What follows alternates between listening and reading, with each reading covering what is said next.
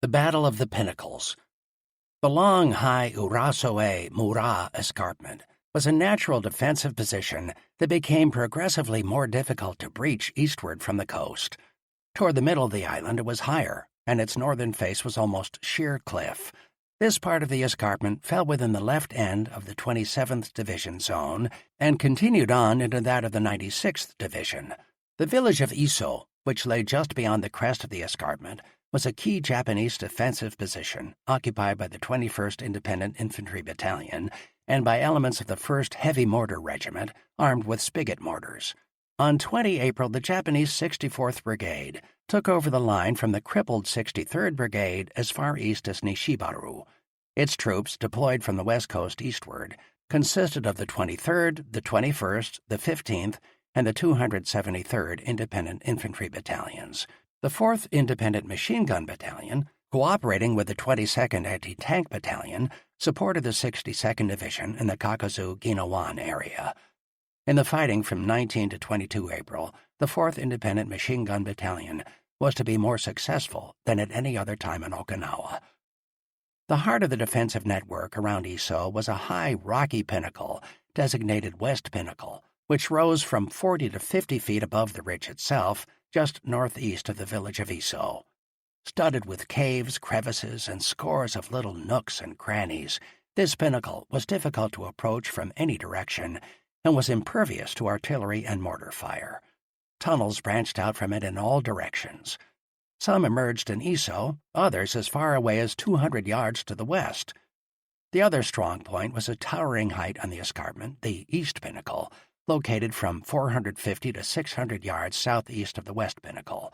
The crest of the escarpment here was hollowed out with burial vaults, most of which had courtyards in which the Japanese had carefully placed machine guns interdicting all approaches. Midway between the two pinnacles, a road climbed to the top of the escarpment and cut through the crest in a sharp turn. A strong roadblock filled the cut, and the road itself was mined. On the night of 19 April, the 3rd Battalion, 105th Infantry, was on the top of the escarpment, spread around one end of the West Pinnacle. The 2nd Battalion, 105th, was not on top of the escarpment, but joined the 3rd at the road cut through the ridge, and then bent its line eastward down the slope. On the morning of 20 April, heavy fighting developed quickly around the two pinnacles. Colonel Wynne, the 105th Regimental Commander, ordered his 2nd and 3rd Battalions to continue the attack south after the 2nd Battalion came up on the escarpment abreast of the 3rd Battalion. Enemy guns from the pinnacles, however, interdicted the crest of the escarpment in this area, and the 2nd Battalion was unable to reach the top. Colonel Wynne came up to look over the situation, and at 1200 he ordered the two battalions to attack at 1230, regardless of fire conditions.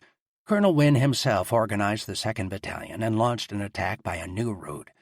Company E was left to attack as before, but Companies F and G were sent along the base of the escarpment to a point beyond the East Pinnacle, where they turned west and scaled the cliffs to reach the top north of the village of Nakama. Both companies immediately started south down the reverse slope toward a road at the bottom. In this rapid movement, they approached the Japanese in the area from the rear and surprised them. At the road, both companies halted, F on the left and G on the right, to organize for an attack on Nakama to the south. While the two company commanders were discussing by radio the tactics to be used in the attack, Company F received the first blow, an intense mortar barrage that fell on its left flank, nearest Nakama.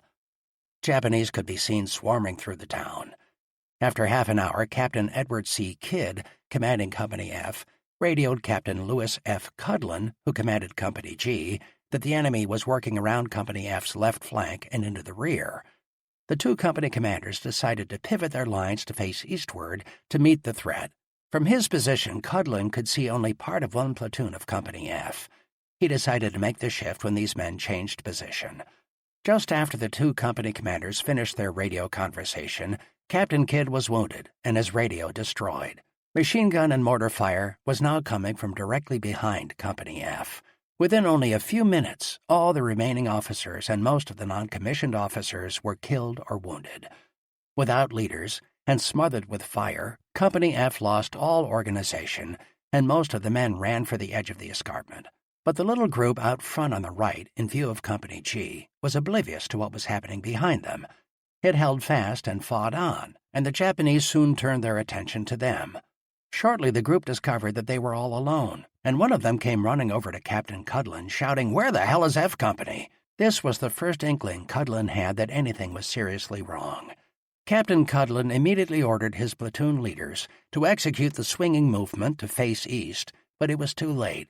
Japanese were already closing in on his right rear from the east pinnacle, and the force which had just finished off Company F was closing in from the other side. The two assault platoons of Company G were deployed along the forward, south edge of the road, which was cut into the reverse slope of the escarpment.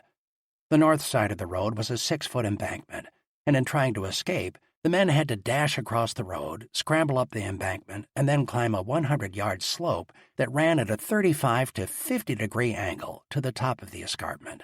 Enemy machine guns set up on either side swept this ground with enfilading fire as soon as the first man started back.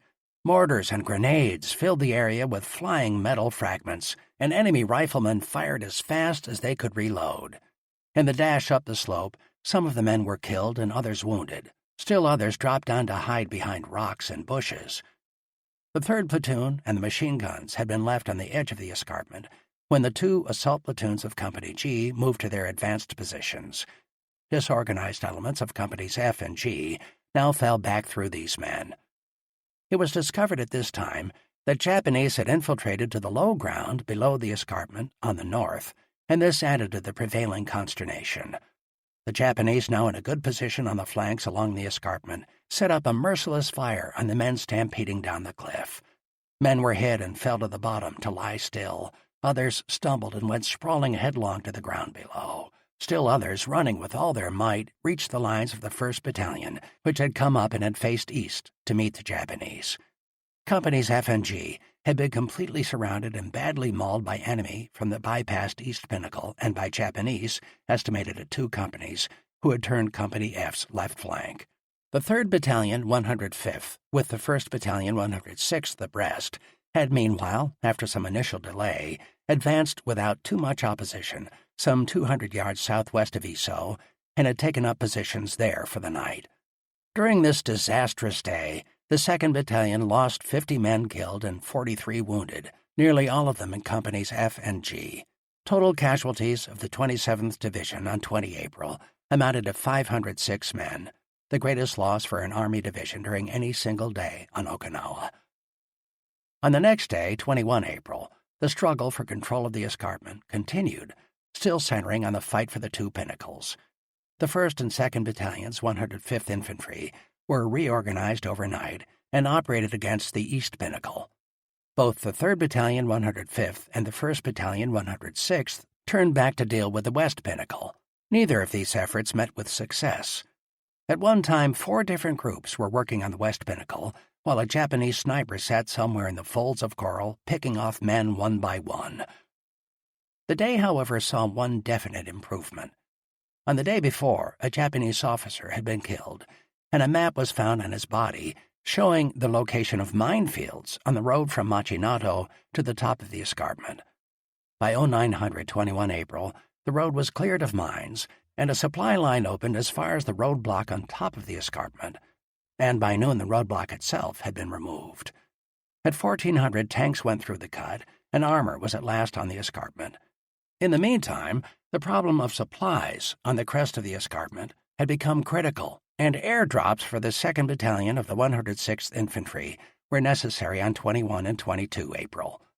On 22 April, the 1st Battalion, 106th Infantry, supported by self-propelled guns of the 106th Cannon Company, which moved over a path prepared by an armored bulldozer, systematically searched out and destroyed enemy positions in its rear along the escarpment.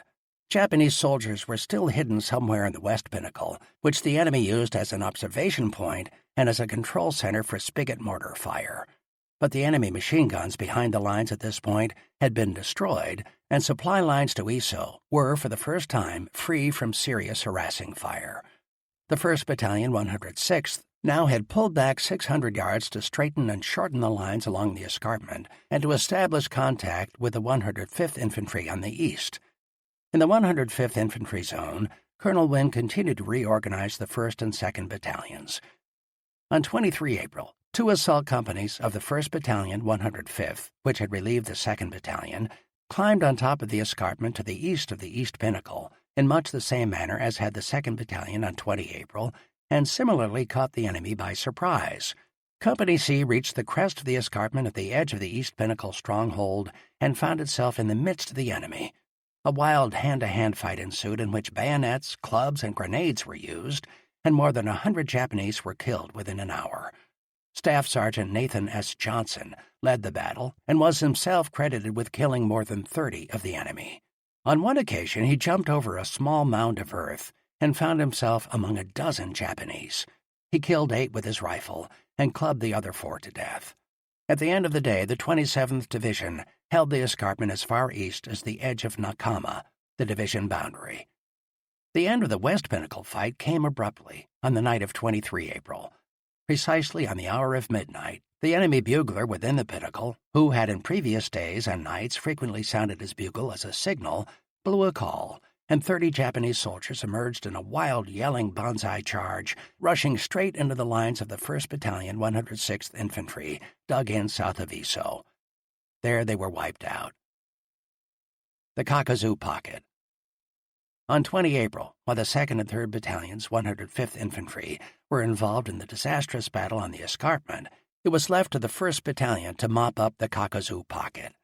All 3 rifle companies of the battalion were involved by noon in a grim fight for the village.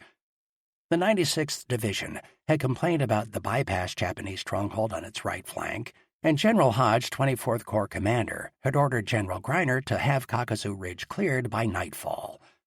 By 1635, the 1st Battalion had fought its way to the western edge of Kakuzu Village and had swept Kakuzu Ridge almost to its eastern tip. Just when it seemed that the 1st Battalion, 105th, might be able to clear the Kakuzu Pocket, it was ordered to the escarpment to support the 2nd Battalion and prevent a breakthrough. Company A was left behind to clean up the village of Kakuzu. A 16-man patrol went into the village and passed through its rubble-strewn streets without receiving a shot. At 1700, it reported to Colonel Wynne that there were no enemy troops in Kakuzu. He was not satisfied, for he could hear small arms fire from the direction of the village, and he instructed Captain Lewis F. Ackerman, commander of Company A, to make another check of the village. The patrol was not fired on as it retraced its steps toward the village, but Captain Ackerman had barely stepped into the street when he went down with a shot in the back. 4 men in succession were killed, trying to rescue him, and then the entire patrol was scattered. Only 1 man returned that day, although 3 other survivors were rescued on 24 April. Kakuzu was still a death trap.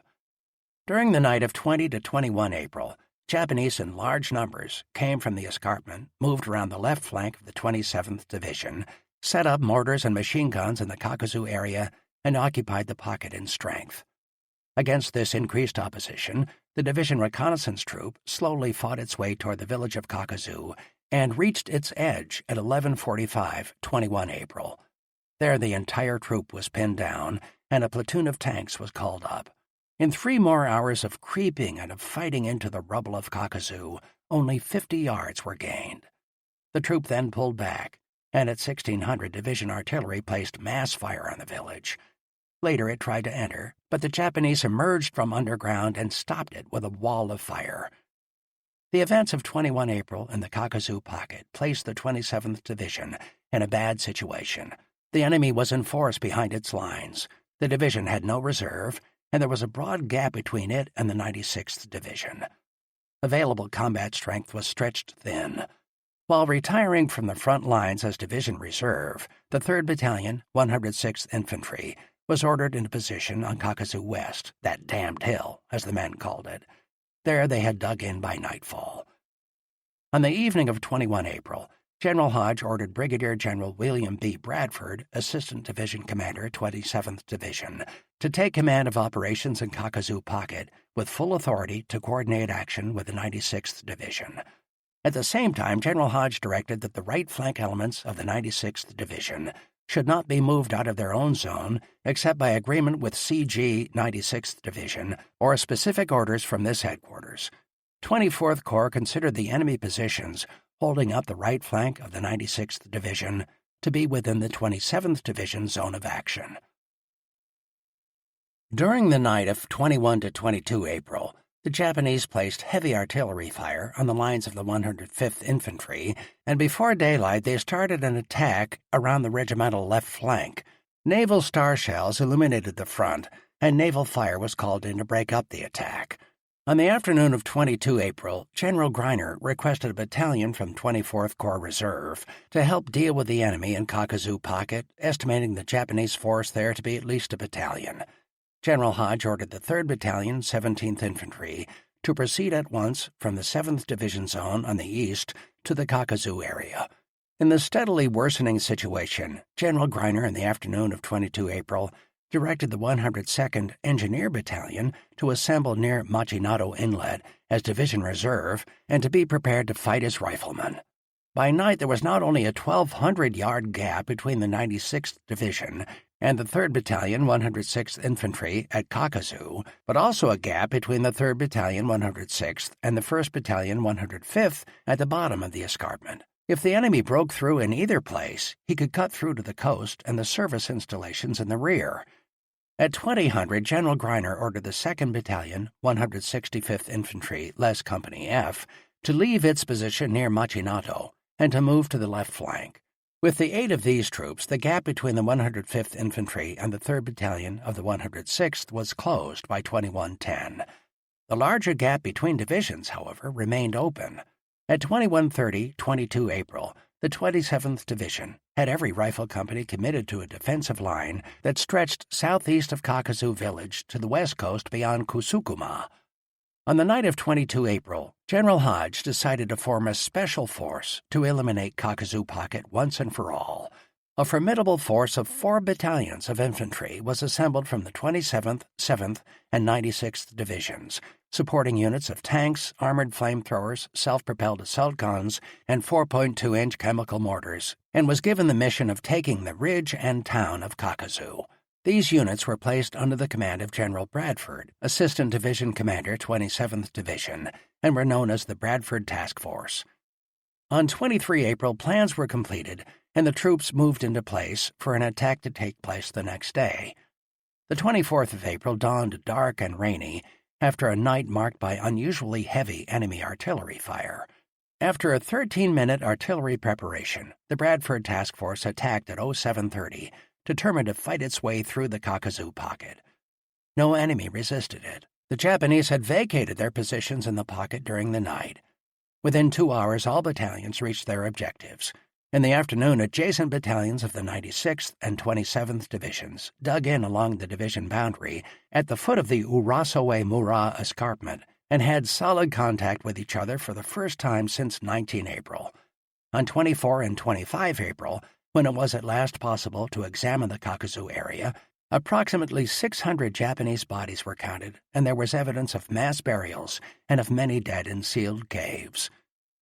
Never again on Okinawa did the Japanese have such an opportunity of inflicting major damage on the American Army as in the period from the evening of 19 April through 22 April in the Kakuzu area. That they could not take advantage of it was due to the fact that almost all their infantry reserves were in the southern part of the island. A landing feint off the Minatoga beaches, simultaneously with the attack of 19 April, had been designed to keep them there. The first line falls. The ease with which the Bradford Task Force gained its objectives the morning of 24 April was no isolated phenomenon. On the eastern side of the island, the 7th Division walked up to the top of Hill 178 with only a few scattered random rounds of artillery dropping in the area. There was no small arms or automatic fire. All but a few enemy bodies had been removed or buried.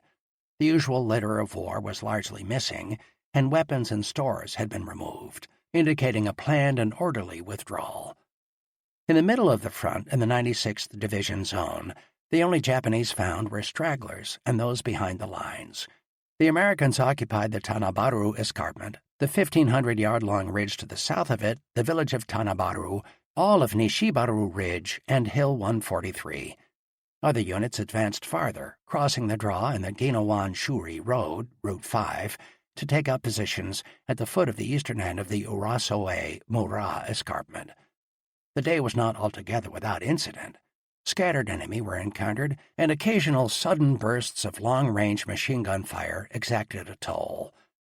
The pattern of easy and uncontested advance across the line was broken only on the West Coast, where the 27th Division was unable to advance, and by the fierce and confused Battle of Item Pocket, which was raging behind the division's lines. During the night of 23 to 24 April, when a heavy mist and then a fog settled over southern Okinawa, Japanese artillery stepped up its rate of fire to reach a new peak of intensity along the entire front. Every frontline American regiment received at least 1,000 rounds during the hours of darkness. As the day of 24 April wore on, it became apparent that the heavy enemy artillery barrage, together with a fog which formed during the night, had covered a Japanese withdrawal from the remaining positions in the first ring of the Shuri defenses. The Japanese had fought doggedly for 5 days after the American attack of 19 April was launched, limiting gains to yards daily, and in some places, such as Kakuzu, denying any gain. But on the evening of 23 April, his positions had been penetrated at so many places, and the remaining strong points were so badly battered and were so rapidly becoming untenable that it was unprofitable to fight longer in these positions. Both the disappointments and the hopes of the Japanese frontline troops at this time are reflected in the diary of a Japanese superior private fighting in the Nishibaru-Kakuzu area. On 23 April, date of the final entry, he wrote, "Although nearly a month has passed since the enemy landed, a terrific battle is still going on day and night. I am really surprised at the amount of ammunition that the enemy has. When friendly forces fire one round, at least 10 rounds are guaranteed to come back. There is not one of our friendly planes. If some come, I think we can win the fight in a short while. We want planes. We want planes." Chapter 10. Tactics and Tactical Decisions.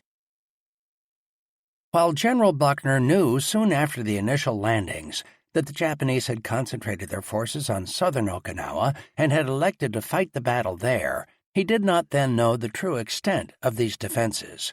The strength of the Shuri fortifications was first fully revealed in the heavy fighting between 8 and 23 April, when the Japanese positions held against furious American onslaughts. Across the entire front line, evidence fast accumulated that the Japanese held tightly from coast to coast a dug-in, fortified defense line, reaching in depth as far as Yonabaru, Shuri, Naha.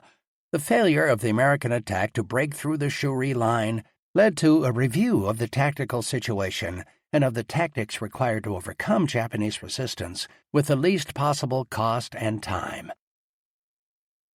Tactics and weapons on Okinawa. Elements of Japanese power. As the Americans came up against the Shuri line, veteran fighters in the Pacific noted many familiar tactics and techniques in the Japanese defense. Intricate and elaborate underground positions, expert handling of light mortars and machine guns, fierce local attacks, willingness of Japanese soldiers to destroy themselves when cornered, aggressive defense of reverse slopes, full exploitation of cover and concealment, ceaseless efforts to infiltrate the lines. All these were reminiscent of previous battles with the Japanese from Guadalcanal to Leyte. The enemy had shown all his old ingenuity in preparing his positions underground. Many of the underground fortifications had numerous entrances connected by an intricate system of tunnels. In some of the larger hill masses, his tunneling had given him great maneuverability where the heaviest bombs and shells could not reach him. Such underground mobility often enabled him to convert an apparent defensive operation into an offensive one by moving his troops through tunnels into different caves or pillboxes and sometimes into the rear of attacking forces. Most remarkable was the care he had lavished on positions housing only 1 or 2 weapons. In one place, a 47mm anti-tank gun had a clear field of fire to the east from a pillbox embrasure set into the hill and constructed of heavy stone slabs and coral blocks faced with mortar. A tunnel, braced with heavy timbers, ran from this embrasure 15 feet into the hill, where it met another tunnel running out to the north slope of the hill. A heavy machine gun emplacement near Oyama consisted of 2 pillbox-type dugouts looking out to the north, strongly constructed and connected with the southwest slope of the hill by a long, unbraced tunnel cut through the coral and lime formation. A cave, 400 yards north of Uchitomari, with an opening only 3 by 4 feet led into a 70-foot tunnel that adjoined 2 large rooms and received ventilation through a vent extending 30 feet to the top of the ridge. Some pillboxes had sliding steel doors. Experienced officers described such positions as both artful and fantastic. The most striking aspect of the enemy's resistance was his strength in artillery. Never had Pacific veterans seen Japanese artillery in any such quantity or encountered such effective use of it, especially in coordination with infantry attacks. Together with hundreds of mortars from 50 millimeters to 320 millimeters, the enemy had quantities of light and medium artillery and dual-purpose guns. He was strongest in 70 millimeter and 75 millimeter guns, 75 millimeter and 150 millimeter howitzers, and 5-inch coast defense guns. The 2nd Battalion of the Japanese 1st Medium Artillery Regiment, located initially south of Kochi and Onaga, typified his artillery organization.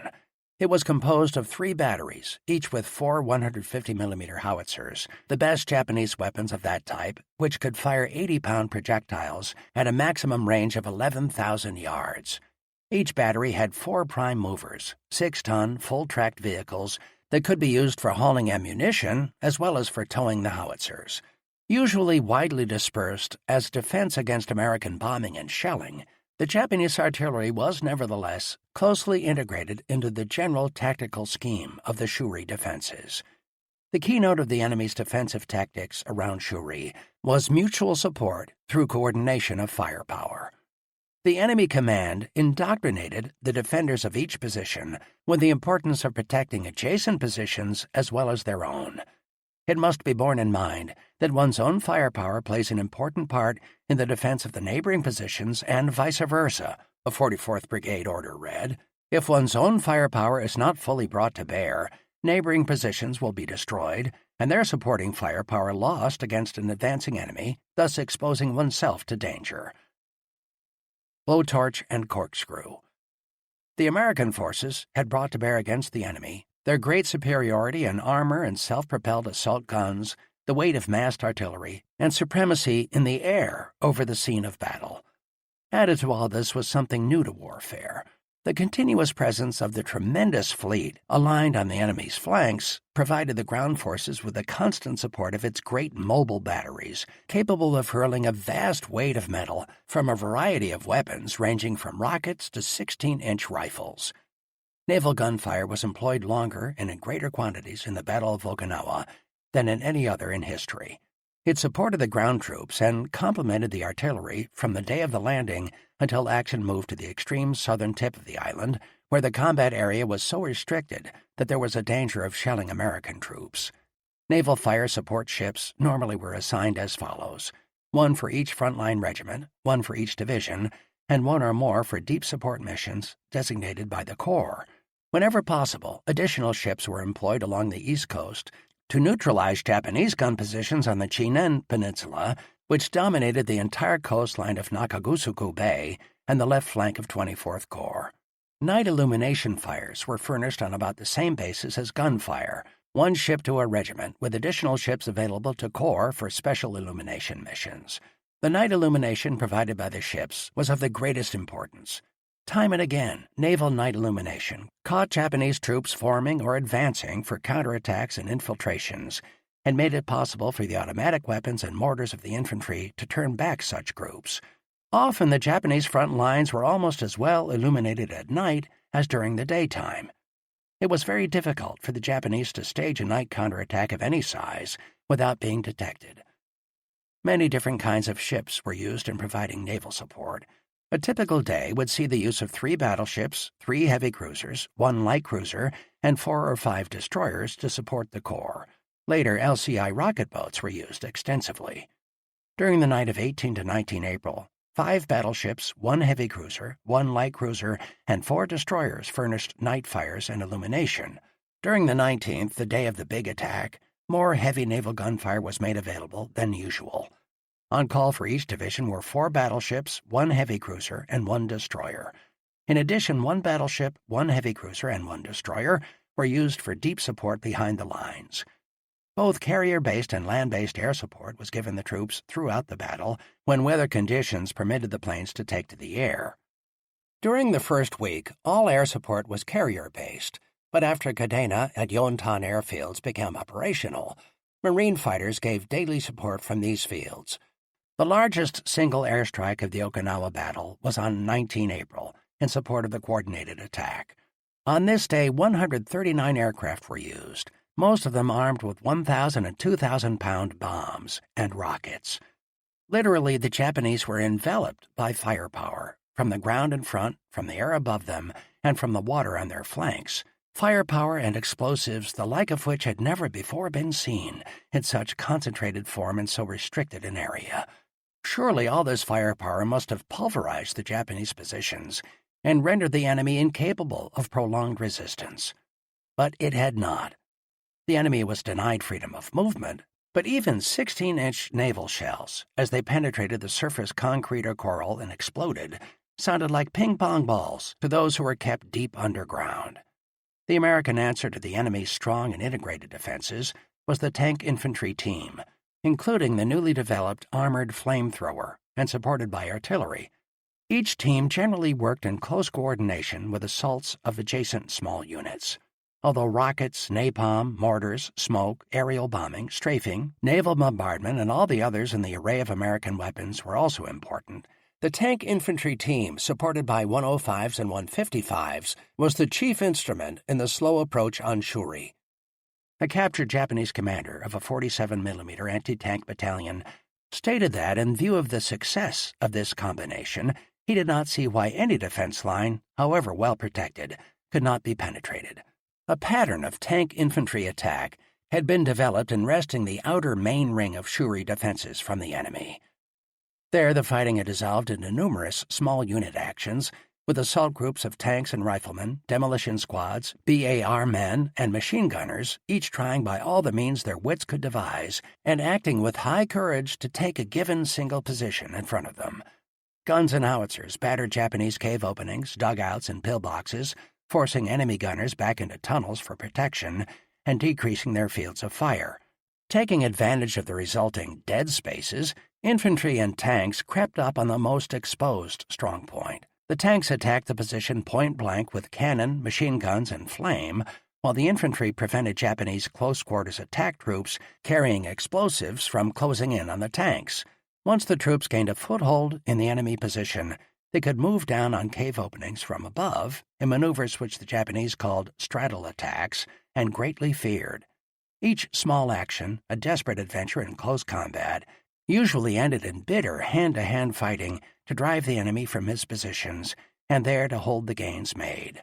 In these close-quarters grenade, bayonet, and knife fights, the Japanese frequently placed indiscriminate mortar fire on the melee. The normal infantry technique in assaults on caves and pillboxes involved the coordinated action of infantry demolition teams, supported by direct-fire weapons, including tanks and flamethrowers. Cave positions were frequently neutralized by sealing the entrances. In some instances, 10th Army Divisional Engineers employed a 1,000-gallon water distributor and from 200 to 300 feet of hose to pump gasoline into the caves. Using as much as 700 gallons for a single demolition, they set off the explosion with tracer bullets or phosphorus grenades. The resulting blast not only burned out a cave, but produced a multiple seal. The complete destruction of the interconnected cave positions sometimes took days.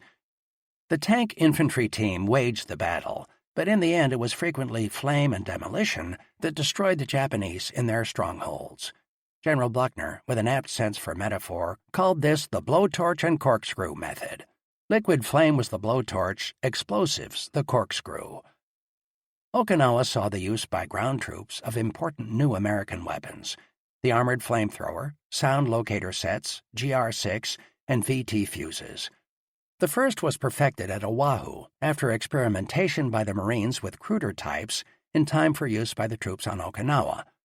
The 713th Tank Battalion was equipped with and trained in the use of the new weapon, which was installed in the standard medium tank. The flamethrower gun was mounted in a 75mm gun tube and was operated under high pressure. Fuel tank capacity was 300 gallons, and effective range was 80 to 100 yards, although a maximum range of 125 yards could be obtained. The fuel used was a mixture of napalm and ordinary gasoline. Napalm is a granular, soapy substance, giving consistency and weight to the mixture and restricting the area of the flame. The greater the quantity of napalm, the heavier the viscosity of the mixture. The 55 armored flamethrowers of the 713th Tank Battalion were unloaded at Okinawa on 7 April and were attached to the divisions. Although they were committed in the fighting of 8 to 12 April, they used only their machine guns and not their flamethrowers. In the attack of 19 April, the Japanese experienced the full effects of this terrifying weapon for the first time. New sound locator devices were also used for the first time on Okinawa. Sound locator teams were rushed from Fort Benning at the last minute to join the invasion. There were initially 5 teams of 8 men, with 2 sound locator sets, GR6, per team.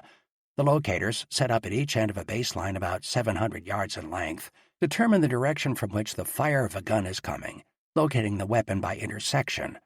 One can then either place counter-battery over the general area or else pinpoint the weapon by aerial observation and destroy it by direct hit. The VT, or proximity fuse, placed in the nose of an artillery shell, consists of a tiny transmitting and receiving radio set which automatically detonates a shell at a predetermined distance from its target. The fuse transmits a radio beam, which, when it strikes a solid object, is reflected by that object and picked up by the receiver of the fuse. The beam then trips a switch within the fuse which detonates the shell. The fuse was first used on 5 January 1943 by the Navy in the Pacific. Employed first by the Army in the air defense of London in the summer of 1944, the fuse was used in ground combat during the German breakthrough of December 1944 in the Ardennes. In ground combat against the Japanese, it was first utilized on Okinawa in 105mm, 155mm, and 8-inch howitzers. Its most lethal effect was produced by bursts over the heads of troops at a predetermined distance above the ground. Trenches and foxholes provided little protection against these bursts. The Japanese were safe from the fuse only when holed up in caves, concrete pillboxes, tunnels, and other types of deep underground fortifications. Tactical decisions. The proved strength of the Japanese defenses and the costliness of reducing them, even with the aid of so powerful an arsenal of weapons as the American forces possessed, raised the question of making an amphibious landing south of the Shuri line to envelop the enemy Shuri positions. It had been hoped that the 7th, 27th, and 96th Divisions, supported by massed artillery, could penetrate the Shuri line. But failure of the attack of 19 April dispelled the expectation of an early and easy penetration of the enemy defenses.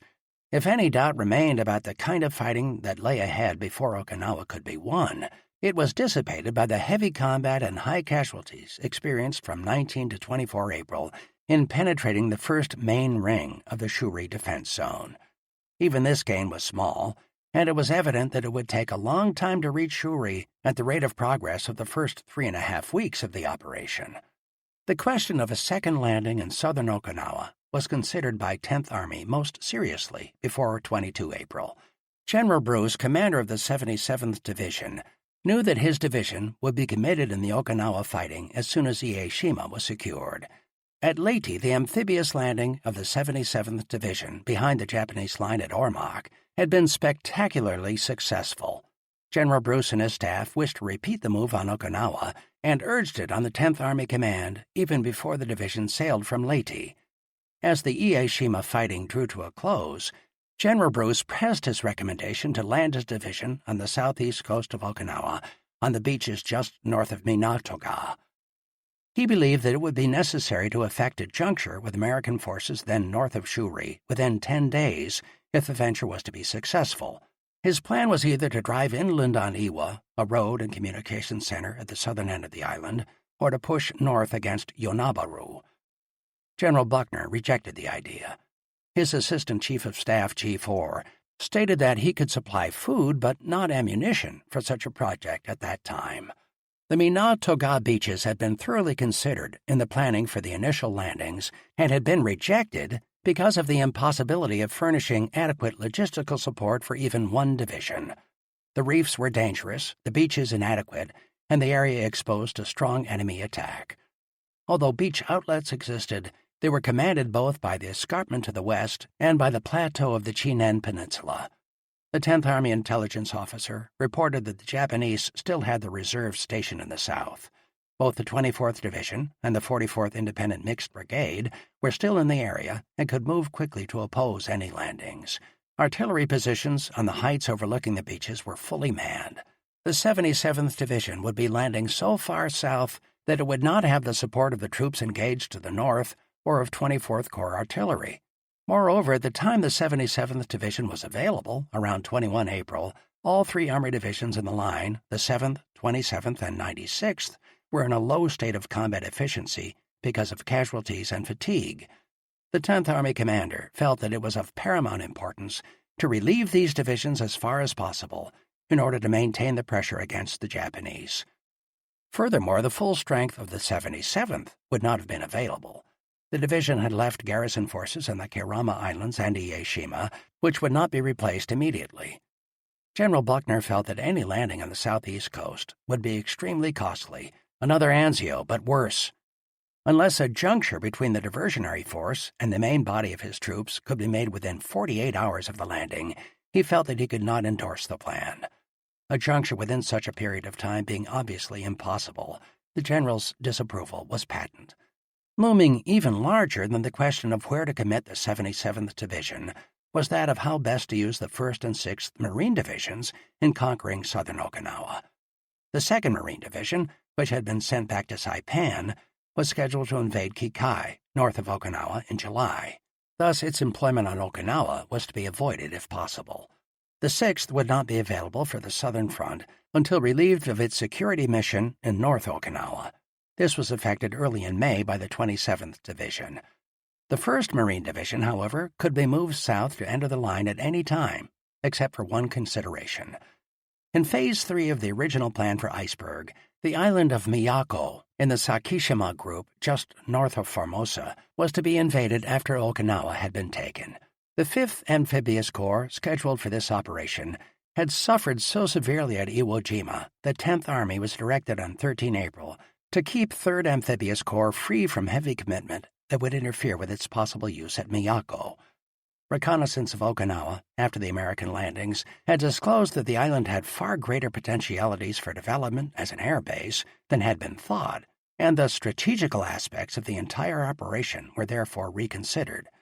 On 26 April, Admiral Nimitz sent a dispatch notifying 10th Army that the Miyako operation of Phase 3 had been postponed indefinitely by the Joint Chiefs of Staff in Washington, thus freeing the 3rd Amphibious Corps for full use on Okinawa.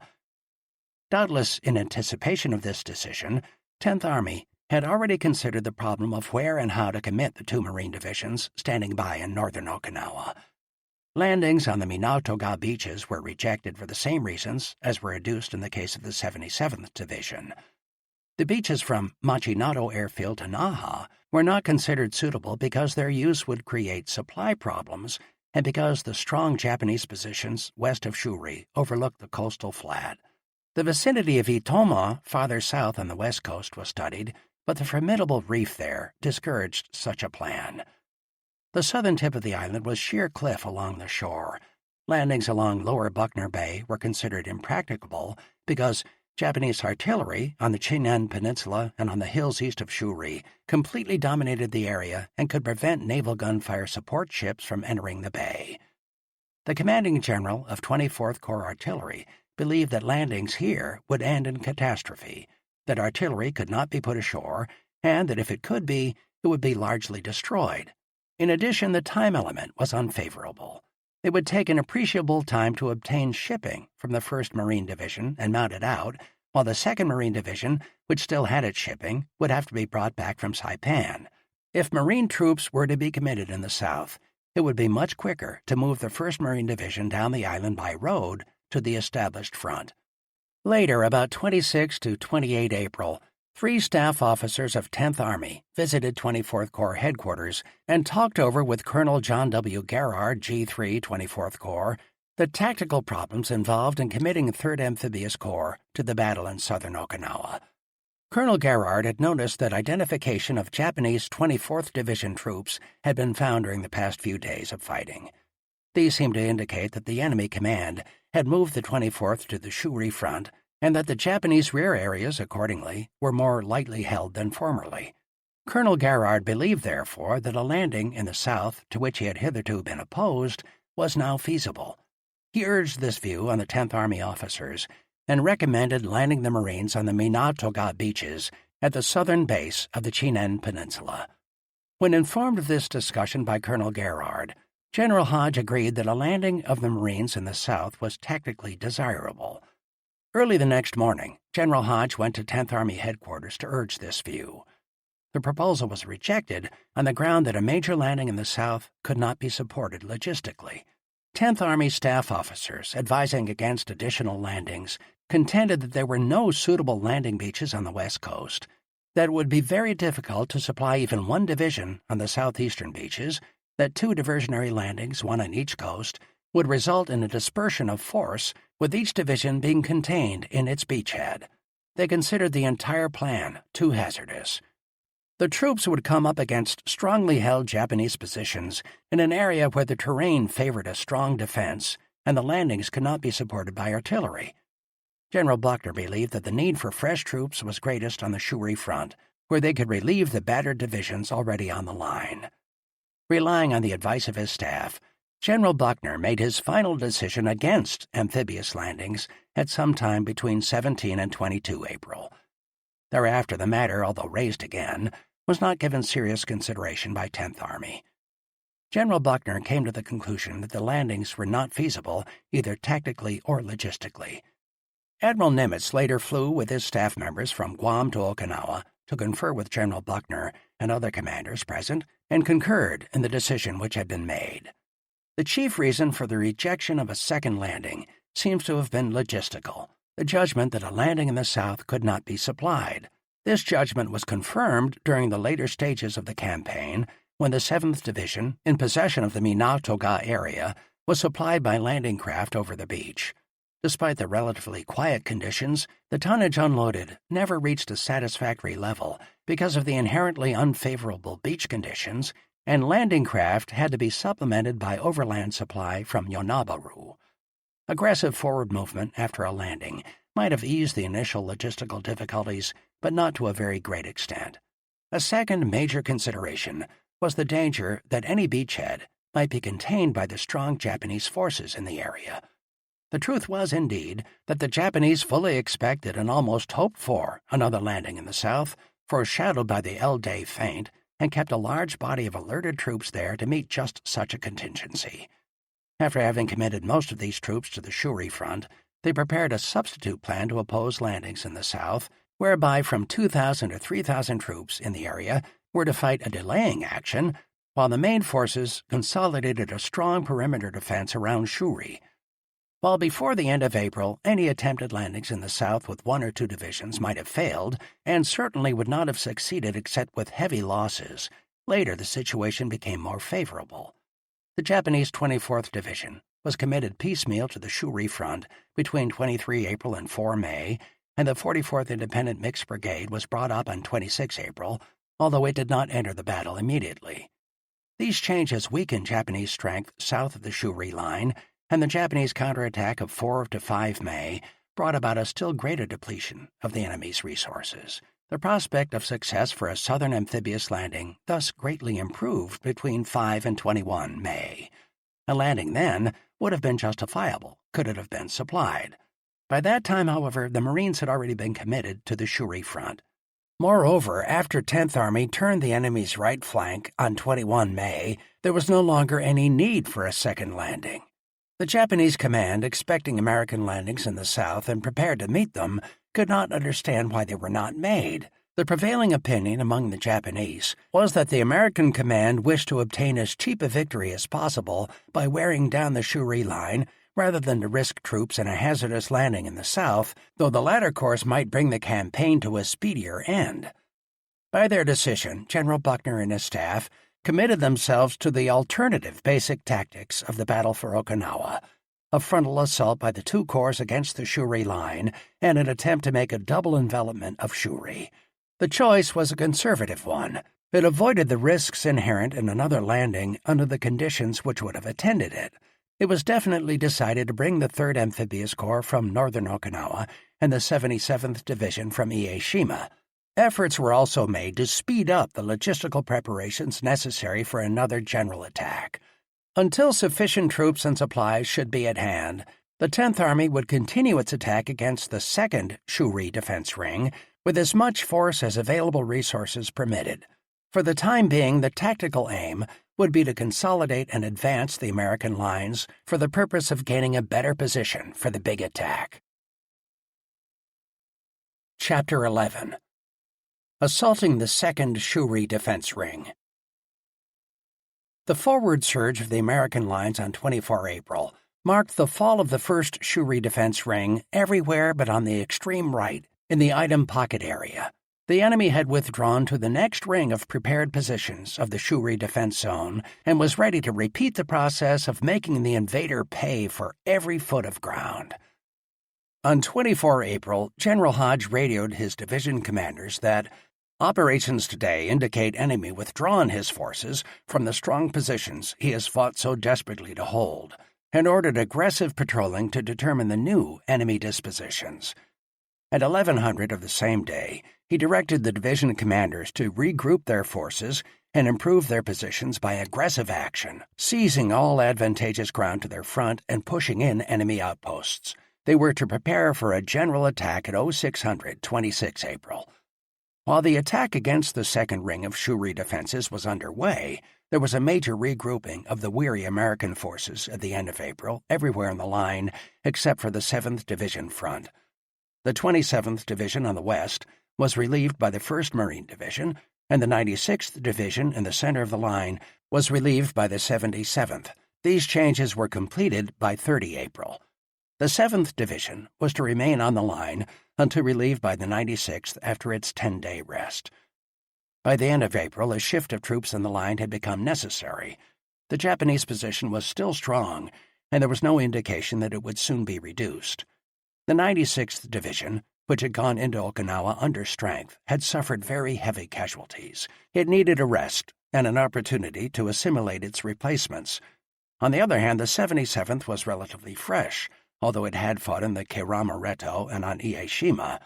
The 27th Division had not been intended for combat duty on Okinawa, but had been loaned temporarily to 24th Corps when it became evident that the 7th and 96th could not break through the Shuri defenses alone. After the cancellation in the middle of April of Phase 3 for the Okinawa campaign, the conquest of Miyako, the 3rd Amphibious Corps became available to General Buckner for use on the southern front. The 1st Marine Division in the north was to go south first since it was closer to the Shuri line and could be moved into position more quickly than the 6th Marine Division. Despite this redisposition, the use of fresh troops and some of the most intensive efforts that the campaign had yet seen, the Americans fought for an entire week without making any significant gain except in the center of the front. In large measure, their failure was due to the difficulty of appraising correctly the nature of the interlocking Japanese defenses that they now faced. Stalemate on the West Coast. On the West Coast, in the 27th Division zone, the Item Pocket fighting was practically over by 27 April. The 165th Infantry spent the remaining days of the month patrolling the Kuwan Inlet south of Machinato Airfield. On the division left, the 105th Infantry regrouped after the battles of the Pinnacles, pushed to the southern edge of Nakama on 26 April, organized a line, and held there until relieved on 1 May. In the division's center, the 2nd Battalion 106th Infantry engaged in hard fighting on 27 to 28 April around Yafusu in an effort to straighten the line. But the division, overextended and all but exhausted, made no major offensive effort during the last days of April. On 30 April, the 1st Marines of the 1st Marine Division relieved the 165th Infantry on the West Coast, and the next day the 5th Marines of the same division completed the relief of that part of the line held by the 105th and 106th Infantry. Major General Pedro A. Del Valle, commanding general of the 1st Marine Division, which had been attached to 24th Army Corps, assumed responsibility for the former 27th Division zone of action at 1400, 1 May. The enemy also reinforced his line in this area. On 26 April, General Ushijima ordered the 44th Independent Mixed Brigade to take a position west of Shuri and north of Naha at the Asa River, behind the remnants of the 62nd Division. Thus, the 62nd Division would be supported if a breakthrough threatened on the west coast. Asa River Battle. The initial objective of the 1st Marine Division was the north bank of the Asa River. Immediately in front of the division, between it and the Asa River, was a series of hills and ridges. On this high ground, the Japanese had prepared defensive positions in depth, which were to occupy the Marines well into May. On 30 April, and again on 1 May, while the 5th Marines were moving into the line, the 1st Marines tried to push south, but on each day it was repulsed with considerable loss of life. On 1 May, one company alone suffered 24 casualties. The 2nd of May was wet and chilly, but the Marines, 2 assault regiments abreast, pressed the attack. On the left, next to the 77th Division, the 5th Marines met stubborn resistance. Again, for the 3rd day, the 1st Marines met trouble trying to cross the draw south of Nakanishi village to reach the Jichaku Ridge Mass. Marines of Company B, one at a time, attempted to cross over a blown bridge. 3 of the first 5 men were hit in the attempt. 1 man negotiated the top of the south bank. The next 3 men to follow him were shot in the head. After this bloody reception, the company hugged the southern bank of the draw until 1300, when it was ordered to withdraw. In the confusion of the withdrawal, a large number of men were left behind. 18 men, 5 of them wounded, who had not known of the withdrawal order, were brought back after dark. Advance along the coast. Farther to the west along the coast, Company F moved forward under fire along Machinado airstrip and dug in after dark by the light of flares. On the regimental left, east, Companies L and K made limited advances but developed gaps of as much as 200 yards between platoons. Weapons jammed with mud, and the situation quickly became precarious. At 1800, the men began to withdraw behind a white phosphorus grenade screen. That night, Company K was in an unenviable position, with an exposed left flank.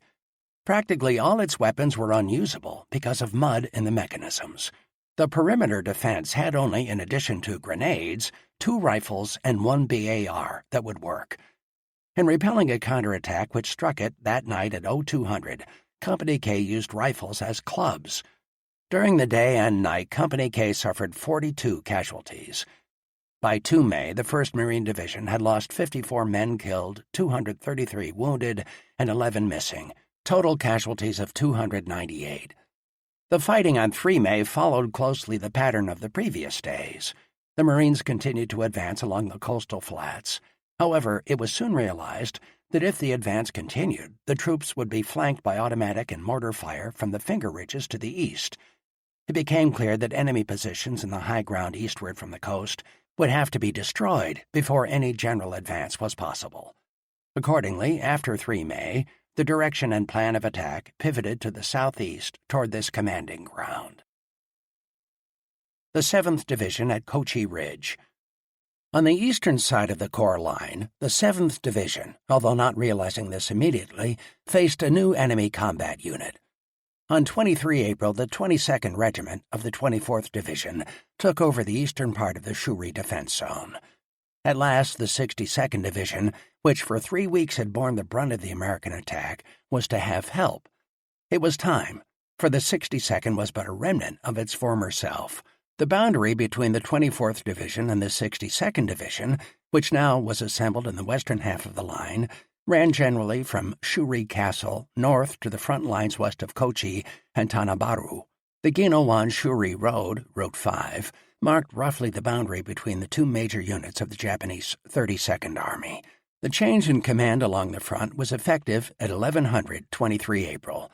The order directing the new deployment of 24th Division troops stated that, in particular, liaison forces with the 62nd Division near Kochi must be strongly protected. The front lines of the 22nd Regiment extended from the east coast northwestward through the villages of Gaja, Kuhazu, Onaga, and Kochi. The rest of the 24th Division was in reserve northeast of Shuri or in the Oroku area.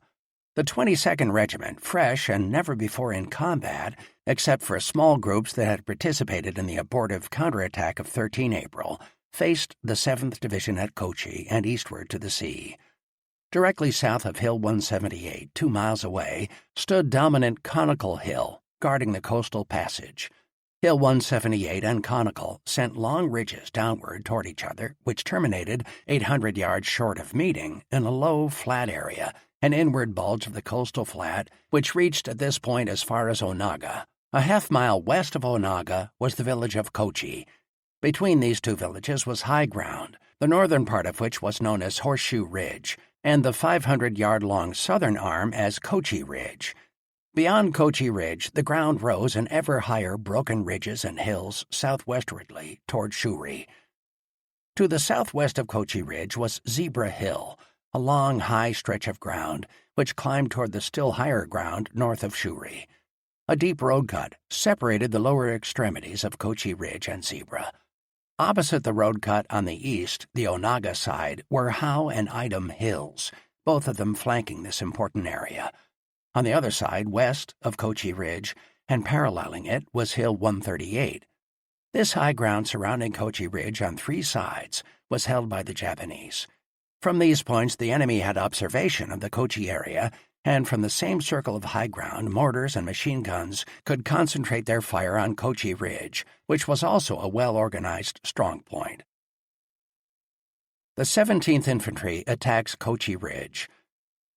On 25 April, the 1st Battalion, 17th Infantry, against surprisingly little resistance, advanced 600 yards across the flat ground on the 7th Division right, west, to occupy the slope of Horseshoe Ridge. The next day, the 1st Battalion tried to advance along the west side of Kochi Ridge, and the 2nd Battalion along the east side. As soon as this effort began, the reverse slope fighting technique of the Japanese came into play, and prearranged mortar and machine gun fire from surrounding heights swept over the area.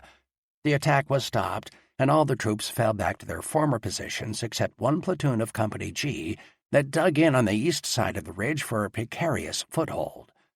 Neither battalion had observation of the other's movements. Neither could gain possession of the crest of the ridge. Each fought essentially an isolated action on its own side of the ridge. By the evening of 26 April, it was evident that the 17th Infantry had come up solidly against the Japanese manning the Kochi sector of the line. The next day, a rainy, muddy day, efforts to establish physical contact between the 1st and 2nd Battalions failed. There was no gain, but there were many casualties. Before dawn of 28 April, the 3rd Battalion, 17th Infantry, relieved the 1st Battalion on the west side of Kochi Ridge and took up the attack under the command of Lieutenant Colonel Lee Wallace.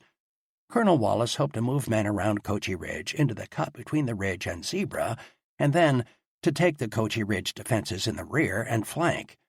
He succeeded in getting Company K through Kochi to the cut, while Company L moved southward along the west slope. But once at the cut, the company received a blast of machine gun fire that killed 4 and wounded 8. Thereafter, Company K kept under cover until it could work its way back. In the meantime, Company L was unable to reach the crest. The attack remained stalled on 29 April. Whenever any serious movement threatened, the Japanese concentrated the fire of from 12 to 14 mortars on the endangered spot and denied it to the attackers. To add to the misfortunes of the men, 12 rounds of friendly 105mm artillery shells fell short, landing in the midst of Company G on the east side of Kochi Ridge. 5 men were killed and 18 wounded in one platoon, and an adjacent platoon was left with only 12 men. In addition to the killed and wounded, there were 18 cases of concussion and shock. Company G now had only 27 men left in the rifle platoons. On the morning of 30 April, Company E took the place in the line formerly held by Company G and started forward.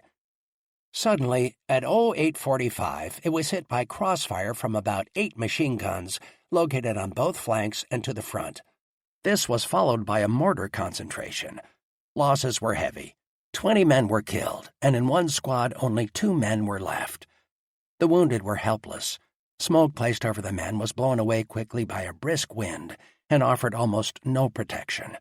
Even those not wounded were unable to withdraw, and relief parties could not come forward. Medical supplies were finally dropped by a Cub plane from a height of 50 feet in the face of small arms fire. After dark, most of the wounded were brought back. Farther down the slope toward Onaga, Company I was struck by a Japanese counterattack of about 25 men at 1100, and 5 men were killed and 11 wounded. On the same day, a carrier-based Corsair strafed behind the lines of the 17th Infantry, killing 6 and wounding 19 in a tragic blunder. Unquestionably, 30 April was a bad day for the 17th Infantry Regiment.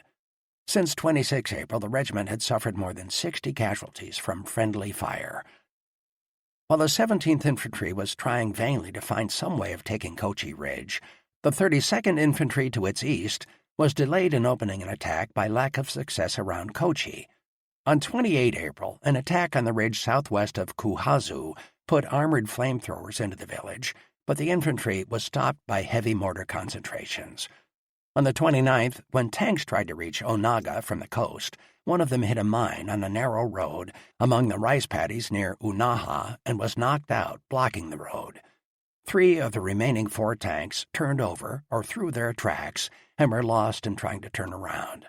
The 32nd Infantry was now trying to help the situation at Kochi by putting pressure on enemy positions to the southeast. In a pre-dawn attack on 30 April, the 1st Battalion, 32nd Infantry, successfully placed Company C on Chimney Crag and Company A in the Roulette Wheel on the ridge southwest of Kuhazu. Japanese in large numbers infiltrated behind the lines of these companies during the night and disrupted the relief of the 32nd by the 184th, the completion of which was to take place before dawn of 1 May, but was not accomplished until 17:30 in the afternoon. In fighting its way back after being relieved in the line, the 1st Battalion, 32nd Infantry, lost 11 men killed and 22 wounded. That night, 1 to 2 May, a penetration was made by Company L, 184th Infantry, to Gaja Ridge just in front of Conical Hill. The advantage gained by this surprise move was lost at the end of the day, when the men were withdrawn by company officers in direct violation of orders to hold the ground despite heavy casualties. The Kochi fight continues. The fight at Kochi Ridge continued during the early days of May, the 17th Infantry making only negligible gains.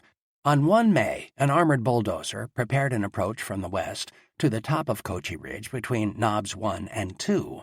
An armored flamethrower moved up the approach and twice burned the area, but it was unable to reach the enemy strong points on the east side just over the crest. Onaga was mopped up during the day, but otherwise the infantry undertook no movement and remained in their dug-in positions, engaging in intermittent grenade duels. At dawn of 2 May, the 1st Battalion, 17th Infantry, relieved the 2nd Battalion on the east side of Kochi Ridge. It was a bad day, dark with mist and rain. Once again the flamethrower climbed to the saddle between knobs 1 and 2 and spurted flame at enemy positions. Troops of the 1st Battalion then tried to take knob 1 from the east side but failed, largely because of the heavy mortar fire which fell on them.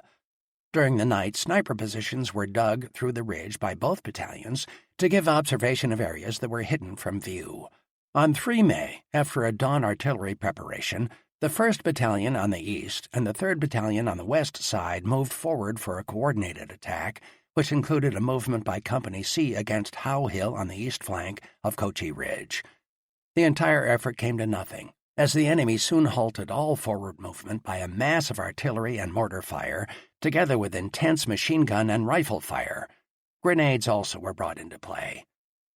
General Hodge, 24th Corps commander, was disturbed by the continued failure of the 7th Division to make gains at Kochi Ridge. This failure was largely caused by the fact that limited knowledge of the mutually supporting Japanese positions hindered the launching of a coordinated divisional attack.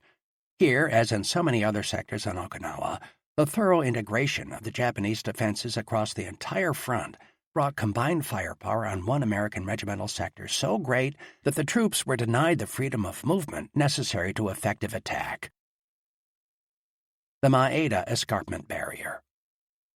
The eastern end of the Urasoe-Mura Escarpment dominated the 96th Division front in the center of the line. It loomed directly ahead on the division right, a huge, forbidding, sheer cliff. The part of the escarpment lying within the 96th Division zone was called by the division the Maeda Escarpment, after the village of Maeda, situated just over the crest on the reverse south slope. It was also called Hacksaw Ridge and the Big Escarpment. The hill mass centering on the eastern end of the Urasoe-Mura Escarpment was often called Hill 196 in the official reports. At its eastern end, the escarpment terminates abruptly in a gigantic, sentinel-like monolith called Needle Rock. To the left, east of Needle Rock, a 200-yard saddle dips toward Hill 150, and 400 yards east of Hill 150 across another saddle is Hill 152, which marks the corner where the high ground of the Urasoe-Mura Escarpment Formation turns at right angles to the southwest. The Ginawan-Shuri Road, Route 5, bends around the corner of Hill 152, and then heads southwest toward Shuri, following the slope of the high ground on the west. On 25 April, the 96th Division was deployed with the 383rd Regiment on the left, extending from the vicinity of Kochi to Hill 150. On the division right, west, the 381st Regiment stood in front of the escarpment. All of 25 April was spent by the 96th Division in studying this formidable terrain and in pounding known or suspected enemy positions in it. 36 artillery concentrations, comprising 1,616 rounds, were fired in the zone of the 381st Infantry alone. Airstrikes burned the escarpment with napalm bombs. The Japanese rampart holds. On 26 April, the attack against the Maeda Escarpment was launched. The infantry had little trouble in moving up the forward face, but when Company G of the 381st Infantry clambered to the top of the escarpment, it suffered 18 casualties in a matter of minutes. The Japanese on the Maeda Escarpment used to perfection their technique of reverse slope defense. It was not difficult to occupy the forward slope of the ground, but the crest and the reverse slope were forbidden land. There the battle was to be fought. Company F at Needle Rock tried to place men on the point of the escarpment by means of a human ladder, but the first 3 men to reach the top were killed at once by machine gun fire. Just before dark, Company E attempted to occupy some small knolls in Maeda, south of the Hill 150 saddle, but once the men were on the ground, the knolls were swept by fire from about a dozen machine guns, which immediately killed 2 men and wounded 6. 400 rounds of 81mm and 4.2-inch smoke shells were used in screening the withdrawal of the company in the gathering dusk. Farther to the east, there was for a time promise of considerable success. Elements of the 383rd Regiment reached the crests of Hills 150 and 152 to find the ground below alive with Japanese. They estimated that they could see 600 of the enemy, who were unaccountably exposed. Machine gunners, BAR men, and individual riflemen had a field day. One BAR man was reported to have killed 30 Japanese. Tanks and armored flamethrowers were able to move into the edge of Maeda and wreak havoc. Scores of the enemy were driven from caves by flame and then shot down as they fled. This action on the crest and reverse slopes of Hills 150 and 152, and the penetration of the armor to Maeda on 26 April, had immediate and violent repercussions at 32nd Army Headquarters. At 1600 in the afternoon, General Ushijima issued a terse order. The enemy, with troops following tanks, has been advancing into the southern and eastern sectors of Maeda since about 1300.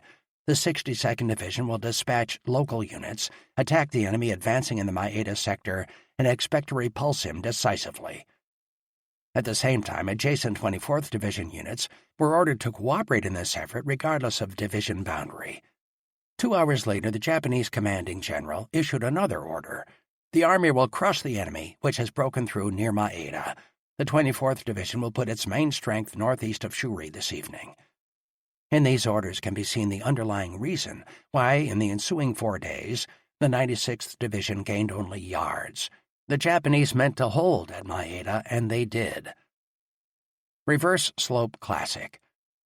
On the left of the escarpment, at the corner where the high ground turns sharply southwest, the 1st Battalion, 381st Infantry, and elements of the 383rd Infantry on 27 April worked their way through the saddle between Hills 150 and 152, supported by tanks of the 763rd Tank Battalion and armored flamethrowers of the 713th.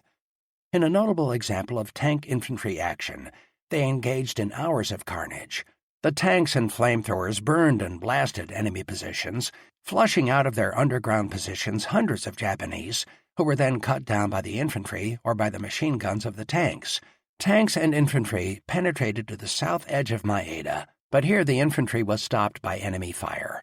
On top of the escarpment, an all-out effort was made to reduce the large underground pillbox that separated companies F and G, but the attempt failed. Although many Japanese were killed southeast of the escarpment, no ground was won permanently this day, except for very slight advances in Maeda near Hills 150 and 152. On 28 April, Company K of the 381st Infantry, in an effort to weaken resistance at the escarpment, moved through the 27th Division zone to the west and attacked southeast through Nakama toward the apartment house. This was a large concrete school building, used as barracks, which was a center of Japanese strength. It was situated south of the escarpment between the villages of Nakama and Maeda. In a half-hour of hand-to-hand fighting, Company K was repulsed with heavy losses, and survivors withdrew under smoke. Company K was now down to 24 effectives. Because both were greatly reduced in numbers, Companies K and I, 381st Infantry, were combined into one company which had a consolidated strength of only 70 men, 4 machine gunners from the Heavy Weapons Company, and 1 artillery observer. During the early morning of 29 April, Japanese counterattacks were common across the entire 96th Division front. At 05:15, the 2nd Battalion, 383rd Infantry, was attacked heavily by enemy armed with grenades and spears. One platoon of Company G was reduced from 30 to 9 men in this fight. In repulsing 2 counterattacks, the 383rd Infantry killed approximately 265 Japanese. Later in the day, tanks and armored flamethrowers spearheaded the action, during which they killed more than 200 of the enemy. The left, east flank of the division on 29 April surged ahead to thrust a salient closer to Shuri than any other point of the Corps line. The crest of Hill 138 was seized again by Company L of the 383rd Infantry in furious close combat. One machine gun position on the crest was destroyed in bonsai fashion by PFC Gabriel Chavez, who rushed it with a grenade in his hand and took 5 Japanese and himself to death in the grenade explosion. Tanks worked into position near the top of Hill 138 and engaged in duels with enemy 47mm anti-tank guns to the south. For the first time in the month-old Okinawa battle, direct fire was placed in Shuri, a little over a mile to the southwest. On 29 April, the 307th Infantry of the 77th Division took over the Maeda escarpment part of the line from the 381st Infantry, and the next morning the 306th relieved the 383rd Infantry on the 96th Division left. At noon on 30 April, General Bruce, commanding general of the 77th Division, assumed responsibility for the former 96th Division zone of action on the Corps front. The end of April also witnessed a regrouping among the Japanese units on the line. In response to the urgent orders of the Japanese commander on 26 April, when the Maeda sector was threatened, the 32nd Regiment of the 24th Division hurried northward to the Maeda sector, but apparently did not take over front-line duty until 28 April. It then went into the middle sector between the 22nd Regiment of the 24th Division on the east and the badly mauled 62nd Division, which was now occupying the western third of the front. By the time it was relieved, the 381st had been reduced to about 40% combat efficiency and had suffered 1,021 casualties, 536 of them in the Maeda escarpment fighting of the past 4 days. Some platoons were down to 5 or 6 men. Many of the men were so exhausted that they did not have the energy to carry their equipment down the slope to the road below, where trucks were waiting to take them to the rear. Demolition Battle. When the 307th Infantry moved into the line on 29 April, it found itself on the flat top of an escarpment, which at its eastern end, at the Needle Rock, was not more than 2 feet wide. From this point westward, the escarpment crest gradually widened until it was from 100 to 150 feet across. The reverse slope dropped abruptly, but its height was not as great as that of the northern face. It was on this reverse southern slope of the escarpment that the Japanese had their intricate network of caves and tunnels connecting with pillboxes on top of the escarpment. The nature of this underground fortress is illustrated by an incident of 2 May. On that day, a tank fired 6 phosphorus shells into a cave, and within 15 minutes, observers saw smoke emerging from more than 30 other hidden openings along the slope. There were innumerable attacks and counterattacks, grenade duels, satchel chargings of dugouts and caves, horrifying night encounters, and many little stratagems used by both sides to win advantages in the hand-to-hand demolition battle of the Maeda Escarpment. Airstrikes employing both demolition and napalm bombs were made almost daily against the escarpment positions. Tanks and armored flamethrowers worked against the southeastern slope. At the top of the escarpment, in the words of the men who fought there, was all hell rolled into one. It took Lieutenant Colonel Gerald D. Cooney's 1st Battalion 307th Infantry on the left side of the line 5 days to gain control of Needle Rock. Men of the battalion were driven from Needle Rock and the top of the escarpment 9 times before they held them for good. During the night of 30 April to 1 May, the 1st Battalion, 307th, brought up to the escarpment 4 50-foot ladders and 5 cargo nets, the latter borrowed from the Navy. On 1 May, Company A troops mounted the ladders at the eastern end of the escarpment, but every man who stood up was killed or wounded. Farther to the west, however, Company B, using the cargo nets, had 2 platoons on the edge of the escarpment by nightfall. About midnight, Japanese counterattacked in this area and drove the men off the escarpment. On the division right, the 3rd Battalion, 307th Infantry, on 1 May, moved through the 27th Division zone behind the escarpment to Nakama Village, from where it attacked eastward toward the apartment house barracks area. During this action, a Japanese shell exploded an ammunition dump in Nakama, killing 5 men and disrupting ammunition supply for hours. On 2 May, Companies A and B placed men back on the edge of the escarpment but made no real gain. Machine gun fire was so intense that 1 man was decapitated. During 3 May, the 1st Battalion, 307th Infantry, fought a desperate grenade battle to win the top of part of the escarpment. The Japanese showered the top with grenades and knee mortars from the reverse slope and with 81mm mortar fire from a distance. Men came back across the narrow top of the escarpment to the north side, swearing and crying, saying they would not go back into the fight. Yet, observed one platoon leader, in 5 minutes' time, those men would go back there, tossing grenades as fast as they could pull the pins. Maeda Escarpment Bastion falls. The fighting was especially fierce on top of the escarpment on 4 May. Colonel Cooney's 1st Battalion successfully executed a complicated demolition assault on the big cave tunnel pillbox network about 200 feet west of the eastern end of the escarpment. The battalion then held the newly won ground against repeated counterattacks from the southern side. It was estimated that 600 enemy were killed by the 307th Infantry in the fighting at the escarpment on 4 May. Slowly, on 5 May, the reverse slope was taken and caves blasted and closed. On the night of 5 to 6 May, the Japanese staged several counterattacks in an effort to win back the escarpment. An especially severe attack struck the 3rd Battalion, 307th Infantry, on the regimental right. In repelling it, the 3rd Battalion killed 250 enemy troops, largely in hand-to-hand fighting. During 6 May, all battalions of the 307th Infantry advanced southward to the slopes of Hill 187. The Battle of the Escarpment was over. One of the most remarkable incidents of the battle for the Maeda Escarpment was the performance of PFC Desmond T. Doss, a medical aid man attached to Company B, 307th Infantry. Doss was a Seventh-day Adventist and would not touch a gun, but time after time he remained on top of the escarpment after the others had been driven off, lowering the wounded over the side in a rope litter. He went repeatedly to within a few yards of caves to administer first aid to men who had been cut down trying to assault the positions, and then carried these men to safety under the very guns of the enemy. For his valor, Doss later received the Congressional Medal of Honor. The losses in the escarpment battle had been heavy. In the 1st Battalion, 307th Infantry, no less than 8 company commanders were wounded in one 36-hour period. It had gone up on the escarpment on 29 April with a strength of about 800 men. It came down on 7 May with 324. The 77th Division estimated that it had killed upwards of 3,000 Japanese, in the 7-day battle for the escarpment.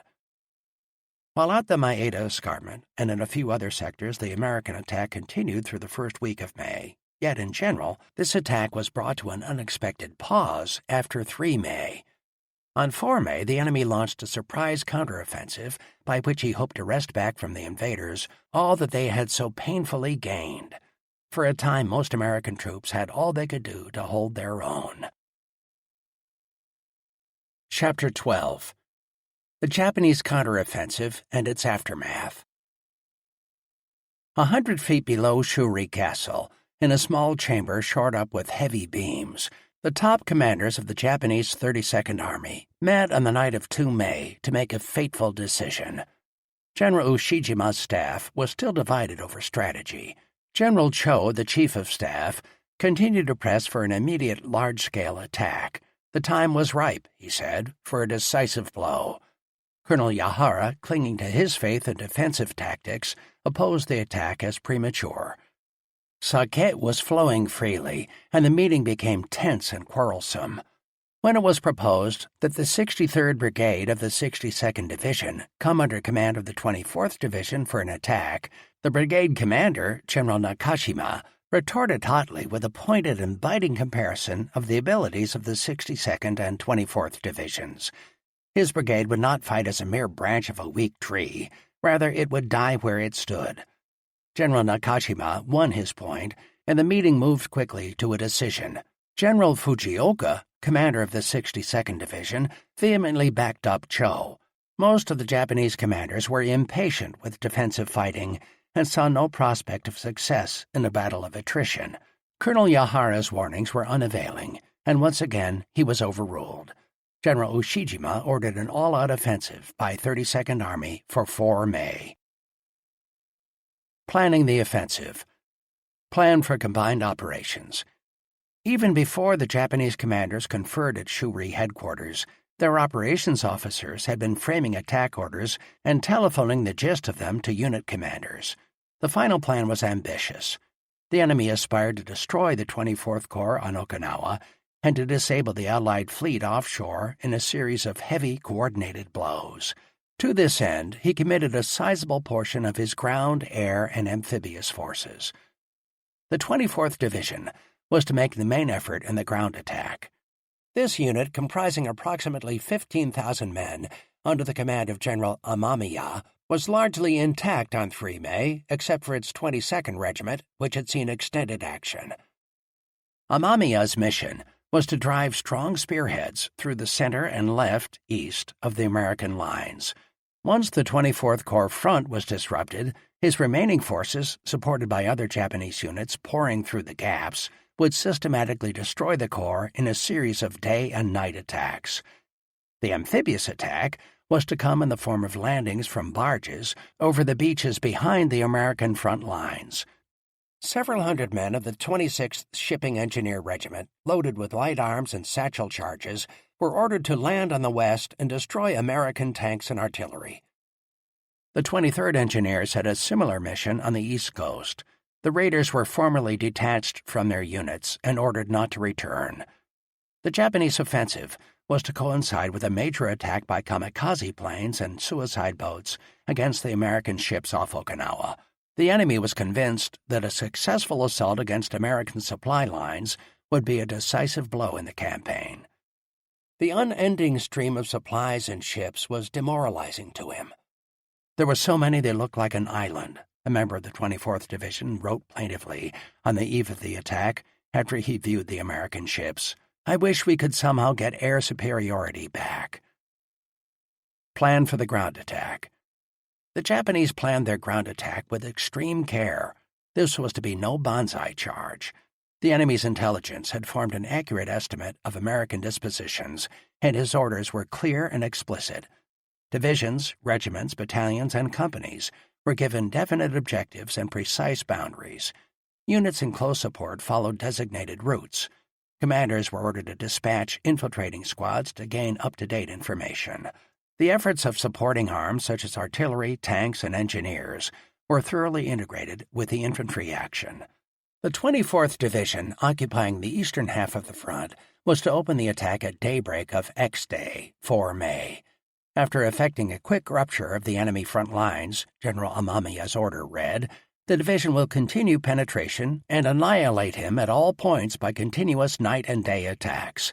By sunset of the first day, the Japanese were to have penetrated 2 miles into the opposing lines to a point northeast of Tanabaru. The final objective was an east-west line at Futema, site of the 96th Division command post, which the Japanese mistakenly thought to be General Buckner's headquarters. The attack was to be two-pronged. Following a 30-minute artillery preparation at daybreak, the 89th Regiment on the east was to break through in the Onaga area. The 32nd Regiment, also supported by artillery, was to penetrate American lines in the Maeda area. Tanks were to support both prongs. Raiding and infiltration units were ordered to follow in the wake of the breakthrough troops. Once the 24th Division was established at the first objective northeast of Tanabaru, the Japanese troops were to dig in against American counterattacks, set up anti-tank traps, and prepare to continue the attack northward. The 22nd Regiment and the 44th Independent Mixed Brigade had special missions. Located in the center of the 24th Division's line, the 22nd Regiment was to screen the advance of the other two regiments with smoke and fire. Then, echelon to the left rear of the 89th Regiment, the 22nd would join in the attack. The 44th Independent Mixed Brigade, a fresh unit, was ordered to protect the Japanese left flank during the attack. Following the expected breakthrough east of Maeda, the 44th was to turn left toward Oyama on the west coast and thus cut off the 1st Marine Division. The enemy high command evidently considered the breakthrough at Maeda to be the critical blow, for his troops were especially well supported by tanks, artillery, and anti-tank elements. Rear echelon support. The Japanese reasoned that success depended on the extent to which they could support their frontline troops with artillery, tanks, supplies, and communications. Their plans specified in detail the role that each of the support units was to play in the projected operations. Artillery units were ordered to regroup in preparation for the attack. Guns and howitzers were pulled out of cave positions and set up farther south in more open emplacements for greater flexibility. They were to open fire 30 minutes before the attack.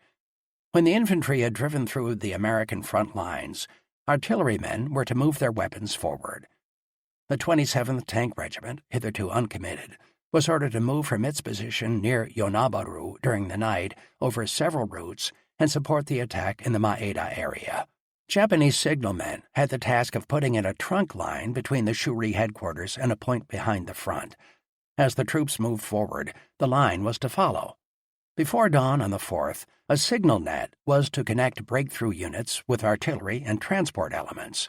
First aid sections, 2 of which were assigned to each of the spearheads, would collect the wounded in caves and send the worst cases to the rear on trucks and carts. Engineers were responsible for road maintenance and for mopping up behind the assault troops. Ammunition and other supplies were carefully allotted. The infantry was allowed rations for 10 days. Trucks were to follow the troops closely, working out of designated supply points. General Amamiya ordered that critical materials will be supplied with caution when required, and captured stores will be used to best advantage. The division's fighting strength will be constantly maintained and cultivated. The offensive was to open at dawn of 4 May. Display a combined strength, final orders read. Each soldier will kill at least 1 American devil. The offensive underway. All these preparations the Japanese concealed with remarkable skill. On 2 May, Colonel Cecil W. Nist, 24th Corps intelligence officer, noted a definite decrease in the volume and intensity of enemy artillery fire, and sound plots located Japanese pieces 9 miles south of their front lines. Colonel Nist conjectured that the enemy was withdrawing his guns farther south, a move which could foreshadow a general Japanese withdrawal. No one divined the enemy's real intent. General Buckner believed that the enemy's rigid type of defense made it impossible for him to launch more than minor counterattacks. Japanese rear areas, quiescent during the daylight hours when there was constant air observation, burst into activity soon after sundown on 3 May. Artillery opened up with heavy concentrations on American front lines. Enemy troops moved up to their appointed positions. Small units of 3 or 4 men, variously designated as reconnaissance raiding and rear harassing teams, proceeded toward the American lines to attack command posts, heavy weapons, communications, and depots, and to send back information by means of smoke signals. The 27th Tank Regiment rumbled up to Ishimi, several of its tanks being severely damaged by American artillery fire en route. On beaches south of Naha and Yonabaru, men of the shipping engineer regiments piled into barges and assault boats. "The time of the attack has finally come," a Japanese infantryman wrote in his diary during the evening. "I have my doubts as to whether this all-out offensive will succeed, but I will fight fiercely, with the thought in mind that this war for the Empire will last 100 years. Sorties in the night. The kamikazes struck an American shipping at dusk on 3 May. 5 suicide planes crashed into the Erin Ward inside of 1 hour, firing the ship and killing or wounding 98 men. 3 others carrying bombs sank the Little. 2 vessels were sunk and 4 damaged, but American planes and anti-aircraft fire accounted for 14 suicide planes and 22 other enemy aircraft before dark. The Japanese also bombed shore installations, concentrating on Yontan Airfield.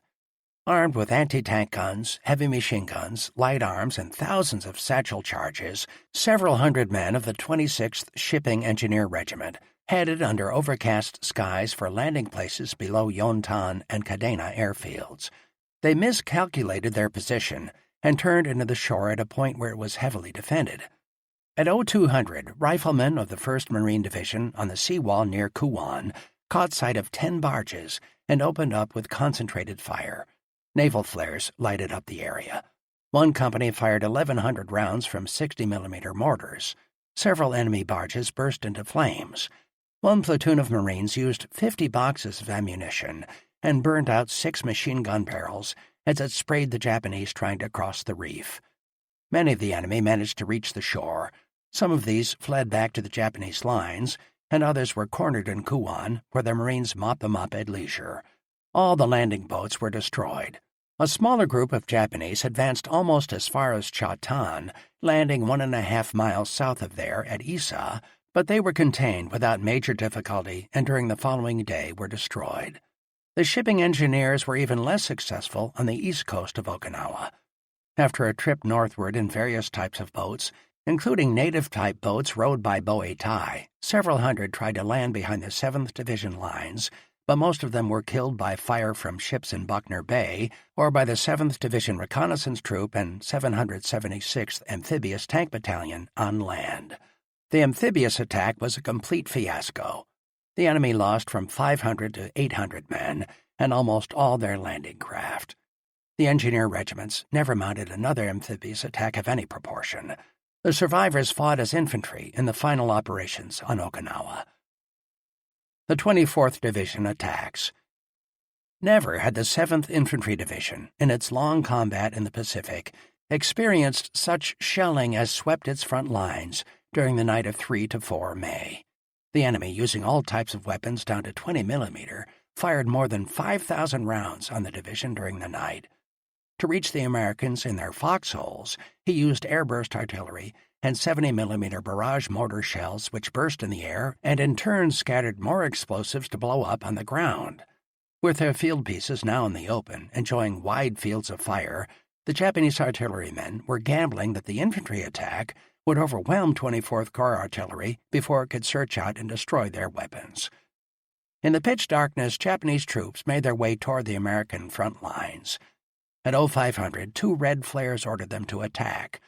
As the artillery fire became heavy, a guard of Company A 17th Infantry on a hill just north of Onaga dropped back below the crest for cover. He thought that the enemy would not attack through his own artillery, but the enemy did just that. A few Japanese appeared on the crest and set up a light machine gun. PFC Tillman H. Black, a BAR man, killed the gunner, and as more of the enemy came over the crest, he killed 4 Japanese who tried to man the machine gun. The enemy advanced over the crest in ragged groups, enabling Black to hold his own.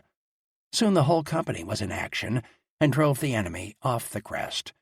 the Japanese abandoned 3 light machine guns, 4 mortars, and much ammunition. At another point, a surprise attack nearly succeeded. On high ground 1,000 yards east of Onaga, a group of Japanese crept up the hill in front of Company I, 184th, commanded by Captain James Parker. In the sudden onslaught that followed, 2 heavy machine gun crews abandoned their positions. One of them left its weapon intact, and the Japanese promptly took it over and swung it around on the company. Parker, watching the attack from the ridge, had anticipated the move. The Japanese managed to fire 1 burst, then Parker destroyed the usurped weapon with his remaining heavy machine gun. For an hour or 2 longer, the Japanese clung to the forward slopes, firing their rifles amid shrill screams, but they made no further progress. By dawn, the general pattern of the Japanese attack on the left, east, of the 24th Corps line was becoming clear. In the 184th sector, the enemy's 89th Regiment, following instructions to close in on the enemy by taking advantage of cover, had advanced around the east slopes of Conical Hill, crept across the flats, and assembled in force around the Y ridges east of Onaga. They had outflanked 3 companies of the 184th on Chimney Crag and the Roulette Wheel north of Kuhazu, and had also managed to evade the forward battalions of the 17th around Kochi. Another Japanese element had attacked 7th Division lines on the high ground north of Unaha. At dawn, First Lieutenant Richard S. McCracken, commanding Company A, 184th, observed 2,000 Japanese soldiers in the open area east and north of Kuhazu. They were perfect artillery meat. Unable to get through to his artillery support, McCracken called his battalion commander, Colonel Mayberry, and described the lucrative targets. Mayberry was equally pleased. McCracken suggested, however, that the colonel should not be too happy.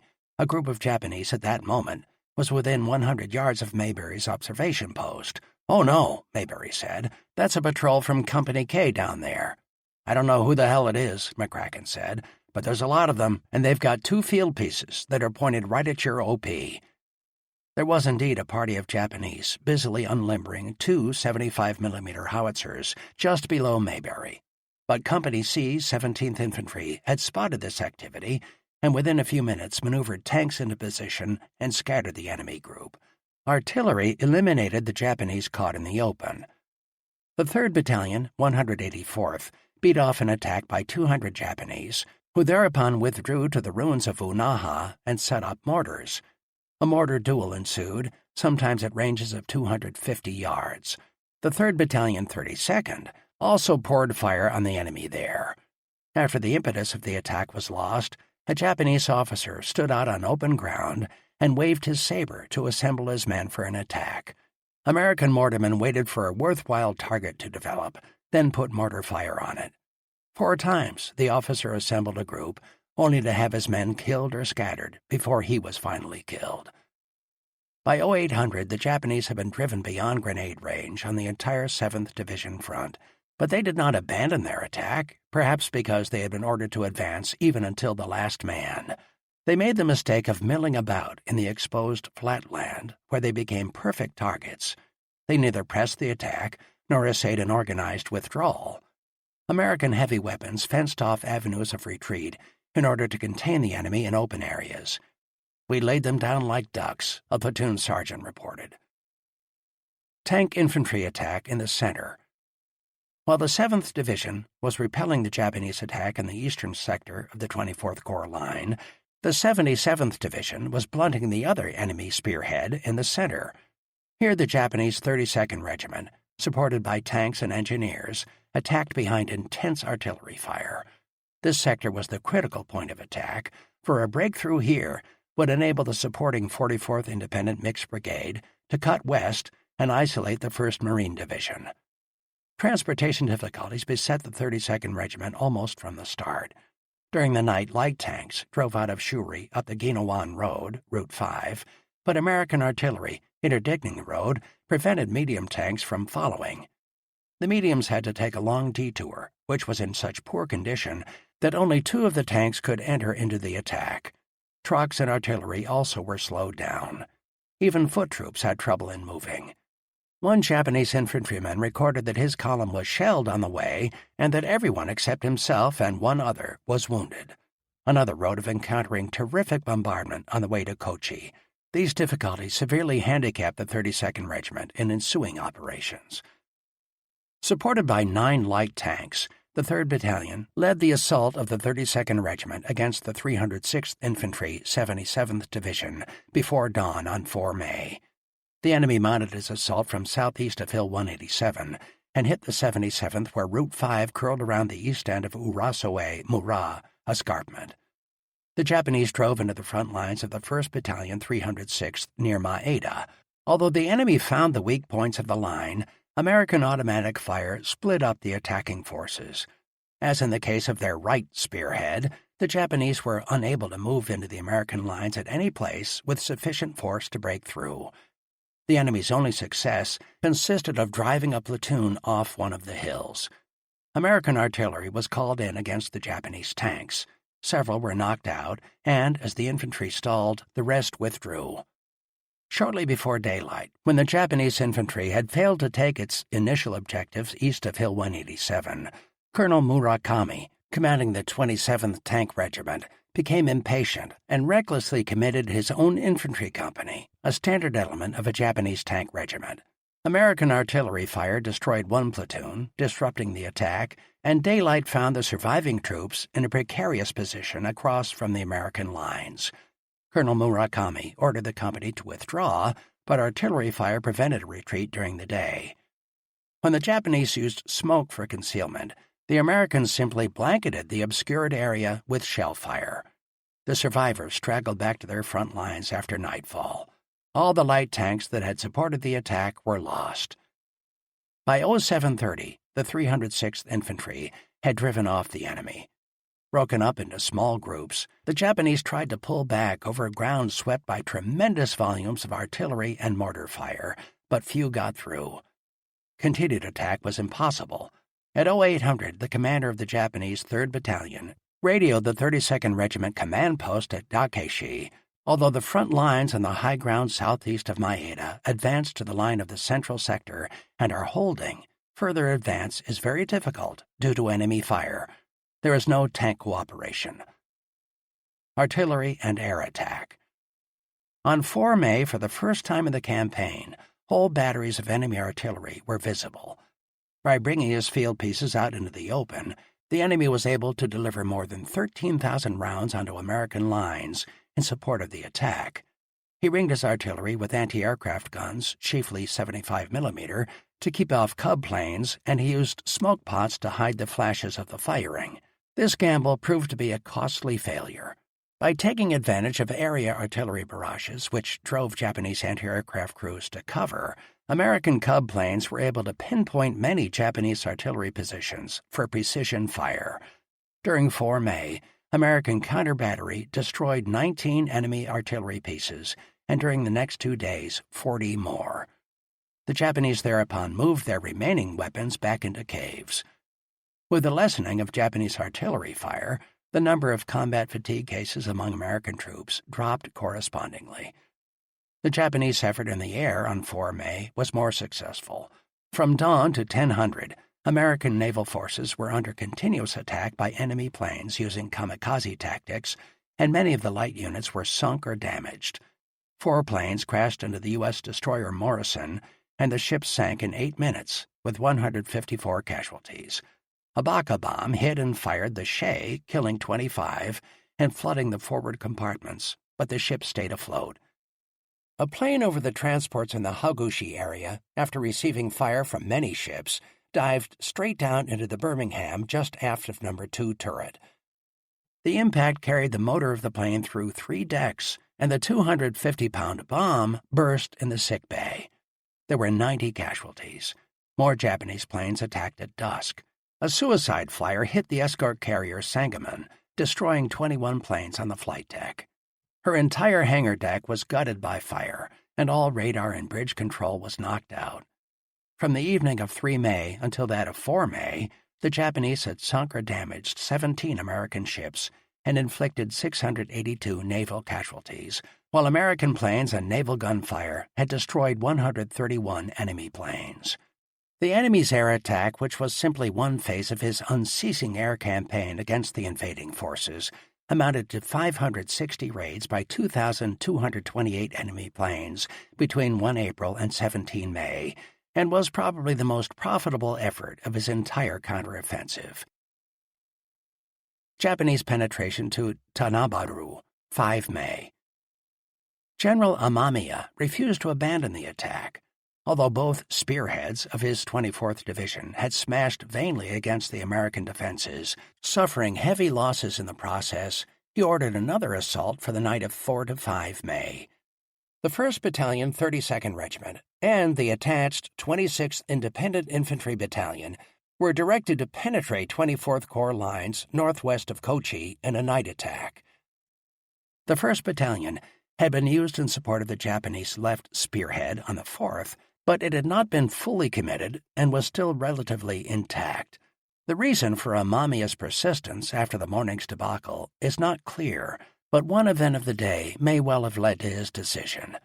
Unknown to 24th Corps, elements of the 1st Battalion, 22nd Regiment had penetrated more than 1,000 yards behind the American lines near Kochi. After dusk on the 4th, these elements were ordered to pull back to their regimental lines. Amamiya may have reasoned that he had found a weak point in the American defenses. In any event, the 1st Battalion of the 32nd was given a similar route of approach, lying near the boundary between the 7th and 77th Divisions. Breakthrough at night. The Japanese, having shelled the lines of the 306th Infantry during the night of 4 to 5 May, at 0200 launched an attack on the 306th where it straddled Route 5 northwest of Kochi. American artillery broke up this attempt. 3 hours later, the enemy attacked in battalion strength, supported by tanks. Although 6 tanks were soon knocked out, the Japanese pressed on through artillery and mortar fire to engage the 306th in close combat. They isolated a battalion observation post and killed or wounded its 5 occupants. Despite hostile heavy mortar fire, the Japanese set up knee mortars and heavy machine guns close to the American lines and even tried, unsuccessfully, to emplace a 75mm gun. Fierce firefights developed along the regiment's entire line. One enemy force, moving up a draw in close column formation, marched squarely into a company and was destroyed by automatic weapons fire. Most of the Japanese, unable to close in for hand-to-hand fighting, took refuge in ditches just in front of the American positions. Grenade duels and exchanges of automatic fire continued until midday. By dawn, however, the 306th had the situation in hand. American tanks moved along the ditches and machine-gunned the enemy. Some of the surviving Japanese, using smoke for concealment, managed to withdraw to their lines. They left 248 dead in the 77th Division sector, together with numerous machine guns, mortars, rifles, and several hundred rounds of 75mm ammunition for the gun they had failed to get into action. Behind this noisy firefight along Route 5, a large portion of the Japanese 1st Battalion, 32nd Regiment, managed to infiltrate through the 24th Corps line. The Japanese made their penetration at a point between Route 5 and Kochi. This route lay within the 77th Division sector, but close to the divisional boundary between the 7th and 77th. About 90 of the infiltrating Japanese made their way into the command post of the 306th Infantry, but they did little damage and were killed during the following day. Most of the Japanese, numbering approximately 450, crossed the divisional boundary and reoccupied the town of Tanabaru and Tanabaru Ridge. The deepest penetration was more than a mile behind the Corps front. The town and ridge had constituted a strong point on the 1st Shuri defense line, dominating much of the adjacent area. This position had never actually been taken by American troops. The Japanese had abandoned it on the night of 23 April, when the rest of the line cracked. The escarpment dropped abruptly in a steep coral cliff on the north. The town stretched along the southeast slope of the ridge and was divided by a road running south to Onaga and Kochi. The frontline battalions of the 17th Infantry 7th Division were supplied over this road. While the Japanese held at Tanabaru, this supply road was effectively cut. Battle behind the lines. Through field glasses, sentries of the 17th Infantry could see in the moonlight a column of troops moving northwest against the skyline on Tanabaru escarpment. The 17th fired on some of the troops, but was handicapped by a fear of endangering friendly troops. Other Japanese columns apparently passed undetected. The enemy quickly located and cut the telephone wires between regimental headquarters and the 3 battalions, but the regiment was able to record enemy movements through its units in the rear areas. The Japanese also surrounded and attacked supply dumps at the base of the ridge and were barely prevented from destroying them. The job of cleaning out the infiltrating Japanese fell to Company E, which sent a patrol of platoon strength up the east slope of the escarpment.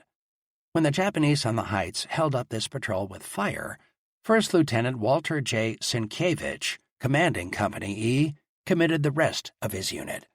One platoon almost reached the top, but the enemy drove it back with mortar, machine gun, and light arms fire, killing 2 and wounding 7.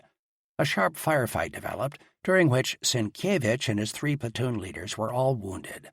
The Japanese were meanwhile making the most of their position. Their fire covered the 1st Battalion's supply dump and mortar pool on the north side of the ridge, rendering them inaccessible to the Americans. Enemy groups in Tanabaru mined the supply road through the town and blanketed the road with machine gun fire. A half-track carrying medical supplies was disabled by a mine, and a medical officer was killed as he tried to escape. The Japanese occupied the vehicle and converted it into a pillbox. An American patrol killed 11 Japanese in and around the vehicle. Staff Sergeant Carl W. Johnson volunteered to retrieve the weapons in the half-track. He made 3 successful trips across exposed ground, but was killed on the 4th. By noon of 5 May, there was apprehension at the regimental command post, which had not fully appreciated the strength of the infiltration. From a hill near the command post, Lieutenant Colonel Albert V. Hartle, executive of the 17th Infantry, could plainly see several Japanese soldiers 600 yards away on Tanabaru escarpment. The Japanese were in turn watching American activity. Lying on his stomach, Colonel Hartle fired some shots from an M1 at the Japanese to neutralize them. While he was so engaged, a soldier ran up with a radio report that the German armies had surrendered. "Well now," Hartle said, "if we just had the Japs off the escarpment, we'd be all right, wouldn't we?" With Company E stalled on the east slope of the escarpment, Company F attempted a broad flanking attack. 2 of its platoons on the line, supported by tanks, pushed through Tanabaru and knocked out hastily established defenses. Beyond the town, the company drew heavy fire from numerous caves, and it spent the rest of the day destroying the Japanese in these positions. Company E thereupon took over the burden of the attack, and by 1730 it had reached the top of Tanabaru escarpment behind a mortar preparation. This move enabled the 1st Battalion to transfer its vehicles and supplies to a safer location, but the supply route was still blocked. Early in the morning of 6 May, a force of Japanese just below Company E pressed in on the Americans with grenades and satchel charges.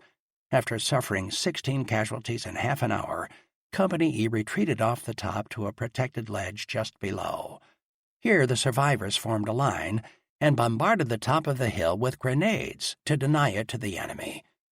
While some members of the company hauled new boxes of grenades up the steep trail, the others lobbed several hundred grenades on the Japanese, who withdrew from the exposed top at dawn. Company F returned to Tanabaru the same morning for a second sweep through the town and killed 8 Japanese.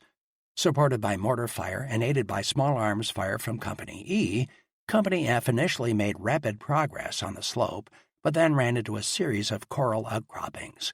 With portable flamethrowers, mortar fire, and quantities of grenades, the troops eliminated all resistance on the slope by evening. On the following day, Company F attacked the crest of Tanabaru escarpment from the west behind mortar fire and quickly gained the top. Trenches were littered with Japanese dead, most of them killed by 81mm mortar fire. The amount of Japanese and American equipment found in the escarpment explained the ability of the enemy to hold out so tenaciously. Enemy equipment included one 75mm pack howitzer with ammunition, 2 heavy machine guns, 6 light machine guns, 2 knee mortars, 3 magnetic mines, and a large quantity of ammunition. Their American weapons consisted of 1 light machine gun, 2 BARs, 3 carbines, and 3 Tommy guns. A total of 462 Japanese were killed in the area of Tanabaru during the 3-day battle, most of them on the escarpment and others as they tried to make their way back to their lines. Failure of the offensive. By midnight of 5 May, it was clear to General Ushijima that the offensive had failed. He had suffered tremendous casualties and had made no headway except in the Tanabaru area. Even there, his troops were being compressed. General Ushijima realized that he must revert to defensive warfare. "The army will temporarily halt its offensive," he ordered.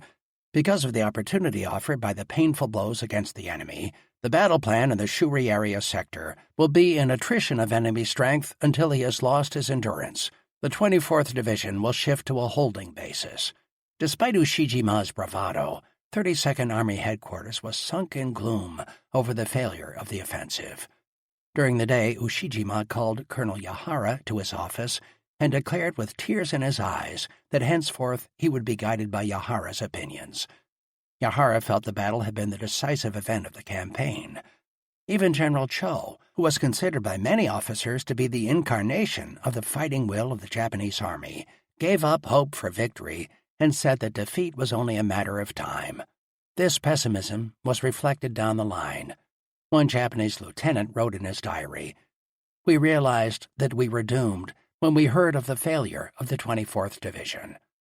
The Japanese lost in the attack approximately 5,000 troops, including those killed in the counter-landings. The 24th Division was greatly reduced in strength. On 5 May, the combat strength of its 32nd Regiment was down to 30%. 2 battalions of the 32nd were at 15%. The 27th Tank Regiment never fought as a mobile unit again. Its 6 remaining medium tanks were converted to stationary artillery and pillboxes northwest of Shuri. Japanese artillery and shipping engineers also went into decline. The 44th Independent Mixed Brigade was still intact, however, for it had not been committed after it became apparent that the 24th Division would be unable to break through. American casualties during the enemy offensive were heavy. On 4 May, 335 were killed or wounded, excluding 352 casualties of the 1st Marine Division, which was not involved in the enemy ground attack. On 5 May, the 2 divisions hit hardest by the counterattack and penetration. The 7th and 77th suffered 379 casualties. These losses are comparable to those previously incurred during the heaviest fighting in the Kakuzu Ridge struggles and in the first few days of the general attack starting 19 April.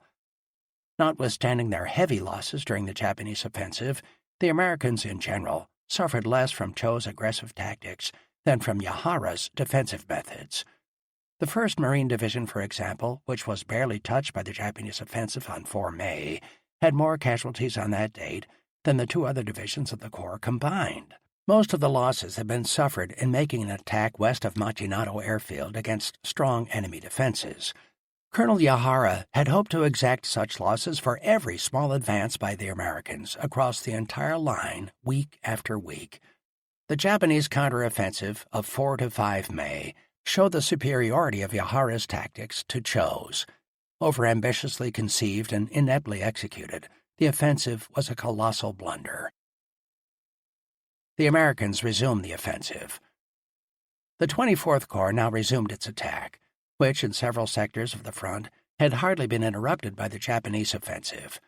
Because the Japanese had used almost all their fresh reserves in the counterattack, General Buckner could feel confident of the launching sometime in May of a general attack on the Shuri defenses. On 7 May, General Hodge ordered that preparatory to this coordinated 10th Army attack, the advance was to continue to the Asa-Dakeshi-Gaja line, to be seized by the evening of 8 May. Upon reaching this line, a bare minimum, the attack was to continue in order to gain as much ground as possible for later offensive action. After the failure of their offensive, the Japanese turned all their energies toward waging a prolonged battle of attrition.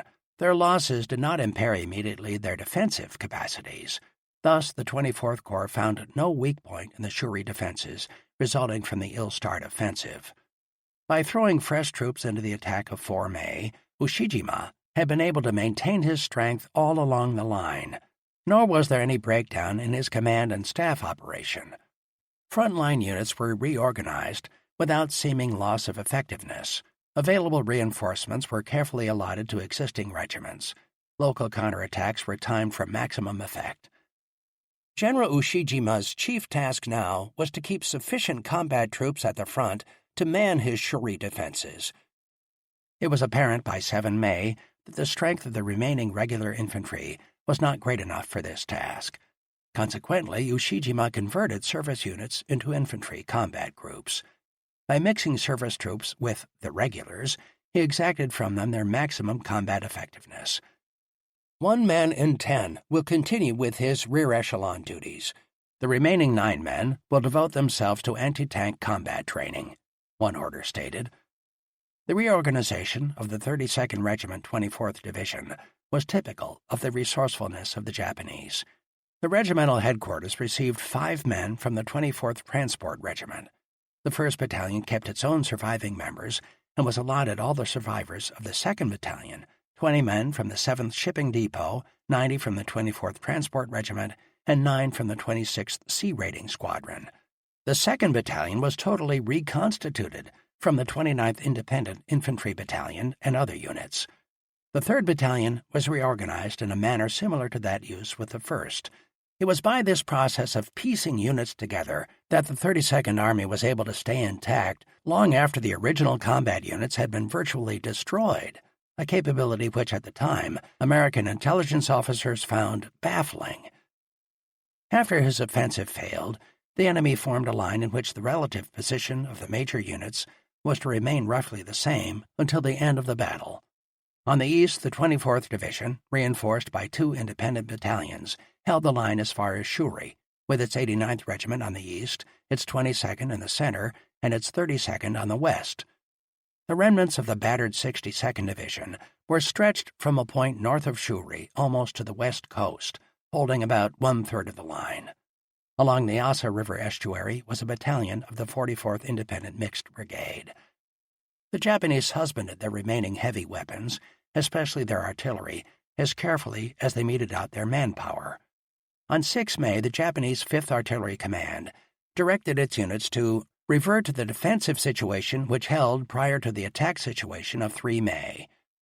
Once again, the protection of individual pieces was a cardinal feature of enemy operations. Artillery units were ordered to use ammunition with the utmost economy and to wait and fire for effect against vital targets. Marines fight for Hill 60. Turning east to seize the high ground that dominated the Asa River estuary, the 1st Marines on 6 May drove toward Hill 60, a small hump 1/2 mile southeast of Yafusu. The mission was an extremely difficult one.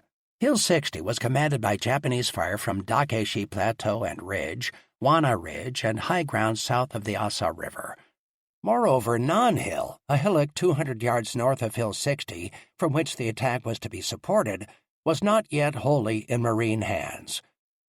In a classic demonstration of reverse slope tactics, the Japanese had relinquished the crest and northern slope of Nan to the Americans, but still held numerous caves on the southern slope as well as tunnels underground.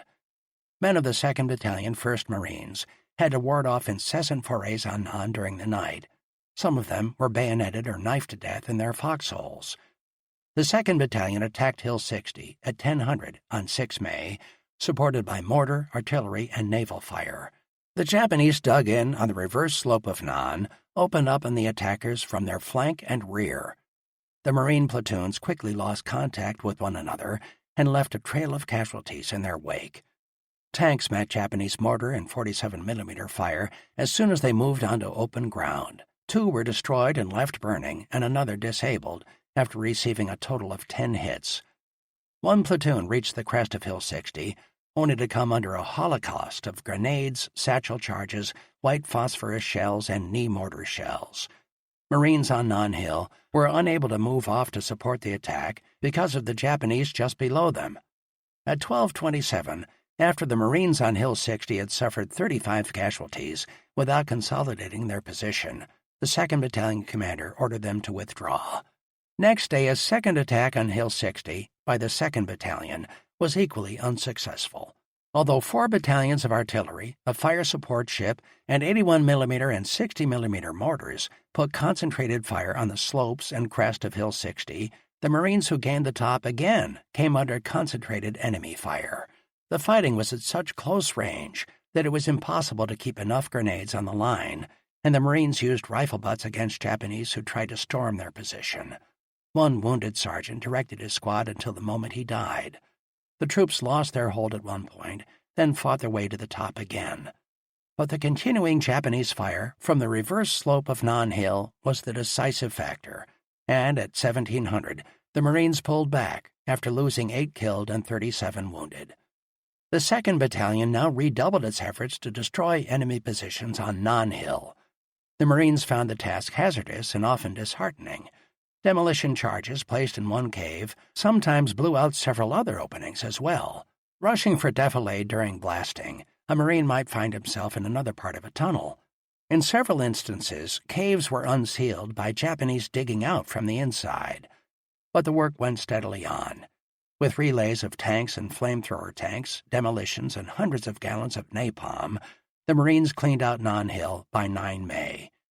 With Nan completely processed, Marines attacked Hill 60 again on 9 May. While the 1st Battalion assaulted the northwest portion of Dakeshi Plateau, the 2nd Battalion moved on Hill 60. Careful coordination of tanks, infantry, and supporting weapons brought quick results, and by the end of the day, Hill 60 was securely in Marine hands. 24th Corps advances on the left.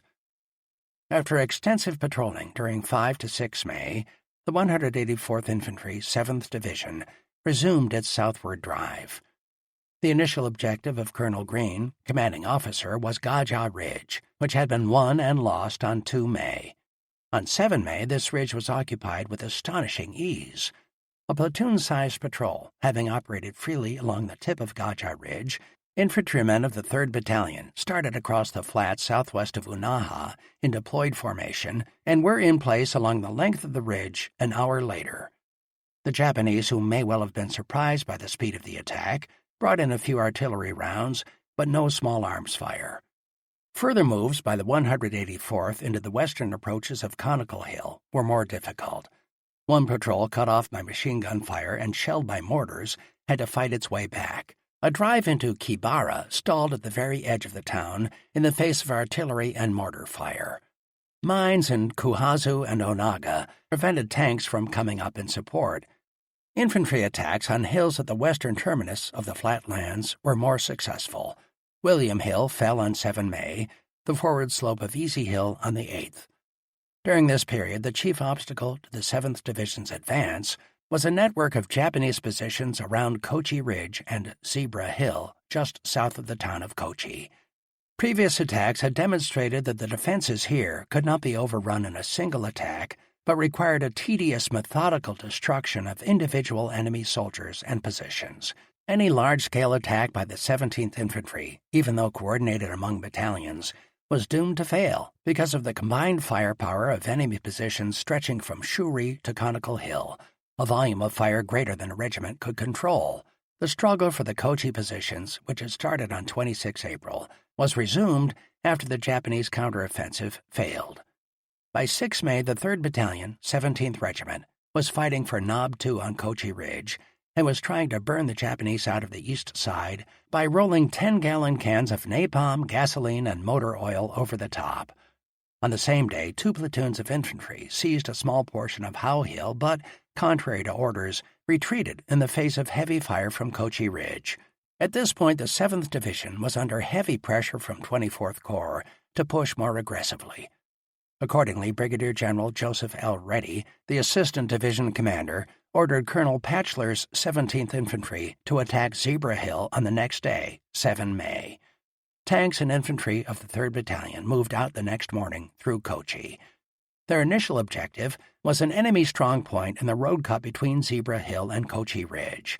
This strong point formed the western anchor of the Japanese line running toward Kibara, from which the Japanese 22nd Regiment was ordered on 7 May to exact as heavy a toll of the enemy as possible. Heavy artillery fire held up the infantry, but the tanks plunged through Kochi to the west end of the road cut, and the troops followed as soon as the artillery slackened off. The strong point was a cave on the north side of the cut. Japanese fire from Knob 4 and neighboring heights, combined with the steep walls of the narrow passage, made this position almost inaccessible. Tanks poured flame and shells into the road cut, But when they prepared to return for resupply, the enemy on Knob 4 opened up on the troops. After exchanging fire with the Japanese until mid-afternoon, the 3rd Battalion withdrew. Meanwhile, the 1st Battalion again seized Howe Hill and gained more ground on Kochi. Rain began on the afternoon of the 7th and continued into the next day, but the tired men of the 17th Infantry did not give up the attack. The platoon of 2nd Lieutenant William T. Coburn, who had joined Company G 9 days before as a replacement, followed him to Knob 4, but was soon driven back by mortars and machine guns. Infuriated by the loss of 2 men killed and 3 wounded, Coburn and Staff Sergeant George Hills returned to Knob 4 and hurled grenades at an enemy mortar crew in the road cut below. Although a mortar shell had severely wounded Hills, he and Coburn killed the Japanese in the cut. By 9 May, when the 17th was relieved by the 382nd Infantry, 96th Division, the hold of the Americans on Kochi was almost complete. A straight and firm regimental line ran from Howe Hill to the crest of Kochi Ridge, and thence to the southern end of Kochi town. However, the cave in the road cut, as well as all of Zebra Hill, was still in enemy hands. On 9 May, the battalion of the Japanese 22nd Regiment, which had held this area for 3 days, was relieved by other units and commended by the regimental commander for inflicting heavy casualties on the enemy. Inching along in the center. In the very center of the island, the 77th Division, after taking Maeda Escarpment, made step-by-step advances along Route 5 in its advance on Shuri. General Bruce used all weapons available, including airstrikes, naval gunfire, and 8-inch howitzers, only to find the enemy still capable of putting up a fierce fight when the infantry and tanks moved up. The troops made use of seesaw tactics, by which heavy weapons softened up a small area, permitting troops to extend a salient from which they could support a similar effort in the adjoining sector. Nevertheless, progress was agonizingly slow. The 5th Marines' 1st Marine Division on the right, west of the 77th, met equally stout resistance. The enemy positions to the immediate front of this regiment were organized around an area of rough ground known later as Awacha Pocket, northeast of Dakeshi and south of the town of Awacha. Here again, the close teamwork of tanks and infantry, supported by heavy weapons, provided the only means of advance. Encircling this pocket required a week and was not finally accomplished until 11 May. By that time, the Marines had uncovered even more formidable positions to the south. By 11 May, 24th Corps, though still far from the minimum line set by General Hodge, had eliminated many Japanese positions in preparation for a full-scale attack that was to follow. The week of 3 to 10 May had been one of general consolidation of the line that ran from Ouki on the east coast to Asakawa on the west. At the expense of more than 20,000 casualties, including non-battle, the American forces on the Shuri line had extended their line at Maeda, Kochi, and Awacha, thus making their lines of communication more secure and gaining more favorable terrain for the 10th Army attack scheduled for 11 May. Chapter 13. The May attack on the Shuri defenses. Although by 10 May the American troops were still short of the line set by 10th Army as the point of departure for a general offensive, there was no time to spare in launching this offensive. Admiral Turner was somewhat impatient because of the heavy naval losses, particularly in picket ships. On 4 May, Brigadier General Elwyn Post, 10th Army Chief of Staff, had declared that the situation was serious and that immediate action was imperative. After the failure of the Japanese offensive, General Buckner felt that the moment was opportune because the enemy had used almost all his fresh reserves in the counterattack. Both his divisions were in the front lines, and the 44th Independent Mixed Brigade also had been partly committed. Accordingly, General Buckner on 9 May ordered a coordinated 10th Army attack for the 11th. With both corps now on the line, 10th Army on 7 May assumed direct control of operations on the southern front for the first time. By 11 May, the 3rd Amphibious Corps in the north, consisting of the 6th Marine Division and Corps troops, had been relieved by the 27th Division and had moved into position on the right of the southern front. The Corps assumed control again of the 1st Marine Division, which had been attached to the 24th Corps since the latter part of April. The 24th Corps' zone of action now extended eastward from the 1st Marine Division boundary to Yonabaru. From west to east, the 6th Marine Division, the 1st Marine Division, the 77th, and the 96th occupied successive positions on the line. The 7th Division was in 24th Corps Reserve, enjoying a period of rest and rehabilitation. The plan of attack called for 10th Army to renew the assault on the Shuri defenses with its 2 corps abreast, 3rd Amphibious Corps on the right, 24th Corps on the left. The initial scheme of maneuver was an envelopment of Shuri by the Marine divisions on the west and the Army divisions on the east, while a strong holding attack was maintained in the center. The 10th Army staff believed that the Japanese positions were weaker on the right and that fresh Marine divisions had a chance for a quick breakthrough on that flank. Moreover, the terrain was more favorable along the western coast. The wide flanking maneuver around Shuri that later developed was not projected in the original plans. General Buckner explained on 10 May that there would be nothing spectacular. He added, "It will be a continuation of the type of attack we have been employing to date. Where we cannot take strong points, we will pinch them off and leave them for the reserves to reduce. We have ample firepower, and we also have enough fresh troops so that we can always have one division resting." The initial order for the attack provided for a 30-minute general preparation by the artillery just before the ground attack. This provision was revoked 2 days later in favor of pinpointing of targets. The new order stated that the maximum practicable number of known enemy guns and strong points will be destroyed or neutralized prior to the infantry assault. This change resulted in all probability from recognition of the failure of the mass preparation for the attack of 19 April. The elaborate system of Japanese underground positions across the entire front made it necessary to use precision fire, hitting each cave entrance. In preparation for a renewed American attack, the Japanese bolstered their Shuri defenses. Ready at last to commit almost all his reserves to action, General Ushijima ordered that the Army will immediately move its main strength into the Shuri area. He established a central defense zone with his front lines running from a point north of Asato on the west coast, through Wana and the high ground near Ishimi, to the east coast just north of Conical Hill. Aware of the entrance of the 6th Marine Division on the west, he shifted his forces for an iron defense on both his flanks. General Ushijima ordered roads and bridges to be destroyed east of Naha. His continued fear of an attack behind Japanese lines by American parachute troops, however, restrained him from bringing all available forces up to the front. The attack launched on 11 May, although coordinated initially along the entire front, soon broke down into a series of intense battles for particular points, with the western, central, and eastern sectors presenting relatively distinct situations. In many places, the American efforts were merely an intensification of assaults that had begun on previous days. For 10 days of continuous fighting, from Sugarloaf on the west coast to Conical Hill on the east, the Japanese, except for local and relatively minor retreats, held tenaciously to their long-prepared positions. Finally, on 21 May, after some of the bitterest action of the Battle of Okinawa, the American forces were to seize the eastern slope of Conical Hill, close to the east coast, and thereby to make an opening in the enemy lines, which permitted an attempt at envelopment. The attack in the west. On 8 May, the 22nd Marines, 6th Marine Division, relieved the 7th Marines, 1st Marine Division, on the bluffs north of the Asa River. The enemy held positions south of the Asa, which was too deep to ford at the mouth and which had a bottom too soft to support any type of vehicle.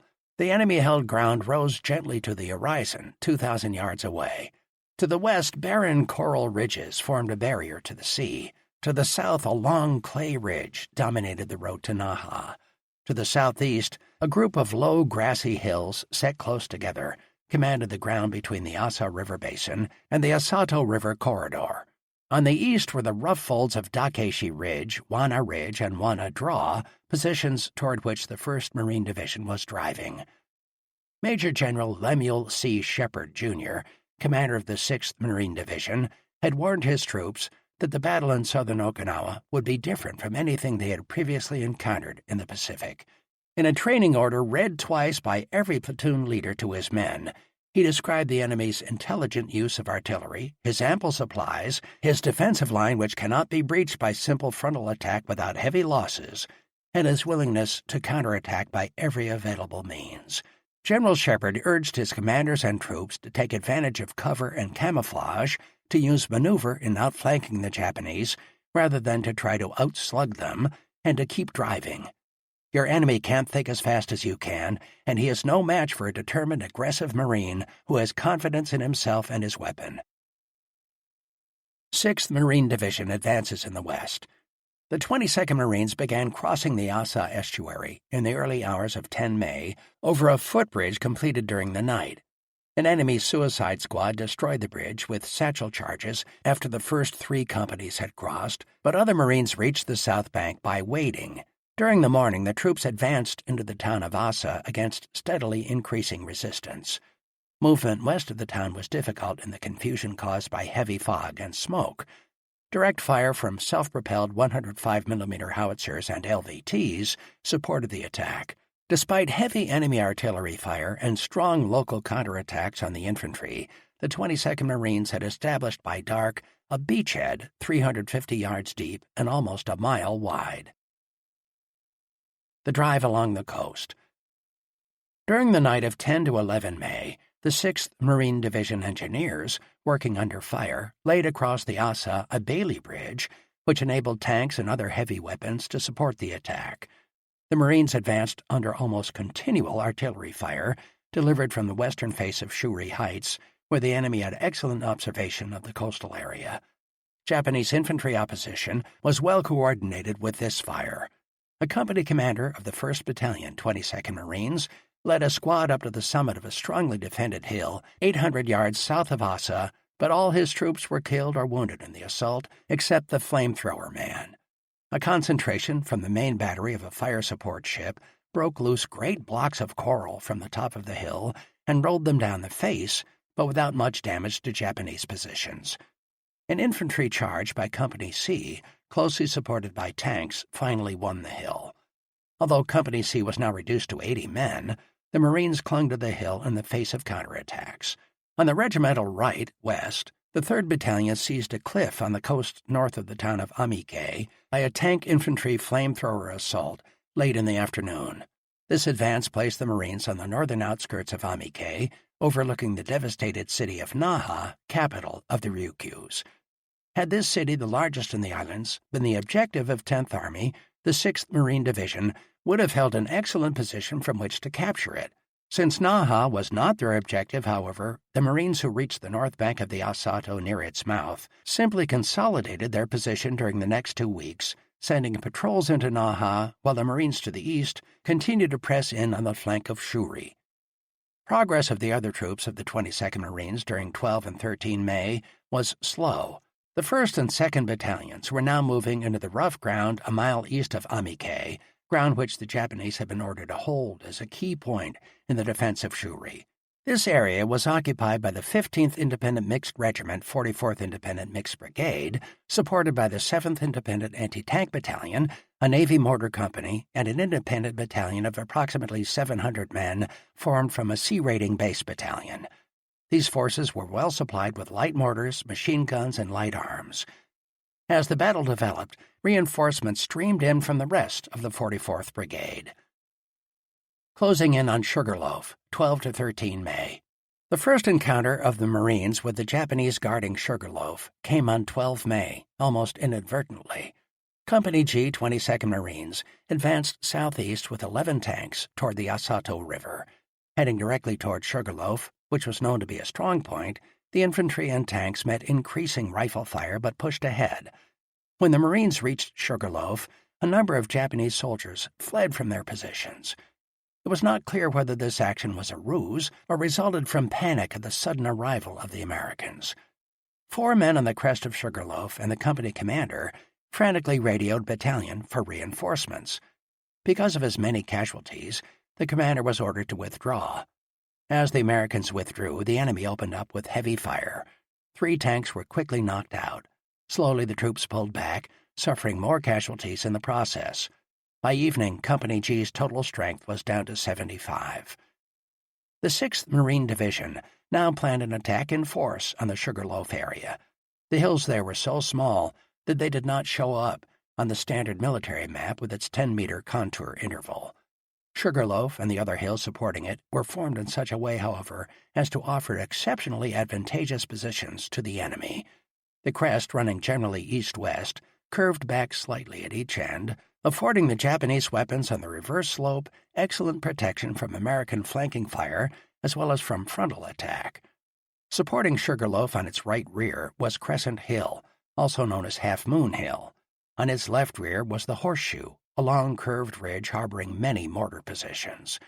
These three hills supported one another, and any attack on Sugarloaf would bring fire from the others.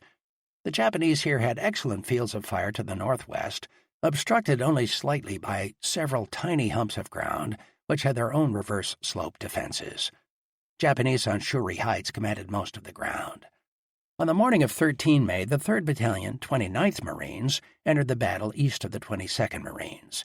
The day was spent in slow, costly moves in an effort to seize the high ground overlooking the upper reaches of the Asato. The Marines made advances of several hundred yards on the division left, but resistance steadily increased. By the evening of 13 May, the 6th Marine Division had committed the 29th Regiment for a renewed attack. Supporting aircraft made many sorties during 13 May against artillery positions, buildings, and storage areas, using rockets and hundreds of 100- and 500-pound bombs. One battleship, 4 cruisers, and 3 destroyers also supported the attack. This heavy firepower was available to the ground troops throughout the attacks. The enemy's skillful use of his remaining artillery greatly handicapped the Marine advance from the Asa to the Asato. Artillery of the 44th Brigade consisted of 8 100mm howitzers and 4 mountain guns, and these were supplemented from time to time by artillery and heavy mortars of adjacent units. Having excellent observation, the Japanese used their weapons singly or in pairs with great precision against Marines and tanks. On one occasion, a shell landed squarely amid several men at an observation point. The commander of the 1st Battalion, 22nd Marines, 3 radio men, and 2 tank officers were killed, and 3 company commanders were wounded. Banzai attack on Sugarloaf, 14 to 15 May. The plan for 14 May called for the 2nd Battalion, 22nd Marines, commanded by Lieutenant Colonel Horatio C. Woodhouse, to seize high ground west and north of Sugarloaf, and from this ground to launch an assault against Sugarloaf. The Marines were able to seize the forward slopes of the protecting hills north of Sugarloaf, but intense fire met them whenever they tried to move around or over these hills. Of 50 men who made an attempt to advance, only 10 returned, and most of the morning was spent in evacuating casualties on Amtraks. Nevertheless, the Marines launched a successful attack on Queen Hill, which protected Sugarloaf to the north. The first attack on Sugarloaf stalled under heavy fire. One platoon, consolidated from the remnants of 2 platoons, made another attempt at dusk. By 2000, the platoon leader was dead, and most of the platoon had been killed or wounded as a result of intense mortar fire, but the survivors clung to the slope. The executive officer of the 2nd Battalion then rallied the available members of Company G, 22nd Marines, numbering 20, and 26 Marines from supply elements for an attempt to reinforce the survivors. He and his men moved across the little valley and advanced up the slopes of Sugarloaf. About 40 feet up the hill, they set up 2 machine guns with fire teams to support each. 20 replacements arrived from the shore party with 2 officers who had never seen combat. Grenades and knee mortar shells were falling among the troops so heavily that the executive officer moved his force to the crest of the hill. "The only way," he declared, "we can take the top of this hill is to make a Jap banzai charge ourselves." The small Marine force on Sugarloaf was now so close to the reverse slope that the enemy could not effectively throw grenades, but the mortar shelling increased. The executive officer, crouching in his foxhole, was killed instantly when a fragment hit him in the neck. One of the platoon leaders on the hill was also killed, and another was wounded as he was bringing up reinforcements. 4 or 5 men grouped together for a moment froze as a shell dropped among them. Mortar fire and infiltration steadily cut down the small force until at dawn on 15 May, the position on Sugarloaf was held by only 1 officer and 19 exhausted men. Daylight made the situation even more precarious, for now the enemy entrenched on the Horseshoe and on Crescent Hill could put accurate fire on the Americans. Orders arrived from Battalion at 1000 stating that relief was on the way. The Marines had already given some ground. The enemy was now massing fire on the crest, and Japanese infantrymen were creeping up the hill from their caves on the reverse slope. The relief was exceptionally difficult because of the heavy fire. A platoon of Company D, 29th Marines, attempting to reach the crest, quickly discovered that an effective relief would require an attack against the Japanese, who were trying to retake the crest of the hill. The platoon leader, First Lieutenant George Murphy, ordered an assault with fixed bayonets. The Marines reached the top and immediately became involved in a grenade battle with the enemy. Their supply of 350 grenades was soon exhausted. Lieutenant Murphy asked his company commander, Captain Howard L. Mabee, for permission to withdraw, but Captain Mabee ordered him to hold the hill at all costs. By now, the whole forward slope of Sugarloaf was alive with gray eddies of smoke from mortar blasts, and Murphy ordered withdrawal on his own initiative. Covering the men as they pulled back down the slope, Murphy was killed by a fragment when he paused to help a wounded Marine. Captain Mabee advanced his company to protect the survivors as they withdrew. He at the same time notified Colonel Woodhouse, "Request permission to withdraw. Irish George Murphy has been hit. Has 11 men left in platoon of original 60. 2 minutes later, Colonel Woodhouse replied, "You must hold." In 5 minutes, the answer came from Mabee. "Platoon has withdrawn. Position was untenable. Could not evacuate wounded. Believe Japs now hold ridge." By now, the Japanese were shelling the area around Sugarloaf and were attacking the left sector of the 6th Marine Division in at least battalion strength. By mid-morning, the enemy effort had spread over a 900-yard front. As a result of the bitter fighting for Sugarloaf and in front of Crescent Hill, the entire left sector of the division was weak. The 2nd Battalion gave up the ground immediately north of Sugarloaf, but the enemy did not press through with his advantage. By 13:15, his attack had lost momentum. Later in the day, the 2nd Battalion, 22nd Marines, was withdrawn from the action. It had suffered 400 casualties during the preceding 3 days. Attacks on Sugarloaf continue, 16 to 17 May. Another attack, more heavily supported, was made on 16 May, but this was also a failure. At 0800, 5 companies on a 1,000-yard front advanced on the Sugarloaf Crescent Hill area. Affairs went badly from the beginning. Support planes were half an hour late, delaying the attack, and several tanks lost their way in the approach. 2 platoons reached the crest of Sugarloaf after moving up the steep north slope under mortar, grenade, and automatic weapons fire. Immediately, the difficulties of the previous days presented themselves again. The Japanese on the reverse slope could not be dislodged by mortar or artillery fire. Tanks were unable to creep around the west slope of Sugarloaf because of anti-tank fire from several directions, and infantrymen accompanying the tanks were helpless under that fire. The integration of the Japanese position was fully evident. Marines on Sugarloaf could not advance over the crest because of fire from adjacent hills.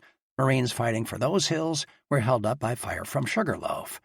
Maneuver was impossible. After savage close-in fighting around the crest of Sugarloaf, the Marines withdrew to their positions of the previous night. The veterans of the 6th Marine Division who fought in this action later called 16 May their bitterest day of fighting during the Okinawa campaign. 2 regiments had attacked with all their available strength and had failed. Intelligence officers reported that the Sugarloaf defenses had been greatly strengthened in the previous 24 hours. Marine casualties continued to be heavy. The plan for 17 May called for a flanking attack on Sugarloaf from the east. The 1st and 3rd Battalions, 29th Marines, were to assault Crescent Hill, then to hold there and support the 2nd Battalion, 29th Marines, in an attempt to seize Sugarloaf. A heavy bombardment by 16-inch guns, howitzers, and planes carrying 1,000-pound bombs preceded the attack. At 0830, elements of the 1st and 3rd Battalions attacked the western end of Crescent Hill. Tank infantry teams, supported by artillery, destroyed many fortified positions. As this advance uncovered the east side of Sugarloaf, Company E of the 2nd Battalion began a flanking attack around the left of that key terrain feature. While the attack on Crescent Hill was still going on, elements of the 2nd Battalion moved toward Sugarloaf. The first effort was a wide movement attempting to employ the railroad cut, but this proved unsuccessful because of fire received from the left. An attempt at a close flanking movement failed because of the precipitous slopes. Then, using the northeast slopes of the hill, 2 platoons of Company E gained the top. On reaching the crest, the attacking force was struck by a heavy enemy charge, which drove them back off the hilltop. A platoon of Company F, also tried to advance along the ridge toward the west, but the leader was killed, and the platoon withdrew under heavy mortar fire. 3 times more Company E drove to the hilltop. Twice they were thrown back after hand-to-hand fighting. The 3rd time, the Marines beat off the Japanese, but in doing so, they exhausted their ammunition. The company was forced to withdraw, relinquishing the position for which 160 Marines had been killed or wounded during the day. Capture of Sugarloaf, 18 to 19 May.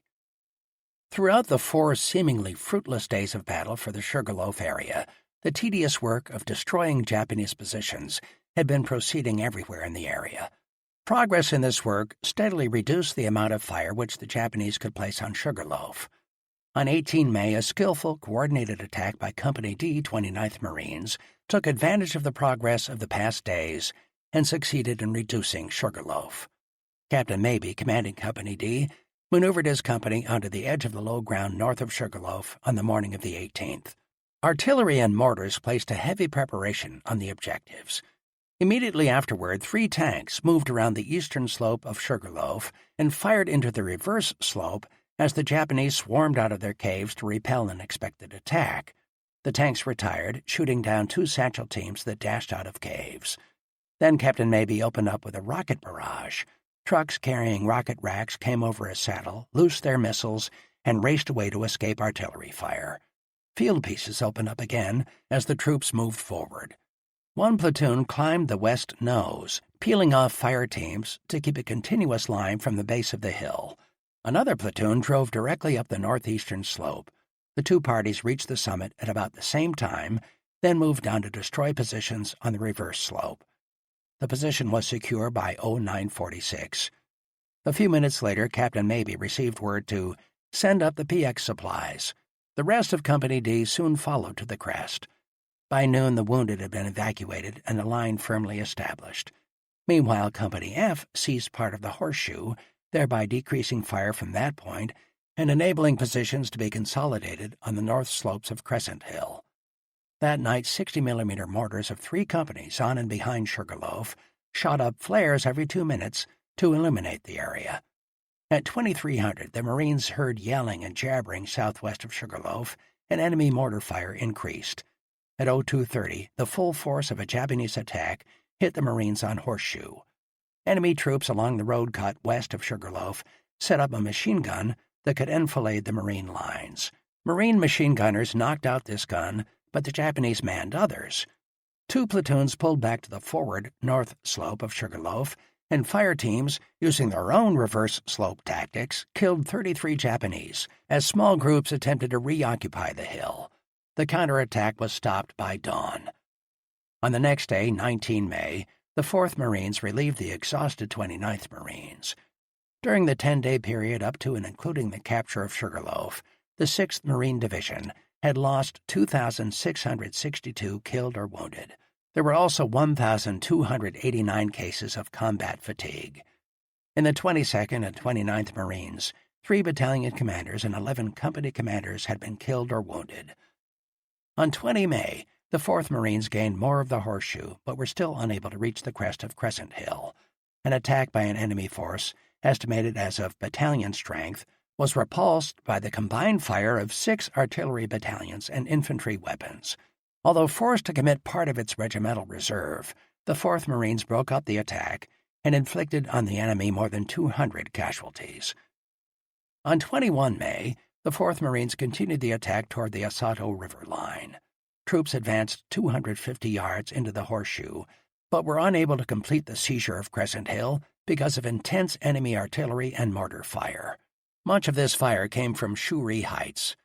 The next moves of the 6th Marine Division would depend on the outcome of the fierce struggle for those heights that was still being waged by the 1st Marine Division. Attack of the 1st Marine Division on Shuri Heights. While the 6th Marine Division was advancing slowly toward the Asato River from 11 to 20 May, the 1st Marine Division was making vigorous efforts to seize Shuri Heights.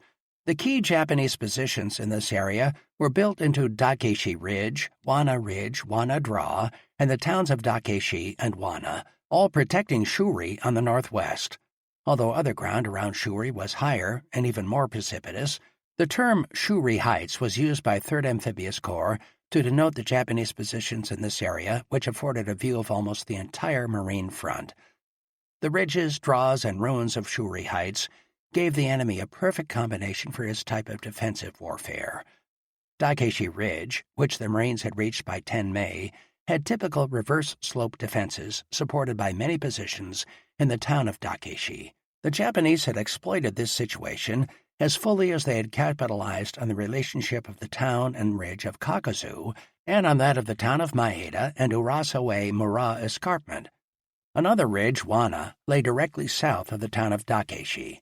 West of these positions, steep declivities of from 50 to 100 yards protected the Japanese against a flank attack from their left. South of Wana Ridge was Wana Draw, which began as a narrow, rocky defile just north of Shuri and widened out broadly to the west, giving its defenders a full view of the ground below. These positions in the Dakeshi-Wana area were considered by General Ushijima a vital sector of the Shuri perimeter, which his forces were to hold without fail. The 62nd Division, which by 11 May had seen continuous action for 5 weeks, still held this area. The entire 11th Independent Infantry Battalion and most of the 21st and 23rd Battalions had been destroyed. Only 600 troops remained of the original division. General Ushijima transferred the survivors of the 64th Brigade to the 63rd Brigade and reconstructed the latter by assigning to it airfield construction troops, a machine cannon unit, and a suicide boat group, bringing the 63rd up to a strength of 6,700. He bolstered the Dakeshi sector with elements of the 44th Brigade, whom he ordered to defend the ridge to the last man. Capture of Dakeshi Ridge, 10 to 13 May. In the 10th Army attack of 11 May, the part played by the 7th Marines, 1st Marine Division, represented an intensification of the attack on Dakeshi Ridge begun on the previous day. The regimental attack of 10 May had been abortive. The enemy had put intense mortar and machine gun fire on the attacking Marines from his positions on and behind the long ridge. By nightfall, the 7th Marines had been forced back to its original lines. The plan for 11 May was designed to take advantage of the natural formation of Dakeshi Ridge, which was shaped roughly like a horseshoe, with the prongs extending north along the boundaries of the 7th Regimental sector. The bowl between the ends of the ridge was impassable because of enemy fire. The routes of attack were along the extensions of the ridge. The 2nd Battalion attacked the western end of the ridge on the regimental right, while the 1st Battalion attacked on the left. Both battalions had to move over rough ground. Using tank infantry teams, the 1st Battalion slowly pushed up the eastern slope of Dakeshi under heavy enemy fire and reached the ridge line during the afternoon. The 2nd Battalion also managed to reach the crest of the ridge in its sector, but immediately came under intense fire from Wana Ridge directly to the south. It was impossible to continue the attack. A Marine could hardly raise his head without receiving fire. Evacuating casualties was extremely difficult. When one Marine was set on fire by a Japanese flamethrower, several of his comrades tried to cross open ground to put out the flames, but each one was wounded in the attempt. The Americans were forced back a short distance, but held most of their gains. The attacking company had lost its commander and every squad leader in the 2 assault platoons. The 7th Marines extended its hold on Dakeshi during 12 May. The fighting in the 1st Battalion sector revolved around a pinnacle on the east end of Dakeshi Ridge. As usual, the enemy occupied the reverse slope in such favorable positions that flank or frontal assault attacks were virtually impossible. There was room enough only for a platoon to maneuver. Well supplied with grenades, 4 Marines tried to occupy the pinnacle by stealth, but the attempt failed. After a 60mm mortar concentration, 12 Marines assaulted the position only to find the enemy waiting unscathed. They pulled back under a hand grenade barrage. Then demolitions men put 400 pounds of charges below the position. The blasting was an exciting spectacle to watch, but ineffective. There was still another trick in the Marine repertory, and this one worked. The platoon secured a medium tank and 2 flamethrower tanks and directed them through the saddle on the right, west of the pinnacle, to a point where they could operate against the reverse slope. While the tank put 75mm shells and machine gun fire into the enemy positions, The flamethrower sprayed fire over the whole slope. Immediately afterward, the infantry assaulted the pinnacle and won it without much difficulty. By nightfall, the 7th Marines held firmly most of Dakeshi Ridge. Shortly before midnight, the Japanese made a counterattack against the 2nd Battalion on the ridge. This was the third counterattack against this regiment in as many nights. The Americans killed about 40 of a force estimated as of company strength, including 2 Japanese officers with excellent maps of the area. Tank infantry teams secured the rest of Dakeshi Ridge on the 13th. A savage fight developed on 13 May when the 2nd Battalion tried to move through the town of Dakeshi in preparation for an assault on Wana Ridge. Dakeshi was a network of tunnels, shafts, and caves, ideal for a large defending force. Snipers were among ruins, behind walls, and in cisterns and wells. The forward platoon was caught in the open by mortar and automatic fire from the front and both flanks. The radio broke down. Tanks and artillery supported the men and tried to screen them with smoke, but the Japanese crawled forward through the smoke and grenaded the platoon. One Marine, wounded so badly that he begged to be shot, was being helped by 2 comrades when a grenade exploded among them, killing all 3. The platoon pulled back after 32 of its original 49 had been killed or wounded. On 14 May, the 1st Battalion relieved the 2nd Battalion, which had been in the attack for 4 days. On the next day, the 1st Battalion consolidated ground already taken, and artillery, naval guns, and airstrikes were directed against Japanese defenses on Shuri Heights. Wana Ridge was the next objective of the 1st Marine Division elements on the high ground. Operations against the ridge were to be coordinated with the fighting around Wana Draw. The 1st Marines advances on the right. While the 7th Marines fought for Dakeshi Ridge during 10 to 13 May, the 1st Marines moved south along the rolling ground below Shuri Heights. After capturing Hill 60 on 9 May, the 1st Marines found its zone of action sloping downward and exposed to enemy observation and fire from Shuri Heights and from Hill 55, which was just below Wana Draw. Immediately before the regiment lay the low basin drained by the Asa River. On the Marines' right, the railroad from Naha ran along an embankment. When the 1st Marines attempted to push past the western nose of Dakeshi Ridge on 10 and 11 May, fire from Shuri Heights was so severe that the advance stalled. Consequently, the attack was reoriented, and the Marines, giving Dakeshi Ridge a wide berth, advanced west of the railroad. Here, the 1st Marines made good progress in coordination with the 6th Marine Division. The farther the troops advanced on the right, however, the greater was the difficulty in supplying the forward elements. All routes of approach were under fire. Japanese artillery shelled the area between Dakeshi Ridge and the railroad. On 12 May, it was necessary to use airdrops, but these were only partially successful because some of the parachutes drifted into areas under enemy fire. The attack of the 1st Marines on 13 May was coordinated with the moves of the 7th Marines on Dakeshi Ridge. Artillery, naval guns, mortars, and 37mm guns pounded the areas in front of the Marines. By noon, the 3rd Battalion was near Hill 55.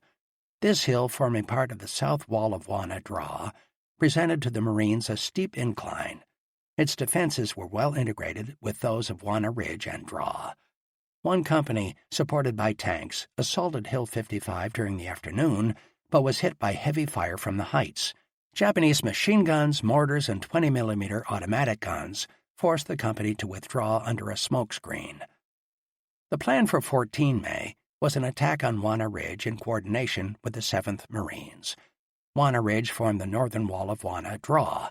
The ridge, a long coral spine running out of the northern part of Shuri, was lined on both sides with fortified tombs, many of which looked out on the low ground below.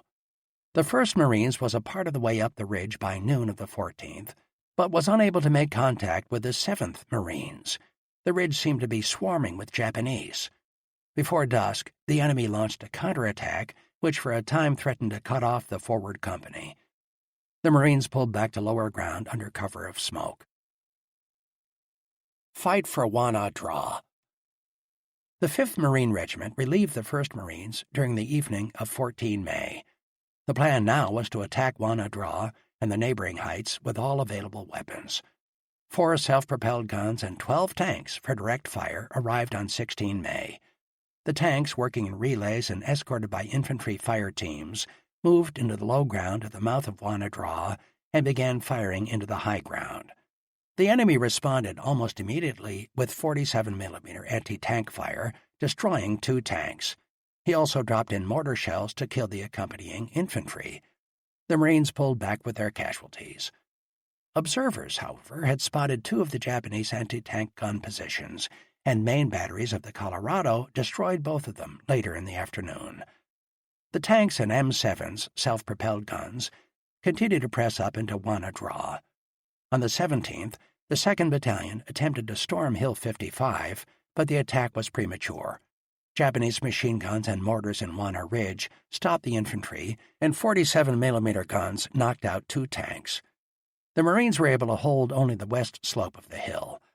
On the next day, tanks and self-propelled guns fired more than 7,000 rounds of 75mm and 105mm into the Japanese positions.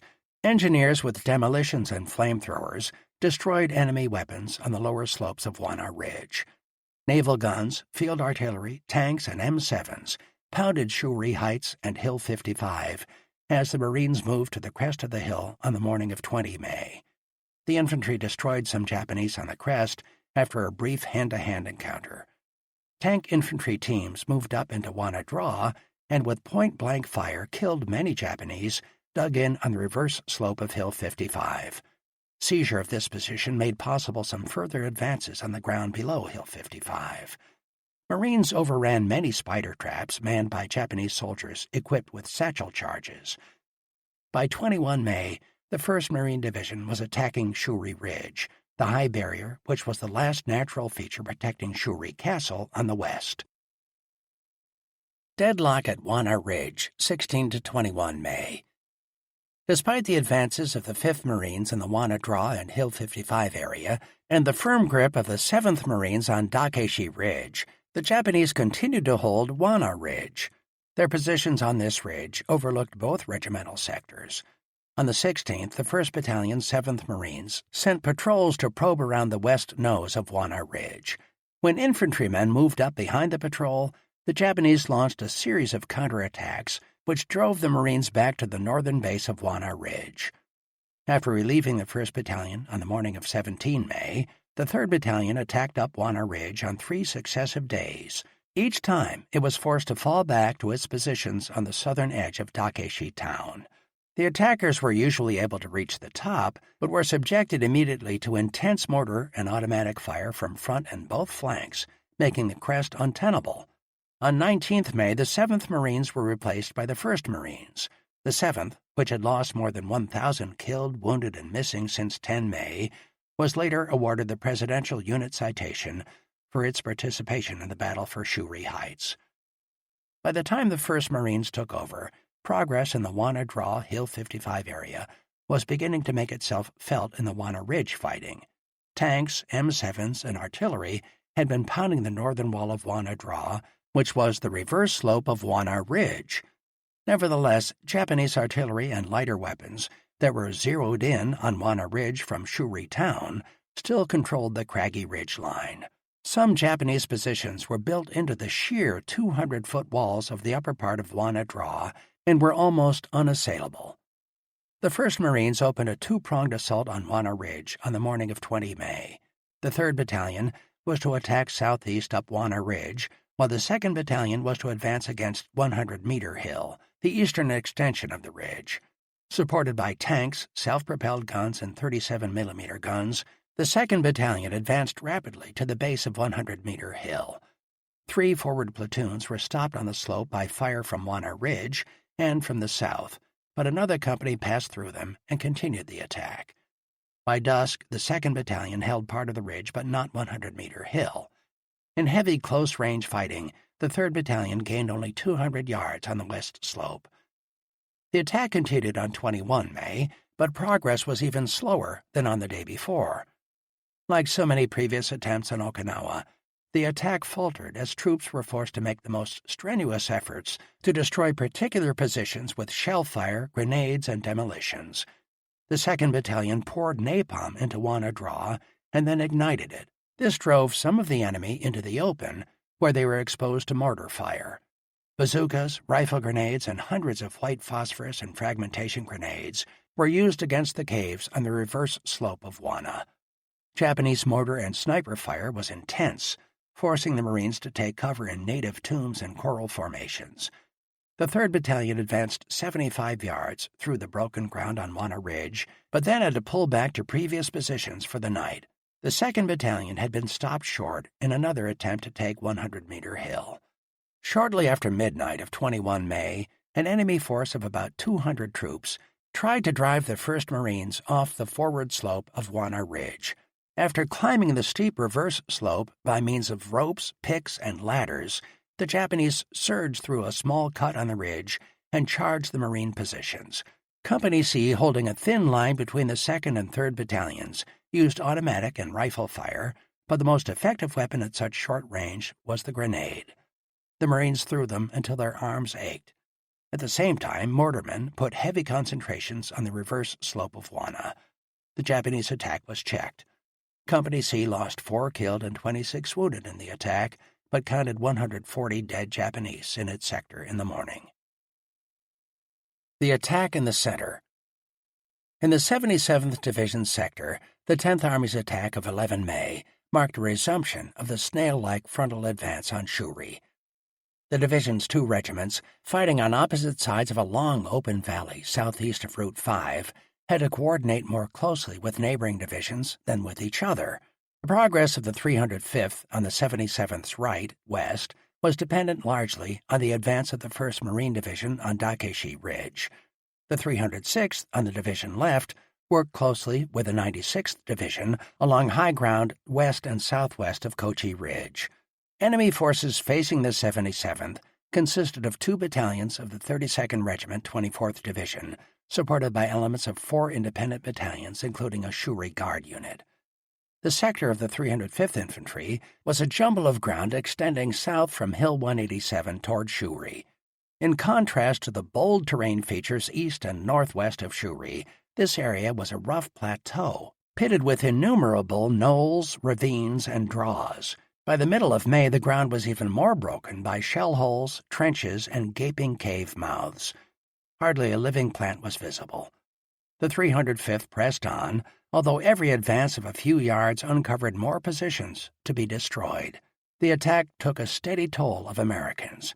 By 15 May, the 305th was fighting at about 1/4 strength. Ordinarily on Okinawa, the Americans attacked in the morning, dug in on the new position late in the afternoon, and held a tight perimeter defense during the night. On a few occasions, however, the 77th Division made night attacks. Such an attack was made on 17 May by the 307th Infantry, which had relieved the 306th on the division left on 15 May in an attempt to capture Ishimi Ridge lying west of the town of Ishimi. This attack, which developed into a desperate effort to hold a position surrounded by the enemy, was typical of the ordeal that many infantrymen had to go through on Okinawa to register even minor gains. Through the Japanese lines to Ishimi Ridge.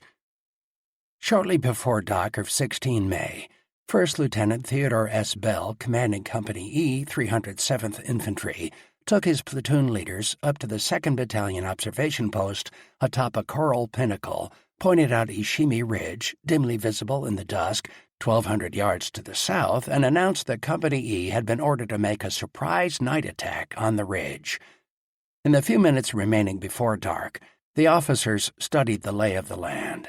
A heavy machine gun section from Company H and a reinforced rifle platoon from Company C were attached to Company E for the attack.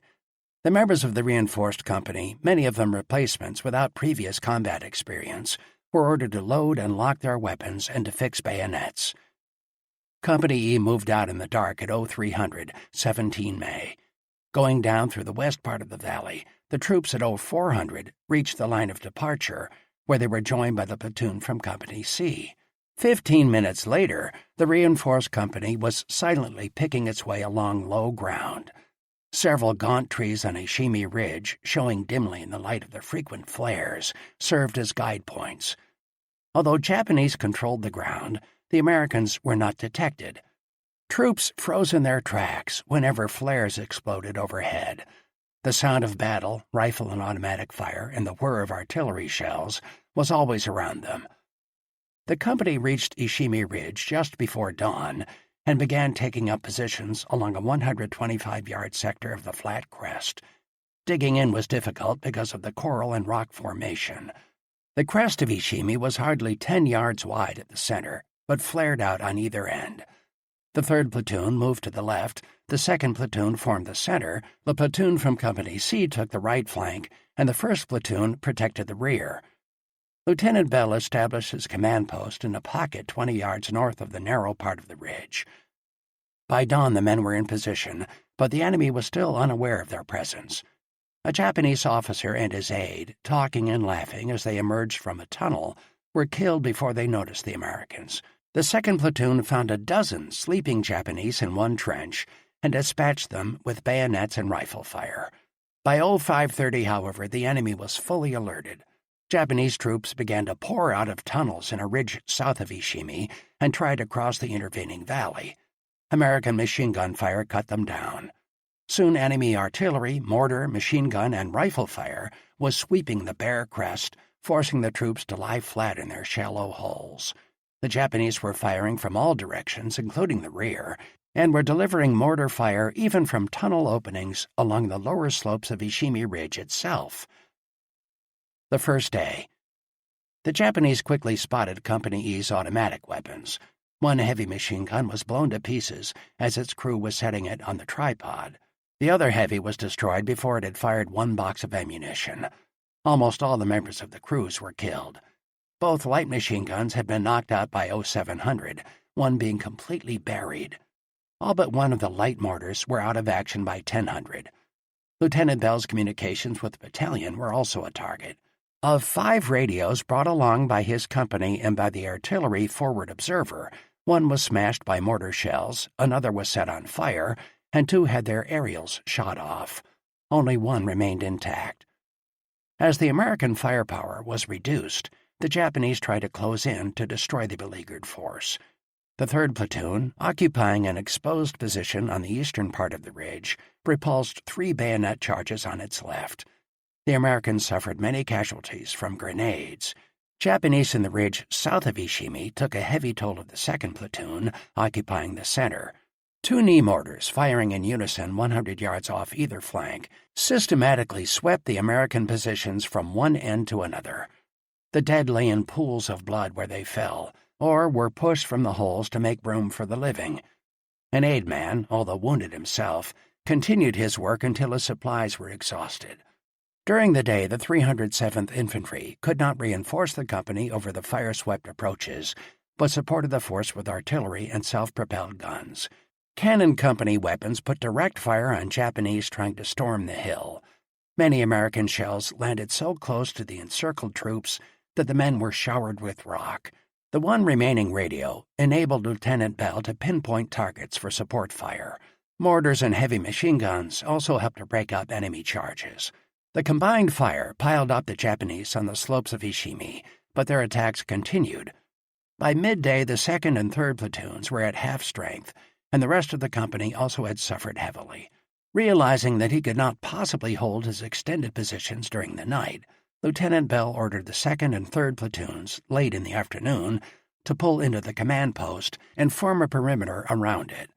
Withdrawal was difficult, for the 2nd platoon had 6 badly mangled men in its sector. These were placed on ponchos and dragged out sled fashion. One casualty was killed by machine gun fire on the way out. During the night, a rescue force tried to get through to Company E, but the Japanese ambushed it and the survivors turned back. The Americans on Ishimi Ridge, bombarded during the night by artillery, mortars, and buzz bombs, repelled several attempts at infiltration. Flares kept the area well lighted and enabled Company E to see the approaching Japanese. Sleep was impossible. The tired, tense men hunched in their foxholes and waited for the dawn. The second day. The order came by radio in the morning of 18 May to stay at all costs. Lieutenant Bell said firmly, "We stay." The men resigned themselves to a last-ditch stand.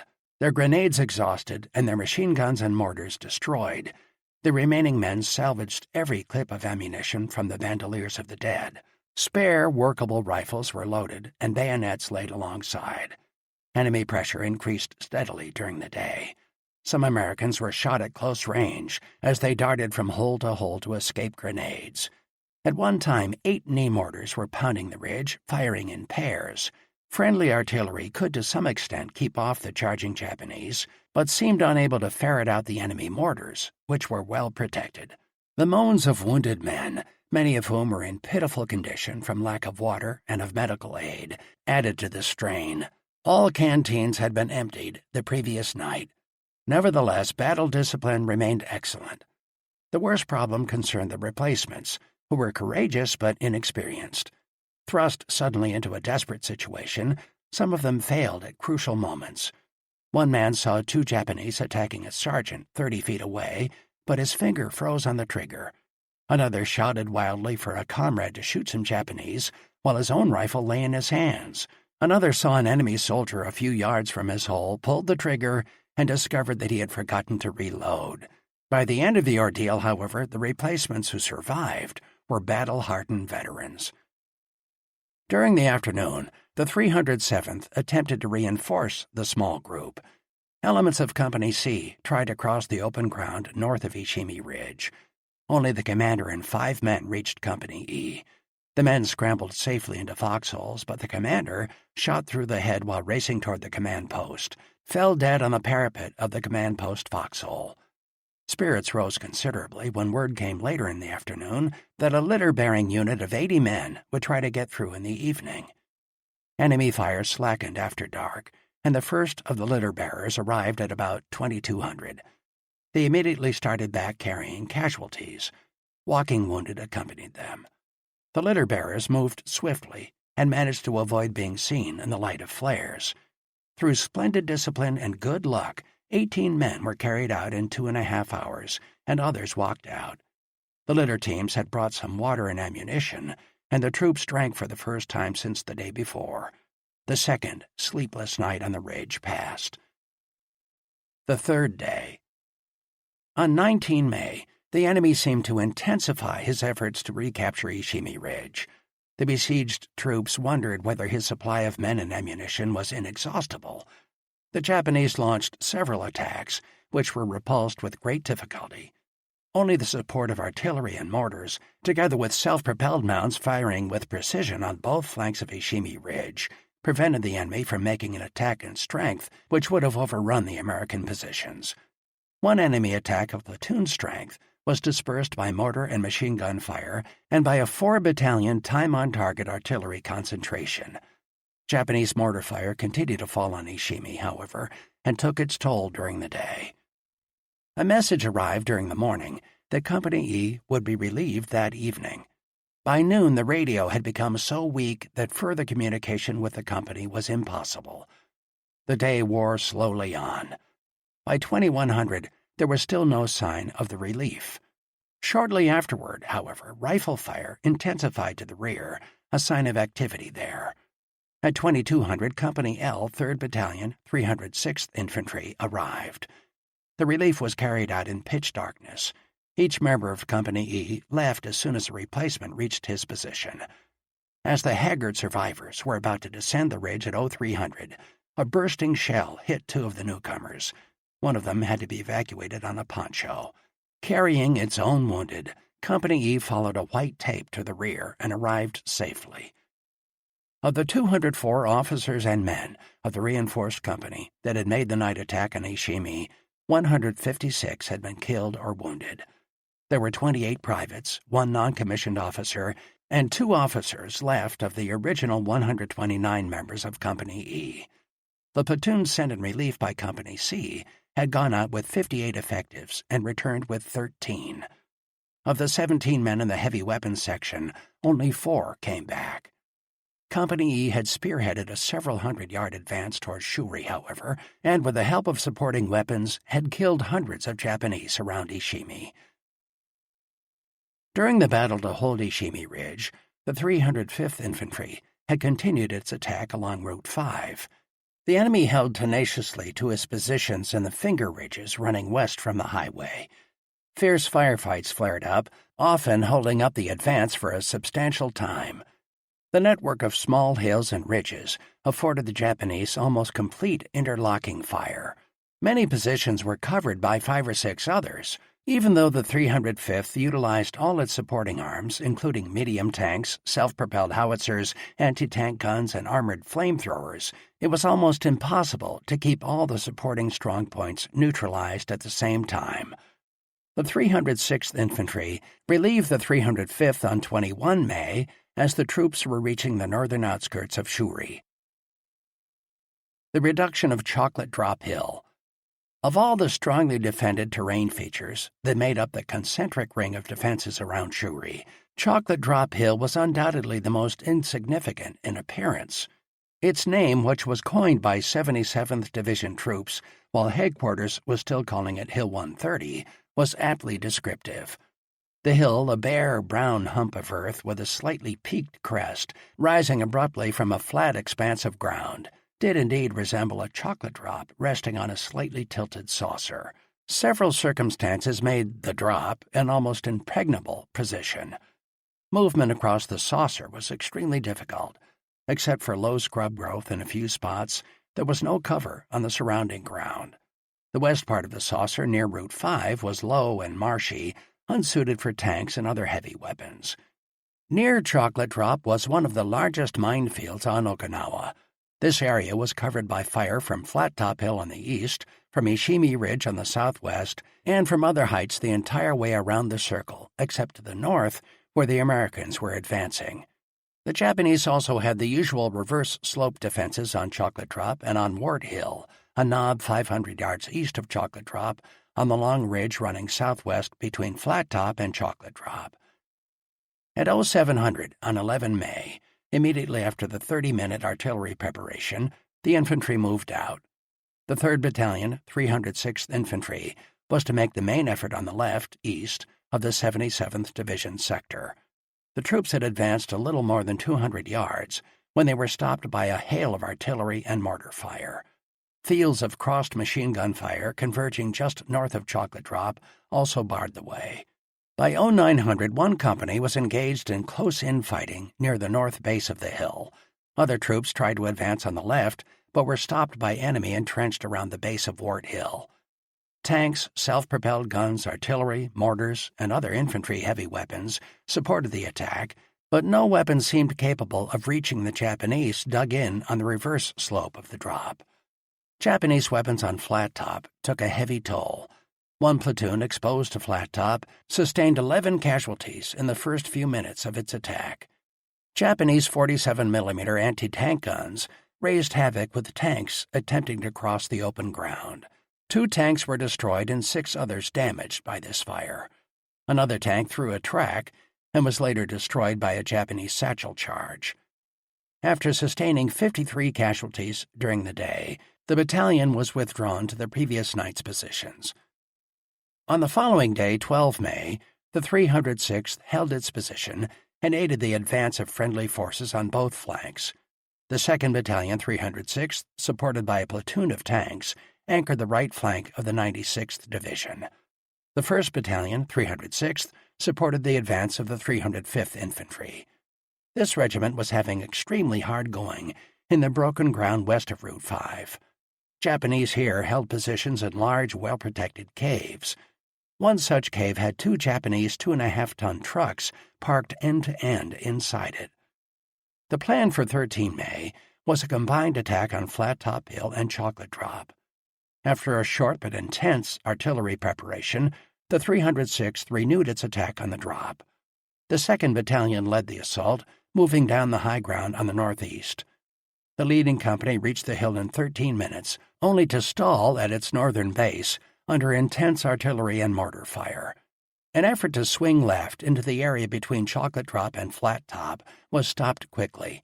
There the troops were more exposed than ever.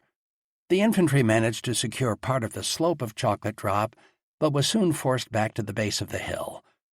At 1400, the enemy scored 20 hits with 150mm artillery in the area just north of Chocolate Drop. Supported by all available artillery pieces, tanks, and self-propelled guns, the battalion made a third attempt to seize the hill. The troops, however, could not gain a tenable position, and they withdrew 300 yards to a fold of ground north of the hill. 2 American medium tanks, one of them equipped with a 105mm howitzer, were destroyed during the day. Some troops managed to dig in at the base of Wart Hill and to hold their position despite withdrawal of the forces on Chocolate Drop. Japanese who occupied trenches on the other side of Wart attacked this small group during the night. The fight was so fierce that the Americans were driven out of their holes. In the dark, they did not dare to shoot for fear of hitting comrades. With grenades, bayonets, and entrenching tools, the men stormed back to their holes, now occupied by a dozen Japanese, and quickly regained their position. By 14 May, the 306th Infantry was so depleted in strength that the remaining riflemen were grouped into one battalion. Led by 5 tanks, this composite battalion attempted to advance beyond Wart Hill. As soon as the assault platoon reached the slope of Wart, a holocaust of fire from the front and both flanks hit the troops. In a few minutes, the platoon was cut down to half strength, and the platoon leader, a platoon sergeant, and a squad leader were all casualties. Enemy anti-tank fire hit 6 tanks soon after they appeared on the crest. The line of dead infantrymen at one place near Chocolate Drop looked, to one observer, like a skirmish line that had lain down to rest. Further efforts to take Chocolate Drop and the high ground to the east were fruitless. On the next morning, the 306th Infantry, which had suffered 471 casualties since 6 May, was replaced by the 307th. The 307th Infantry attacked through the 306th at 0900 on 15 May. The scheme of maneuver was a simultaneous assault on Flat Top on the left, east, and on Chocolate Drop on the right. The troops moved slowly toward their objectives under heavy fire from rifles, machine guns, and mortars. Simultaneously, elements of the 96th Division were making progress in their sector east of the 77th, and this aided the 77th's advance. By noon, the 3rd Battalion was at the north base of the drop and was working up the north slopes of Flat Top. The 2nd Battalion moved around to the right of the 3rd Battalion and advanced about 500 yards before being held up by intense mortar and machine gun fire. But the Americans were still unable to capitalize on their advances. To move through the saddle between Chocolate Drop and Flat Top was to invite fire from the reverse slope of the drop, as well as from the entire system of defenses to the south. Several more tanks were disabled before the advance ended. For the first time, however, the assault elements of the 77th Division were able to hold their positions directly north of Chocolate Drop and just below the crest on the north slope of Flat Top. During the night, the enemy tried to break the 307th's hold on the immediate approaches to Chocolate Drop. From huge caves on the reverse slope of the hill, groups of Japanese armed with knee mortars attacked the Americans twice during the dark. These attacks were warded off. During the night, however, the Japanese discovered in a ditch just east of Chocolate Drop 5 men who had been cut off after the assault company withdrew from the hill on the previous evening. They killed 2 of the group and wounded 1. The 307th continued the attack on 16 May, but this was another day of frustration. 1 platoon of the 3rd Battalion reached the crest of Flat Top, then enemy mortar and machine gun fire forced the troops back. 4 times more during the day, the 3rd Battalion reached and attempted to hold the crest, but each time the troops fell back to the north slope. The 2nd Battalion continued to probe around the sides of Chocolate Drop in an effort to reach the enemy on top and on the reverse slope. 1 platoon was forced off Chocolate Drop late in the afternoon, but other infantrymen were able to hold positions gained during the day on the saddle east of the hill. Slowly, the 77th Division forces between Flat Top and Route 5 were reducing enemy positions bearing on the area in front of the 307th Infantry. By 17 May, this progress began to show in the advances of the foot troops around Chocolate Drop. Covered by company heavy weapons out on both flanks, infantrymen worked around both sides of the hill to the huge caves on the reverse slope. Inside were 4 anti-tank guns, 1 field piece, 4 machine guns, 4 heavy mortars, and 2 American 60mm mortars. By nightfall, the caves had been partially sealed off. During the night, an enemy force launched a counterattack against the American positions around the hill, but was repulsed with the loss of 25 Japanese killed. During the next 2 days, the 3rd Battalion consolidated and expanded its positions around Chocolate Drop. Reducing the tiny hill continued to be ticklish work because enemy positions to the south still overlooked the area. The fighting was still so confused that 3 wounded Americans lay south of Chocolate Drop for 2 days before relief arrived. By that time, 2 had died, and the 3rd was so delirious that he thought he was still fighting Japanese and had to be forcibly subdued. By 20 May, the caves were completely sealed off. The enemy made a final attempt to retake Chocolate Drop, attacking in company strength, but was repelled with the loss of half his force. On the same day, the 3rd Battalion, using tanks, flamethrowers, and demolition teams, finally secured the crest of Flat Top. Some days later, Tokyo Radio broadcast a message in English to the American troops on Okinawa. "Sugarloaf Hill, Chocolate Drop, Strawberry Hill. Gee, those places sound wonderful. You can just see the candy houses with the white picket fences around them, and the candy canes hanging from the trees, their red and white stripes glistening in the sun. But the only thing red about those places is the blood of Americans. Yes, sir, those are the names of hills in southern Okinawa, where the fighting's so close that you get down to bayonets and sometimes your bare fists. Artillery and naval gunfire are all right when the enemy is far off, but they don't do you any good when he's right in the same foxhole with you. I guess it's natural to idealize the worst places with pretty names to make them seem less awful. Why, Sugarloaf has changed hands so often it looks like Dante's Inferno." "Yes, sir, Sugarloaf Hill, Chocolate Drop, Strawberry Hill. They sound good, don't they? Only those who've been there know what they're really like." Flat Top and Dick Hills. The right elements of the 96th Division were still fighting for Zebra Hill when the 10th Army attack order went into effect on 11 May. Southwest of Zebra were other formidable positions that were to engage elements of both the 96th and 77th for 10 days. These positions were built into Flat Top and into the Dick Hills east of Flat Top. The Dick Hills and Flat Top were so close to one another that their reduction depended on close coordination of troops of the 96th and 77th across the divisional boundary. A captured Japanese map showed these hills to be on the perimeter of the inner core of the Shuri defenses.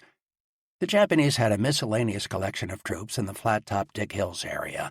Although heavily reduced during the past weeks, the 22nd Regiment, 24th Division, was still ably commanded and capable of effective defense in the scores of available positions in the Flat Top area. Supporting the 32nd Regiment were troops of the 24th Transport Regiment, the 29th Independent Battalion, and the 27th Tank Regiment. The remaining 6 tanks of the 27th were dug in behind Flat Top and used as stationary pillboxes. Engineers from the Tank Regiment had mined roads and other approaches and had constructed bell-shaped foxholes from which satchel charges could be thrown against American tanks. The Japanese had salvaged a number of 7.7mm machine guns from destroyed tanks to round out their defenses. The Dick Hill mass consisted of 4 heights, known officially as Dick Baker, Dick Able, Dick Right, and Dick Left. The highest and most heavily fortified of these was Dick Right, ordinarily called Dick Hill, which was a companion hill mass to Flat Top and lay just southeast of it. Dick Baker was close to Zebra and just west of the narrow road running southwest from Onaga along the southeast slope of Zebra. Dick Able was southeast of Dick Baker. Dick Left, another well-fortified and strongly defended height, was the southern elevation of the ridge running south from Dick Right. During the night of 10 to 11 May, a fight raged on the crest of Zebra Hill as the Japanese tried to oust the Americans from positions occupied on the previous day. Not until 0730 was the enemy forced off the hill, leaving 122 of his number dead. During the 11th, the 382nd Infantry, 96th Division, commanded by Colonel M.L. Dill, consolidated its positions on Zebra. Operating on the reverse slope of the hill was difficult since Japanese positions in the Dick Hills area commanded that slope. An attempt to move over open ground to Dick Baker, undertaken later in the day, proved abortive because of accurate enemy fire. One assault platoon lost all its non-commissioned officers, and a private first class was in command at the end of the day. The 382nd attacked again on 12 May, with the 1st Battalion on the right, west, and the 3rd Battalion on the left. Block and tackle were used to haul 37mm anti-tank guns up to the top of Zebra for direct fire into Japanese positions on heights to the south. Artillery fire and the 37mm fire enabled the attack of the 3rd Battalion to get off to a good start toward Baker Hill, while the tank infantry teams of the 1st Battalion cleared out the reverse slope of Zebra. The 3rd Battalion advanced slowly between Zebra and Item Hills. The 1st Battalion attacked toward Dick Baker, but was surprised by fire from its rear. Despite the efforts of the 2 battalions, some Japanese on the reverse slope of Zebra had survived. Nevertheless, assault troops of the 1st Battalion reached Dick Baker and dug in on the crest under a heavy smoke screen. Heavy fire soon forced them to withdraw. In the afternoon, Company A attacked up the east slope of Dick Baker. The troops were halfway to the top when most of them were pinned down by heavy fire from the south. Lieutenant Woodrow W. Anderson and 3 soldiers continued the assault. Anderson covered 2 huge caves on the east face of Dick Baker by fire, while PFC Amador G. Duran made a dash between them to the crest. Anderson and the 2 other men joined him. Suddenly, a terrific mortar barrage descended on the hill. Anderson and Duran were killed instantly when a shell landed squarely in their foxhole. The 2 survivors ran down the northwest slope to friendly territory. No further progress was made during the day. The regiment's only success of the day was the 3rd Battalion's capture of Baker Hill, 600 yards south of Zebra. The effort of 13 May was closely coordinated with the advance on the right made by the 306th Infantry, 77th Division. The 1st Battalion, 382nd Infantry, pushed off shortly after 1100. The plan was for Company A, leading, to attack Dick Baker, while Company B swung out to the left toward Dick Able. For a time, everything went smoothly. Both companies reached the crests of their objectives, meeting little fire, and they promptly began blowing up caves and pillboxes. But Japanese gunners were waiting. Suddenly, a storm of explosives hit the forces on Dick Able. Over 200 rounds of 90mm mortar fire, together with 150mm artillery rounds and knee mortar shells, fell on the small exposed crest. The commander of Company B and all but 1 or 2 of the 14 men with him were killed. Company A was able to hold its position on Dick Baker. The Japanese reinforced their positions in the Dick Hills area during the night of 13 to 14 May. On the next morning, enemy fire was so strong that tanks had to be used to transport supplies to the forward troops. It was a risky procedure to leave a foxhole on Dick Baker, even to receive supplies from tanks at the base of the hill. In the afternoon, after coordinating with the 306th Infantry on his right, Colonel Dale launched an attack on Dick Able and Dick Wright. Supported by Company A on Dick Baker, Company B managed to reach the crest of Able without difficulty. The heavy pounding of support weapons during the morning had evidently knocked out many of the mortars covering this position. A platoon of Company C then attacked Dick Wright from the north. 5 infantrymen advanced halfway up the slope, but the first 3 were killed by rifle fire. The enemy also opened up on the platoon with mortars, and the Americans were forced to withdraw. The 3rd Battalion also attacked Dick Wright, advancing from the Baker Hill area toward the east fingers of Dick. Company K managed to reach the military crest on the north slopes of the fingers.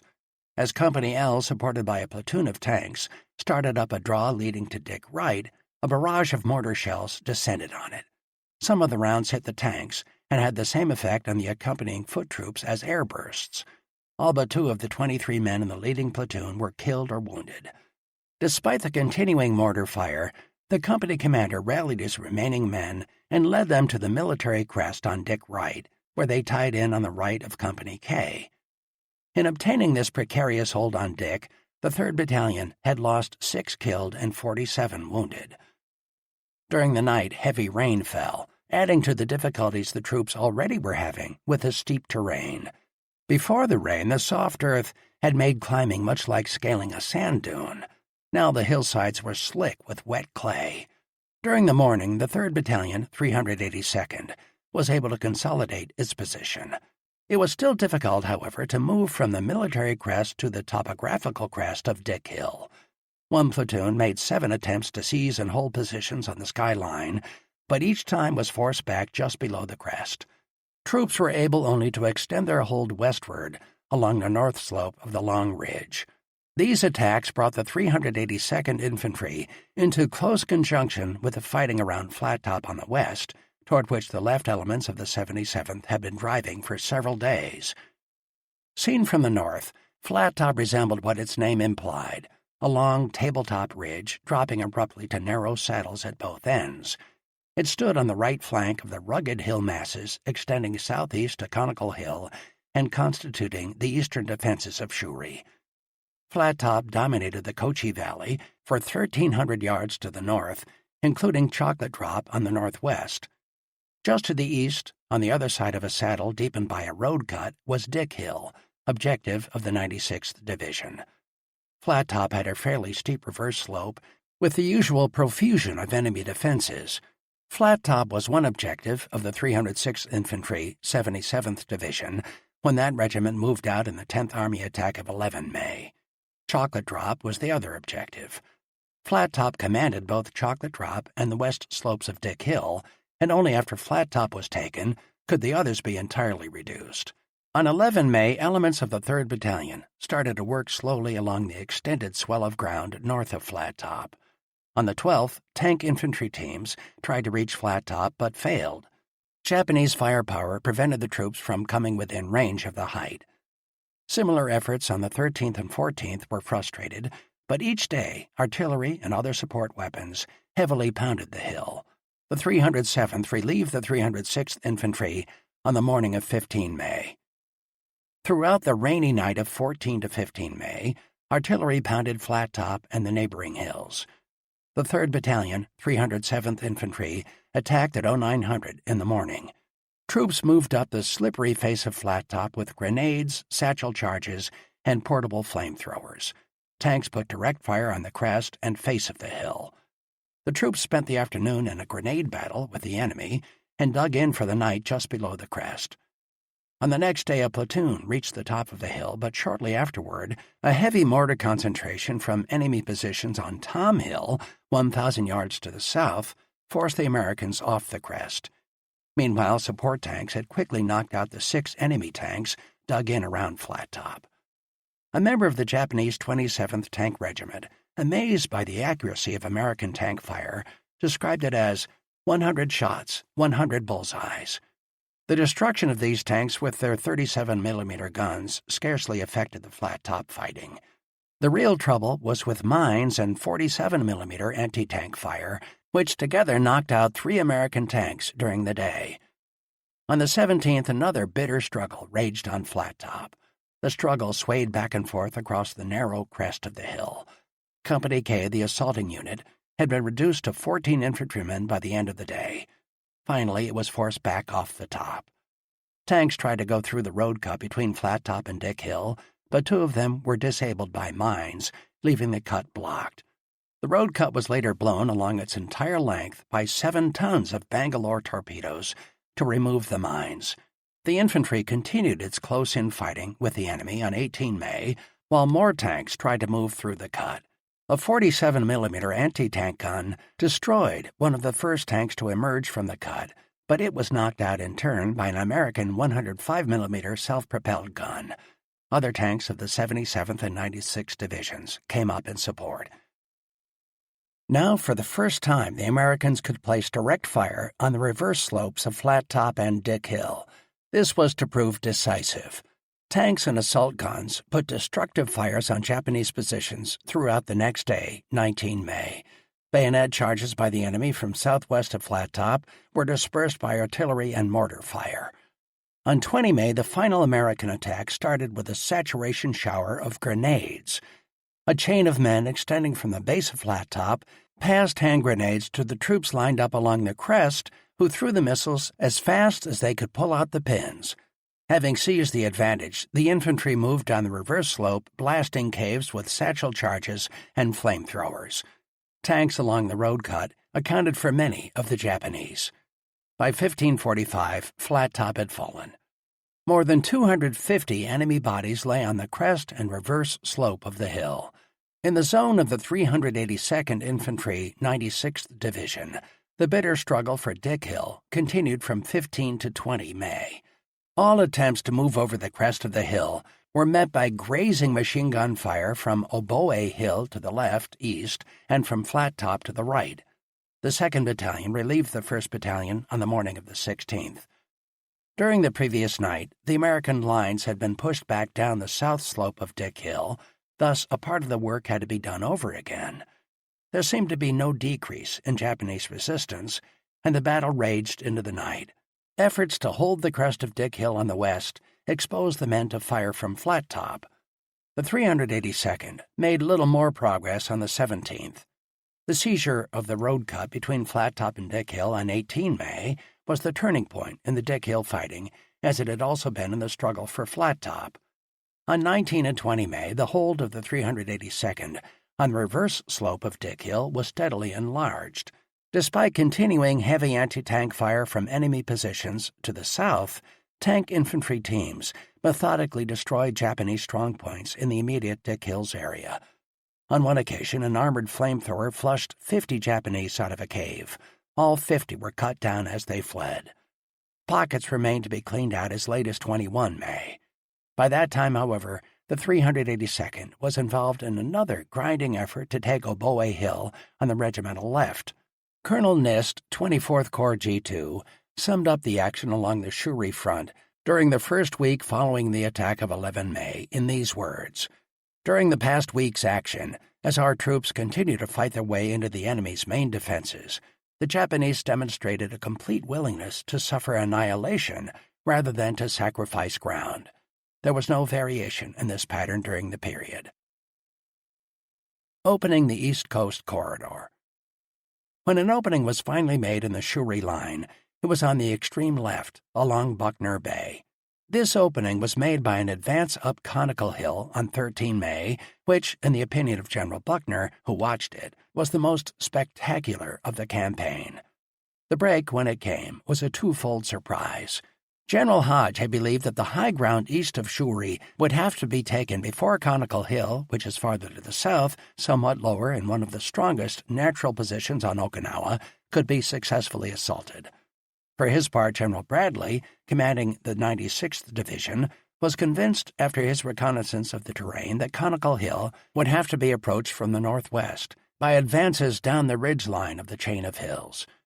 As events turned out, Conical Hill was reduced before Oboe Hill and the high ground at Shuri, and by attack from another direction. Furious fighting was still in progress in the inner areas for many days after capture of Conical's eastern face had opened the way for American troops to pass down the coast to Yonabaru and spill out into southern Okinawa. Conical, the $1 million hill. The Navy, pouring expensive shells into Conical Hill from Buckner Bay, marked it with a $1 million price tag. The peak rose 476 feet high above the Yonabaru coastal plain, less than 2 miles south of Hill 178. From it radiated 6 long, sharp ridges. A long eastern spur ran down toward Buckner Bay, a second jutted northeast to Gaja Ridge, and another due north. Others ran northwest to King Hill, due west to Love, and due south for 800 yards along the coast to end at a rounded knob called Sugar Hill, just northwest of Yonabaru. The flat plain between Conical Hill and Buckner Bay was about 400 yards wide, and Route 13, the important East Coast thoroughfare, passed through it. A mile northeast of Conical Peak on the coastal flat was the enemy's protected Yonabaru airstrip, grass-covered and barely distinguishable. Yunaha lay west of the airstrip, and behind the village the ground rose steeply to Hill 178. This high ground formed the northern edge of a U-shaped bowl, the open end of which faced the bay. A chain of hills known from north to south as Tare, William, Easy, Charlie, and King shaped the base of the U, while Conical itself was the southern arm. The enclosed area was flat and sometimes swampy, except for Gaja Ridge, which rose by the village of Yonagusuku, or Gaja, near the middle of the southern arm. A valley running behind Fox, Charlie, King, and Conical Hills, the entire way down to the Naha-Yonabaru Road, separated the Conical Hills sector from the inner ring of Shuri defenses. The Oboe Hill mass guarding Shuri's eastern flank lay a mile northwest of the peak of Conical across the valley. About 1,000 Japanese, heavily armed with mortars and organic 75mm artillery, occupied positions on Conical Hill itself. Defense of the sector was entrusted to Colonel Hotishi Kanayama's 89th Regiment of the 24th Division, reinforced by the 27th Independent Battalion, one of a number of harbor construction battalions which had changed their designation to sea raiding battalions. Also attached were one company of the 3rd Independent Machine Gun Battalion and the 23rd Anti-Tank Company. A captured Japanese map dated 8 May placed 2 battalions of the 44th Independent Mixed Brigade as guarding the ground between the Peak of Conical and Yonabaru, but it appears that these units were moved to the Dakeshi sector soon afterward.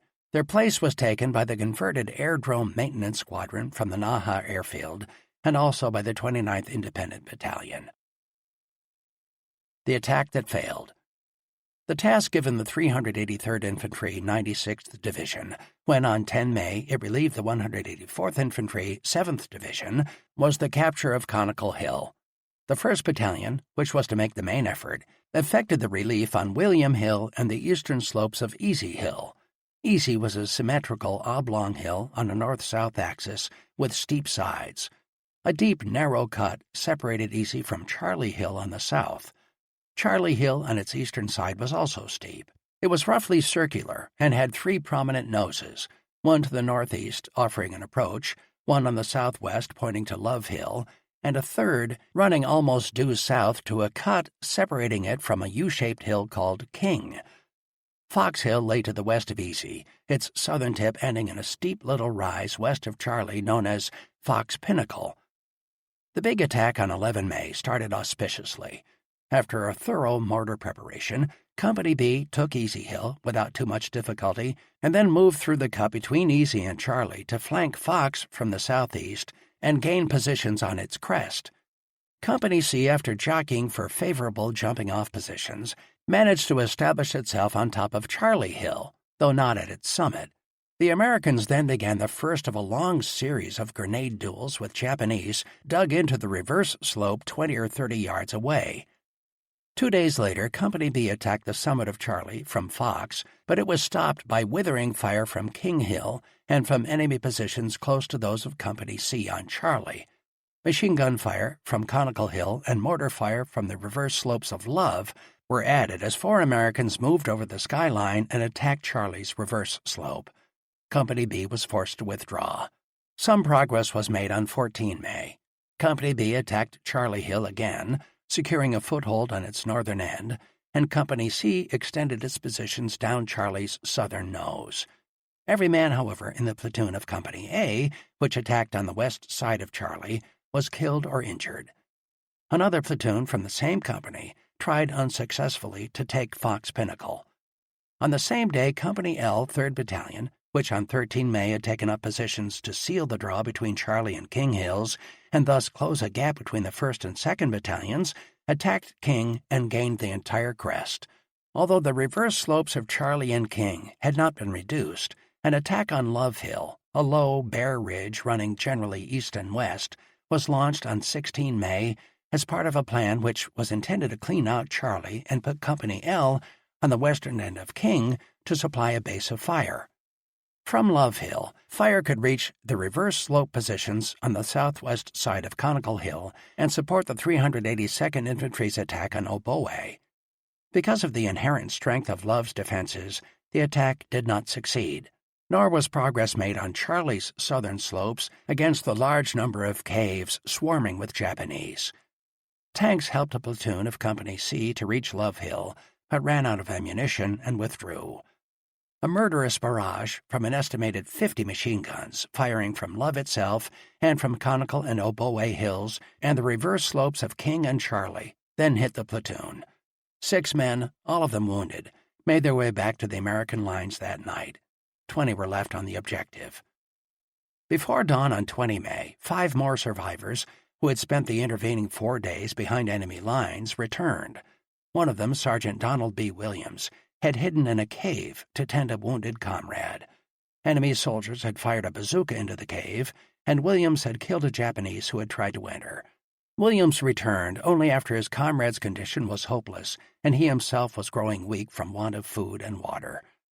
The other 4 men, Sergeant R.D. Turner, Private William Sweniger, Private Keith Cochran, and Private Kenneth Boynton, the first 2 of whom were wounded, had stayed in a tomb near the foot of Love Hill. Their attempts to escape at night were thwarted by machine gun and mortar fire trained on the tomb's entrance.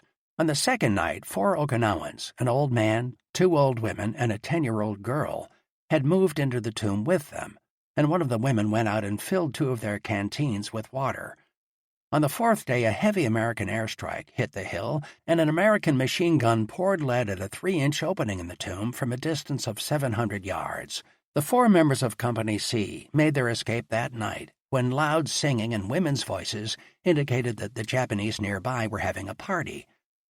On 19 May, Company E established itself on the western end of King Hill, but was driven off by fire from Charlie and Love Hills and the reverse slope of King.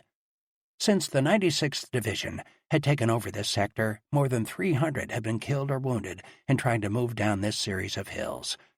Constant attack and the use of tanks and demolitions had been unavailing, and the strain was beginning to tell on the troops.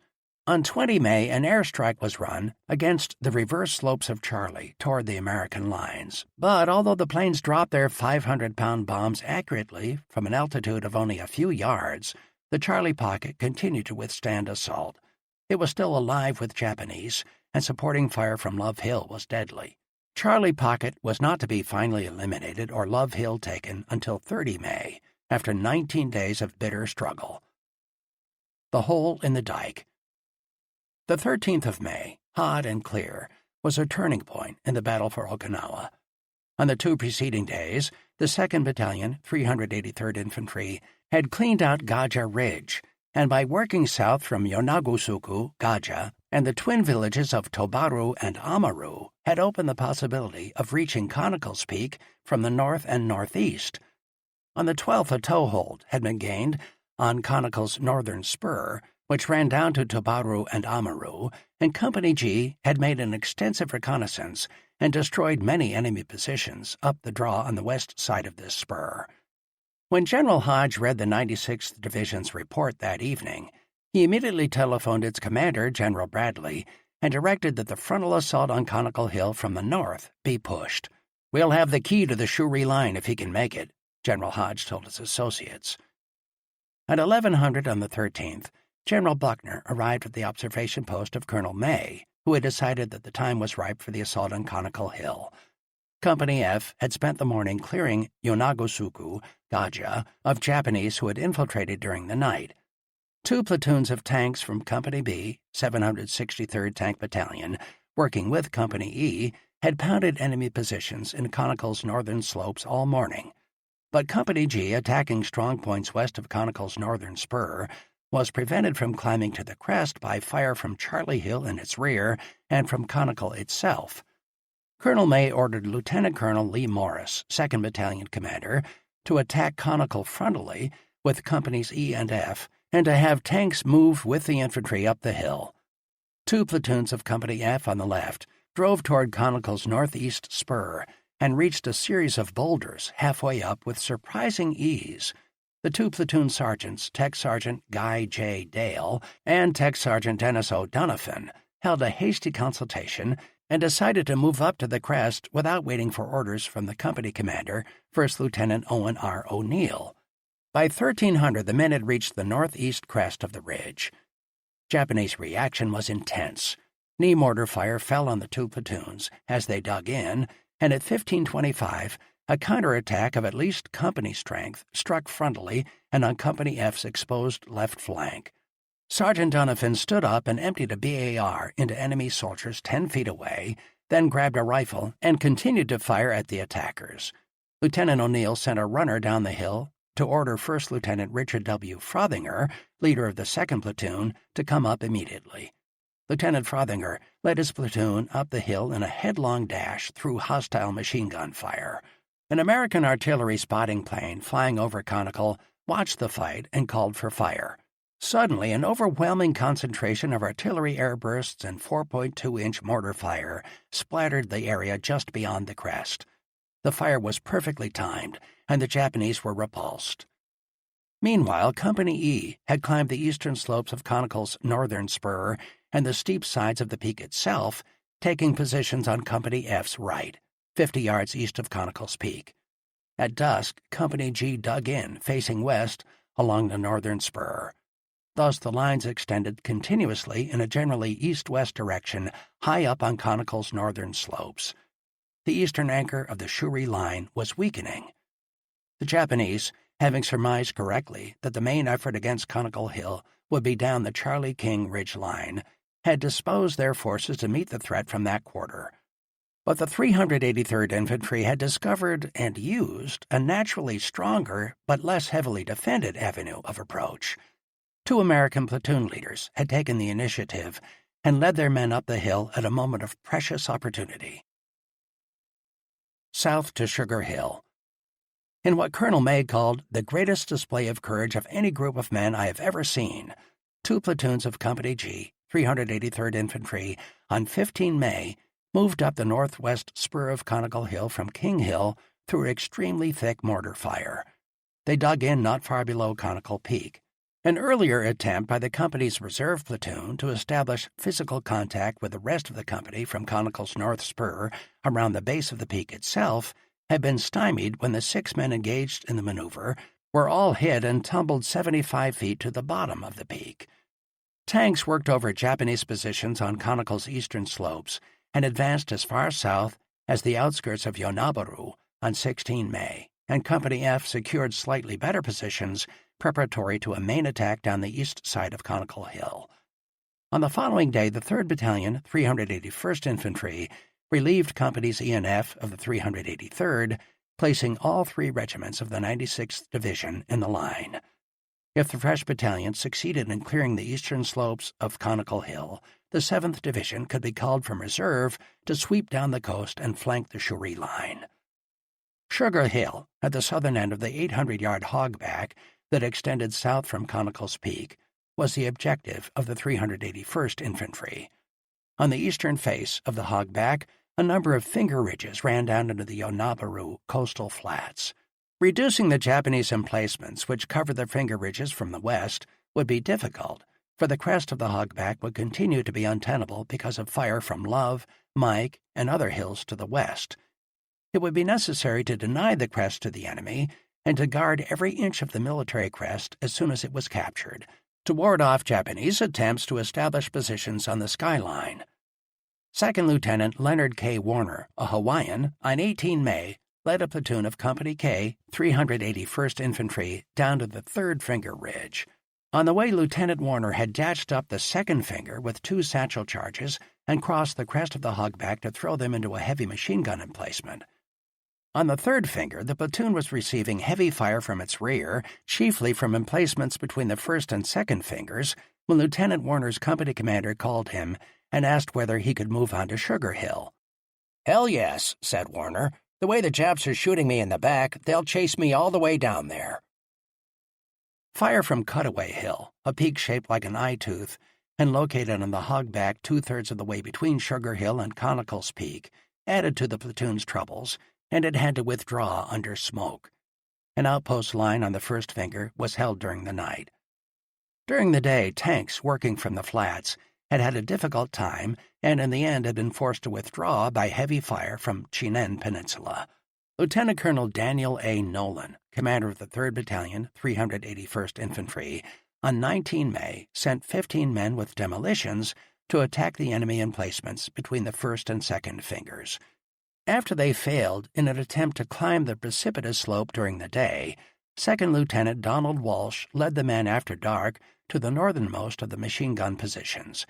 They killed its occupants and discovered that it commanded the Japanese defensive system on the reverse slopes of the Conical hogback. The enemy counterattacked persistently but unsuccessfully all night. On the next day, the battalion engaged in fierce fighting southward to within 200 yards of Cutaway Hill, and Company L consolidated for the night between the 2nd and 3rd Fingers.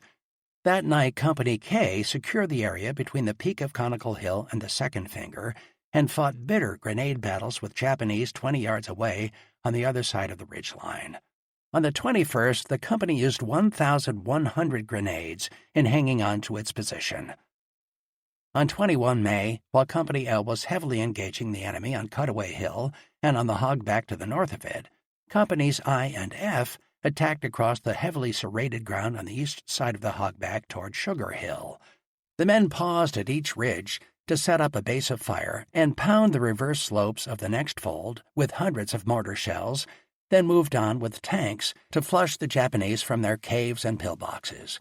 The company's 60mm mortars and heavy machine guns, giving heavy and effective support, were advanced from ridge to ridge just behind the troops. Artillery fire pounded the reverse slopes of Sugar Hill and broke up a strong attempt to reinforce this position by small groups of enemy advancing from the southwest across open ground. Company F on the right had to send its men by individual rushes across the open fields below Cutaway Hill to the north slopes of Sugar. This company consolidated its lines on Sugar Hill, but plunging fire from Cutaway was to plague the men for a week. Company I captured the eastern part of Sugar without much difficulty, and Company G came up to strengthen the line against the anticipated counterattack. Company F took the brunt of the attack that night and killed 50 Japanese. The day's gain had cost the 381st Infantry 56 casualties, but the regiment had disposed of 403 Japanese. All of Conical Hill's eastern slopes were now in American hands, and the 7th Division could proceed down the corridor by Buckner Bay without molestation from its right flank. The western side of Conical and the reverse slope of Cutaway remained firmly in the hands of the Japanese. The month of May saw major changes in the chain of command, involving a transfer of additional responsibility to 10th Army.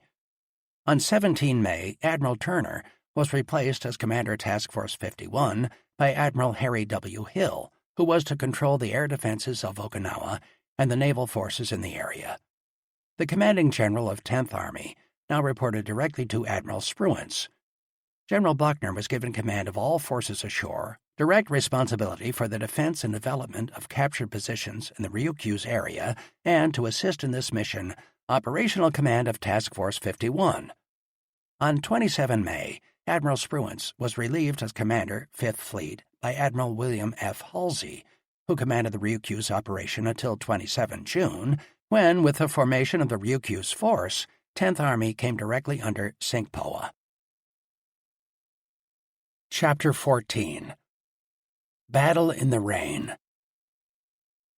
At the end of the third week of May, the fighting had penetrated to the inner ring of the Shuri defenses. The 10th Army's hopes had been raised by the capture of the eastern slopes of Conical Hill, which, permitting the 7th Division to funnel through the corridor by Buckner Bay, opened up the possibility of an envelopment of the enemy forces. But the bid for envelopment was destined to fail. From 22 to 29 May, except for certain gains on the flanks, there was no appreciable progress against any part of the Japanese inner defense ring. The enemy line held with hardly a dent against every attack. The stalemate was due in large measure to rain, mud, and the bogging down of all heavy equipment. The weather during April and thus far into May had been unexpectedly good. There had been far less rain than pre-invasion meteorological tables had predicted. But now the days of grace from the skies were over. The heavens were about to open, and the much-talked-about plum rains of Okinawa were to set in and continue day after day. Mud was to become king, and it was impossible to mount a large-scale attack during this period. Enemy air attacks.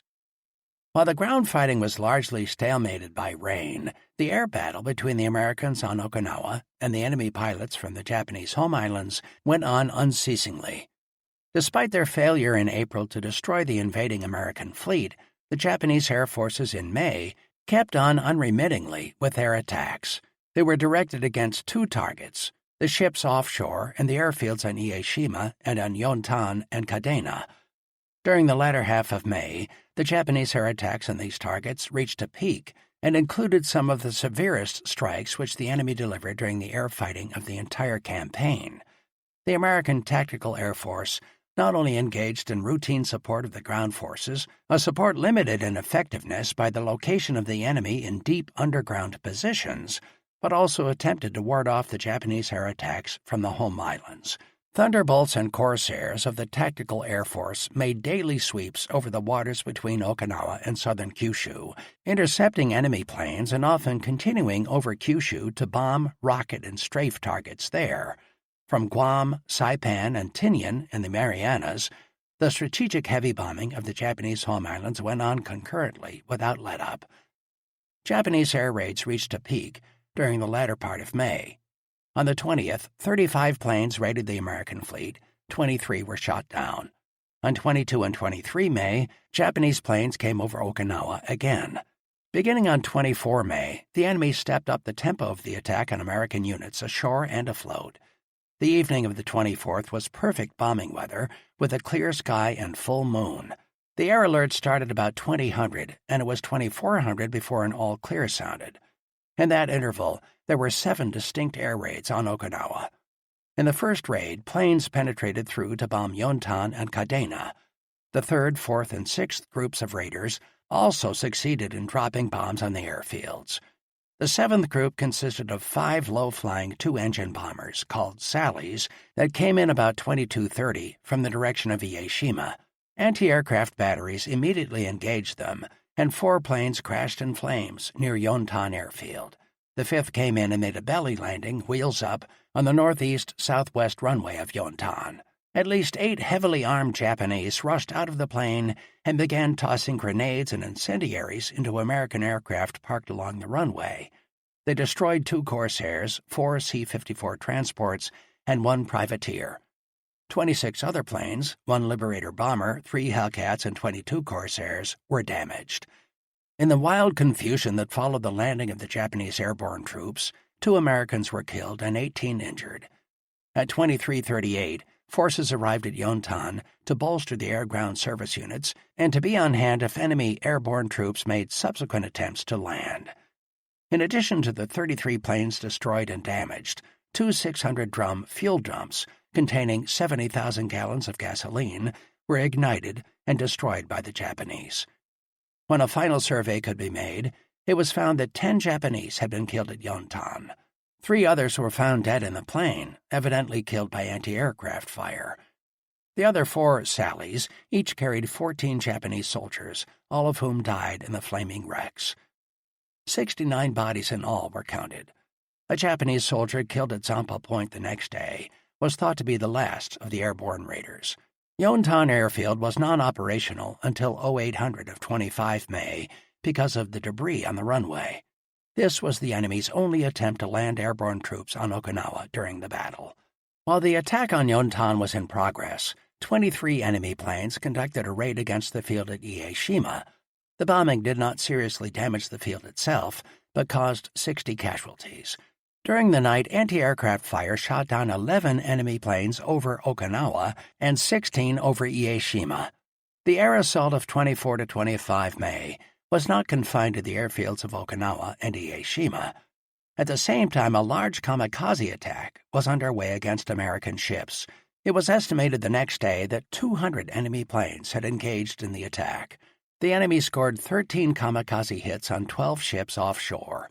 In repelling an attack during the morning of 25 May, American fighter planes intercepted and destroyed 75 enemy planes north of Okinawa. Altogether, on 24 to 25 May, more than 170 Japanese planes were brought down. During the week ending 26 May, the Japanese lost at least 193 planes in the Okinawa area. The period of torrential rains was interrupted on 27 to 28 May by a night of clear weather with a bright moon. The Japanese Air Force and kamikazes again came in force. Between 07:30 of 27 May and 08:30 of 28 May, there were 56 raids, up from 2 to 4 planes each, the total of enemy planes being estimated at 150. A vigorous effort was made by the enemy to penetrate the transport defense area and reach the heavy ships. The kamikazes struck at both the Hagushi area and at Buckner Bay, which was now coming into use as an important anchorage. During the night of 27 to 28 May, 9 ships were hit by kamikazes. One of them, the destroyer Drexler, hit at 07:05 on 28 May, sank within 2 minutes. Including the kamikazes, 114 enemy planes were destroyed during this attack. There were only 2 other kamikaze attacks during the rest of the campaign, at the beginning and the end of June, both of much smaller scale than any preceding. The total Japanese air effort was far greater than that encountered in any other Pacific operation. The proximity of airfields in Kyushu and Formosa permitted the employment by the enemy of all types of planes and pilots. Altogether, there were 896 air raids against Okinawa. Approximately 4,000 Japanese planes were destroyed in combat, 1,900 of which were suicide planes. The intensity and scale of the Japanese suicide air attacks on naval forces and shipping were the most spectacular aspects of the Okinawa campaign. Between 6 April and 22 June, there were 10 organized kamikaze attacks, employing a total of 1,465 planes, 860 Navy planes, and 605 Army planes. In addition, sporadic small-scale suicide attacks were directed against the American fleet by both Army and Navy planes, bringing the total number of suicide sorties during the campaign to 1,900. The violence of the air attacks is indicated by the damage inflicted on the American forces. 28 ships were sunk and 225 damaged by Japanese air action during the campaign. Destroyers sustained more hits than any other class of ships. Battleships, cruisers, and carriers also were among those struck, some of the big naval ships suffering heavy damage with great loss of life. The radar picket ships, made up principally of destroyers and destroyer escorts, suffered proportionately greater losses than any other part of the fleet. The great majority of ships sunk or damaged were victims of the kamikaze. Suicide planes accounted for 26 of the 28 vessels sunk and for 164 of the 225 damaged by air attack during the entire campaign. Stalemate in the center. It was in the center, where during the preceding week the Americans had made least progress, that the impeding effect of the rains of the last week in May was most clearly shown. Having gained no breakthrough or momentum in the previous fighting, the troops found it impossible under the conditions to resume the offensive effectively. On the morning of 22 May, the 1st Marine Division held a line which extended over the northern and southern slopes of Wana Ridge south through the village of Wana.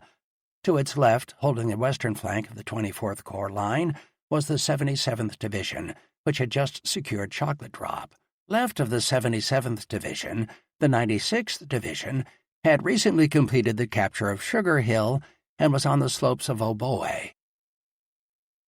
The 1st Marine Division at Wana Ridge and Wana Draw.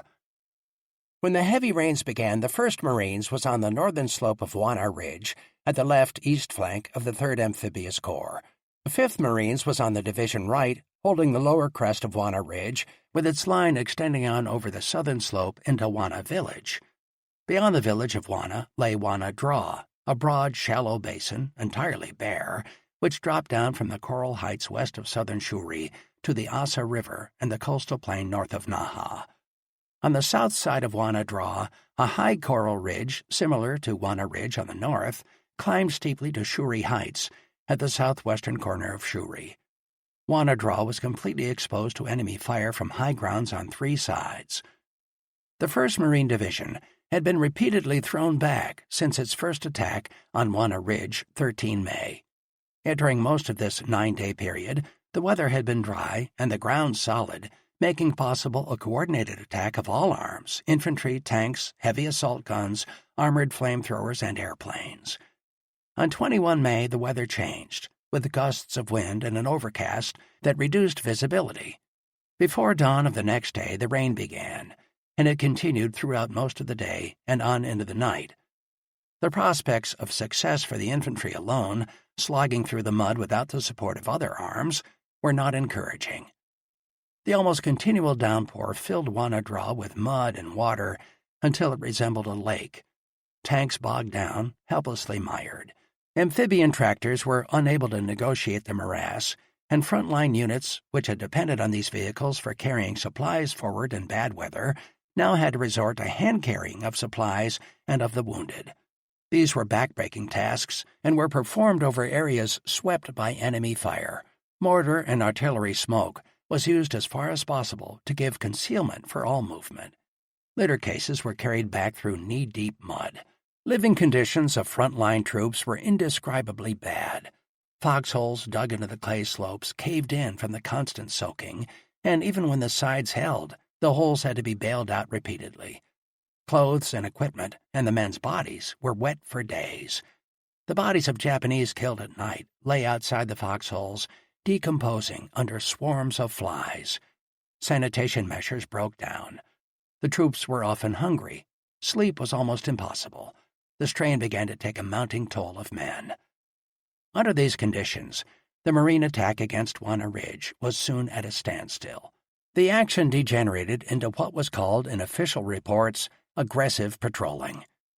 Despite inactivity, enemy mortar and artillery fire continued to play against the American front lines, especially at dusk and at night. A break in the weather came on the morning of 28 May. The sky was clear. The 2nd Battalion, 1st Marines, acting on a favorable report of a patrol that had reconnoitered the ground the day before, made ready to strike for 100-meter Hill, or Knob Hill, as it was sometimes called, at the eastern tip of Wana Ridge. As soon as this objective was gained, the 3rd Battalion was to secure Wana Draw. Twice the 2nd Battalion assaulted 100-meter Hill, and by 0800 Company E reached the top. But the crest could not be held, and no gain at all was made down the southern and eastern slopes. Machine gun fire from 3 directions hit the Marines, mortar shells fell on them, and Japanese only a few yards away mounted satchel charges on sticks and flung them from close range. The attack failed, and smoke had to be employed to evacuate the wounded. Meanwhile, on 28 May, the 5th Marines on the division right captured Beehive Hill, a strong enemy defense position on the lower end of Shuri Ridge south of Wana Draw. The 77th Division stands still at Shuri. The 77th Division fared no better than did the 1st Marine Division. Its capture on 20 May of Flat Top and the Chocolate Drop area was followed very quickly by the onset of the heavy rains. Thereafter, the 77th Division made hardly any gains in its part of the line, directly in front of Shuri. Here the Japanese stood more stubbornly, if possible, than anywhere else, and held defiantly every muddy knob and slope. Jane, also called Three Sisters, Dorothy, and Tom Hills, formed the main strong points directly north and east of Shuri, from which the enemy faced the 77th Division across the rain-drenched country. Dorothy Hill was a fortress with several layers of caves and tunnels on its reverse slope, and with heavy artillery and mortars concentrated behind its protecting bulk. The next objective of the 307th Infantry of the 77th Division was the Three Sisters, 400 yards across a low, bare swale from Flat Top. Farther to the west, the 306th Infantry, which had relieved the 305th Infantry on 21 May, stood on Ishimi Ridge and in front of the eastern end of Wana Ridge, which had proved so tough a barrier to the 1st Marine Division. As a result of an ill-fated attack early in the morning of 21 May, Company A of the 307th Infantry was isolated along the bottom of the forward slope of Jane Hill, ahead of the rest of the troops back on Flat Top and Ishimi Ridge, with an exposed valley raked by enemy mortar and machine gun fire between the troops and their base of supplies. All roads leading to the 307th Front had become impassable, and over the last 1,000 yards, everything had to be hand-carried. As many men were lost in trying to bring supplies up to Company A across this muddy swale as were lost in the fighting on Jane Hill. In these circumstances, life was not pleasant on the lower slope of the hill, where foxholes were washed out in the yellow clay almost daily. Company A was virtually cut off at Jane Hill from 21 to 30 May. The last week of May points out the importance of logistics to the battle. In this instance, mud defeated local logistics. Ammunition, water, and food had to be hand-carried up from the rear for distances as great as a mile. Casualties had to be carried back, 8 men struggling and slipping in mud up to their knees with each litter. Weapons were dirty and wet. In a second or two, mortar shells could be expended that had taken a man a half day to bring to the weapon from the nearest vehicle or dump. Under these conditions, there could be no attack. The men had all they could do to live. Their time was entirely taken in meeting the fundamental needs of existence. Hard fighting during the last third of May was impossible for men who were already exhausted. The troops simply tried to stay where they were. The front had everywhere bogged down in mud. The 96th Division at Oboe. Like the 77th Division troops, elements of the 382nd Infantry, 96th Division, holding positions at the foot of Hen Hill, just across the boundary from the 77th Division, were unable to move from their mud foxholes. The Japanese had perfect observation of this area from Tom Hill, just east of Shuri, and brought down mortar and machine gun fire on any activity. There was little movement except for an occasional patrol. Mud, low supplies, and drooping spirits prevailed here, too. To the east, the lines of the 382nd Infantry crossed over the jaw-like clay promontory of Oboe, which stood like a rampart 1,000 yards east of Shuri. On 21 May, bitter fighting had placed elements of the 382nd Infantry on the lip of Oboe. For the next week, the crest of Oboe was a no-man's land, and around it, and even down the forward face, supposedly in American hands, a close and unending grenade and bitter hand-to-hand fight raged. Here, more than anywhere else on the Cross-Island Line during the period of mud, action was always near at hand. Here it was hardest to maintain the status quo described by Lieutenant Colonel Howard L. Cornutt, Assistant G3 of the 96th Division, when he stated ironically, "Those on the forward slopes of hills slid down, those on the reverse slopes slid back. Otherwise, no change." An hour after midnight, in the morning of 24 May, a platoon of Japanese started through a gap between Companies C and L on Oboe and succeeded in knocking out the 3 right-hand foxholes of Company C. The light mortars of the 1st Battalion were at the base of Oboe, and when the attack developed, they fired into the gap between the companies for the next 4 hours at the rate of a round and a half a minute. Communication lines were out. Enemy mortars had cut every phone line, and the radio to the Navy had been drowned out by the rain. Artillery and illumination by the Navy could not be called over the area. By 03:30, a full company of Japanese was attacking through the gap, and 2 platoons were assaulting Company A on the left of Company C. In the foxhole next to the 3 that had been knocked out by the Japanese, PFC Delmar Schriever, though wounded by mortar fire which killed the other 2 men in the foxhole with him, held his position single-handed until morning. Companies A and B were forced back off Oboe to the bottom, but the few men left in Company C remained near the top under the courageous leadership of PFC John J. Kvichen, who took over command of the 1st platoon when the platoon leader was wounded. In the 2nd platoon on the right, only 1 man out of 14 was unwounded when daylight came. These men on Oboe had used 35 cases of grenades during the night. Only 50 rounds of 60mm mortar remained.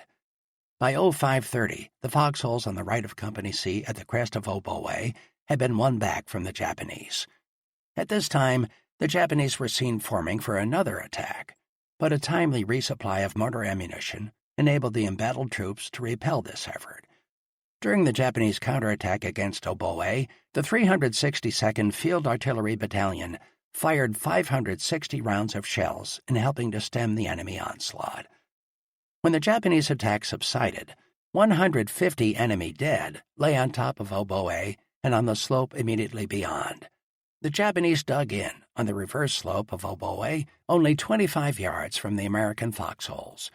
Between the 2 dug-in forces on 24 May, there was an interchange of hand grenades all day long. The heavy losses incurred by the 1st Battalion 382nd Infantry in repelling this furious Japanese night assault compelled a reorganization of the battalion. The 3 rifle companies A, B, and C were combined into 1 company under the Company C commander with a total strength of 198 officers and enlisted men. This is another example of how battalions were reduced to company strength at Shuri. On 24 May, General Bradley, the 96th Division commander, ordered the 3rd Battalion, 383rd Infantry, to take over the left part of the line of the 2nd Battalion, 382nd, on Oboe. The ranks of the 2nd Battalion had become too thin to withstand another attack like that of 24 May. Efforts of the 383rd Infantry to make inroads into the Love Hill system of defenses on the western side of Conical all failed during the period 22 to 28 May. Many men were killed during patrol action while searching for a weak spot in the enemy's lines. Nor could American troops move over the crest of the conical hogback to the west slope without risking their lives. In the neighborhood of Cutaway Hill especially, the enemy constantly reinforced his lines and kept on the alert.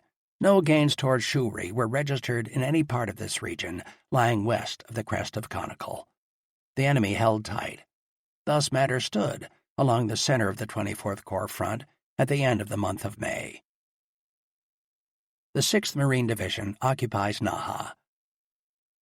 During the rainy period at the end of May, both flanks of the American line forged ahead of the center. This development was a continuation of a trend that had started in the third week of May. In that week, two ramparts of the three hills that made up the integrated Sugarloaf position, Sugarloaf itself and the Horseshoe, had fallen after as bloody a period of fighting as the Marines had ever encountered. However, the efforts of the 6th Marine Division to complete the reduction of Sugarloaf, the left-west anchor of the Japanese line, failed. On 21 May, after 5 days of fighting, they gave up their attempt to take the reverse south slope of the crescent, the third and closest to Shuri of the Sugarloaf Hills. For several days after Sugarloaf fell, the 6th Marine Division continued its efforts to reduce Crescent, the easternmost strong point of the Sugarloaf sector, but without success. The Japanese denied American troops control of the crest and retained complete possession of the crescent-shaped reverse slope. As long as this ground remained in Japanese hands, there could be no swinging eastward by the 6th Marine Division for close envelopment of Shuri. After considering the prospect, the division decided to abandon its efforts to force the fall of Crescent and instead to press on toward Naha and the Kokuba River. A strong defense force was left on the north face of Crescent to protect the left rear and to maintain contact with the 1st Marine Division to the east. The main effort of the Army's right, west flank was now toward Naha and no longer immediately toward Shuri. The 6th Marine Division crosses the Asato. The heavy rains had raised the Asato River when patrols on the night of 22 to 23 May waded the river upstream from Naha to reconnoiter the south bank. The initial reports were that it would be feasible to cross the stream without tank support. Between dawn and 10:23 May, patrols pressed 400 yards south of the river under moderate fire. At 10:00, the decision was made to cross in force at 1200 by infiltration. An hour and a half after the movement began, 2 battalions were across the Asato under cover of smoke. Casualties had to be evacuated back across the stream by hand, 12 men carrying each stretcher in chest-deep water. Throughout the night of 23 to 24 May, the 6th Engineer Battalion labored to build a crossing for vehicles. Borrowing from experience at Guadalcanal, 5 LVTs were brought to the stream and efforts made to move them into position to serve as piers for bridge timbers. 2 of the LVTs struck mines along the bank and were destroyed, and the effort to bridge the stream in this manner was abandoned. At dawn, a Bailey Bridge was started, and by 14:30 it had been finished. A tank crossing was ready before dark. The same day, 2 squads of the Reconnaissance Company crossed the lower Asato and roamed the streets of northwestern Naha without meeting resistance. The occupation of Naha. The unmolested patrols into Naha on 24 May led to the crossing of the lower Asato on 25 May by the Reconnaissance Company of the 6th Marine Division, which during the day penetrated deep into Naha west of the north-south canal that bisects the city. Only an occasional Japanese straggler was met. Sniper fire was almost non-existent. A few Okinawan civilians, who were still hiding in the rubble of the city, said they had seen only scattered 5- or 6-man Japanese patrols during the past week. The rubble of Naha was deserted. The Reconnaissance Company dug in without packs and gear to hold the gain so easily obtained. Naha had no tactical value other than to afford the Americans a route of travel southward to the next objective. The city was located in a wide coastal flat at the mouth of the Kokuba River.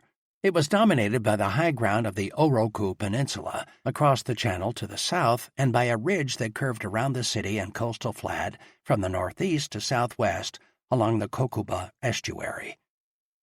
On 27 May, one company of the 2nd Battalion, 22nd Marines, crossed the Asato, passed through the lines of the Reconnaissance Company, and pressed deeper into the western part of Naha. The next morning at daylight, the Marines moved on toward the Kokuba estuary. Reaching it at 0900, they received hardly a shot as they picked their way among the demolished buildings and the heaps of debris. The effort of a platoon to press forward to scout the situation at the approaches to Onayama Island, which lies in the middle of the Kokuba Channel opposite the south end of the Naha Canal, failed. The Marines were met by heavy machine gun fire, and in their withdrawal, the platoon leader was killed. All of Naha west of the canal and north of Kokuba was now in possession of the Marines. Steps were taken quickly to defend this portion of the city. 8 37mm anti-tank guns were ranged along the seawall bordering the north bank of the Kokuba estuary, and a line of Marines took up positions behind the seawall. The 1st Armored Amphibious Battalion held and patrolled the seaward side of the city. During the night of 28 May, engineers put 3 footbridges across the canal, and before dawn the 1st Battalion, 22nd Marines, crossed to Telegraph Hill in East Naha, where a fight raged throughout the day without noticeable gains. On 30 May, the 2nd and 3rd Battalions, 22nd Marines, crossed the canal, passed through the 1st Battalion, and took up the assault. Enemy machine guns emplaced in burial tombs on Hill 27 in East Naha temporarily checked the infantry. During most of the day, tanks were unable to reach the position, but in the afternoon, 3 worked their way along the road north of the hill, and their direct fire enabled the Marines to seize it. The Kokuba Hills. The Kokuba Hills extended eastward from the edge of Naha along the north side of Kokuba Estuary and the Naha-Yonabaru Valley. They guard the southern and southwestern approaches to the rear of Shuri. With the 6th Marine Division pressing south along the west coast, defense of this terrain was vital to the enemy in preventing an envelopment of Shuri from Naha. On the night of 22 to 23 May, the headquarters of the Japanese 44th Independent Mixed Brigade moved from Shuri to Shichina village in the Kokuba Hills for better control of the operations on this flank. The Japanese, upon evacuating Naha, took positions in the high ground in the eastern part of the city and the semicircle of hills beyond. There the fight on the enemy's left flank entered its next phase. Since the crossing of the Upper Asato on 23 May, the left-east elements of the 6th Marine Division had encountered continuing opposition. The 4th Marines held this part of the line and suffered heavy casualties as it tried to press forward in the mud of the flooded valley and low clay hills. By the night of 25 May, Company E had been reduced to 40 enlisted men and 1 officer.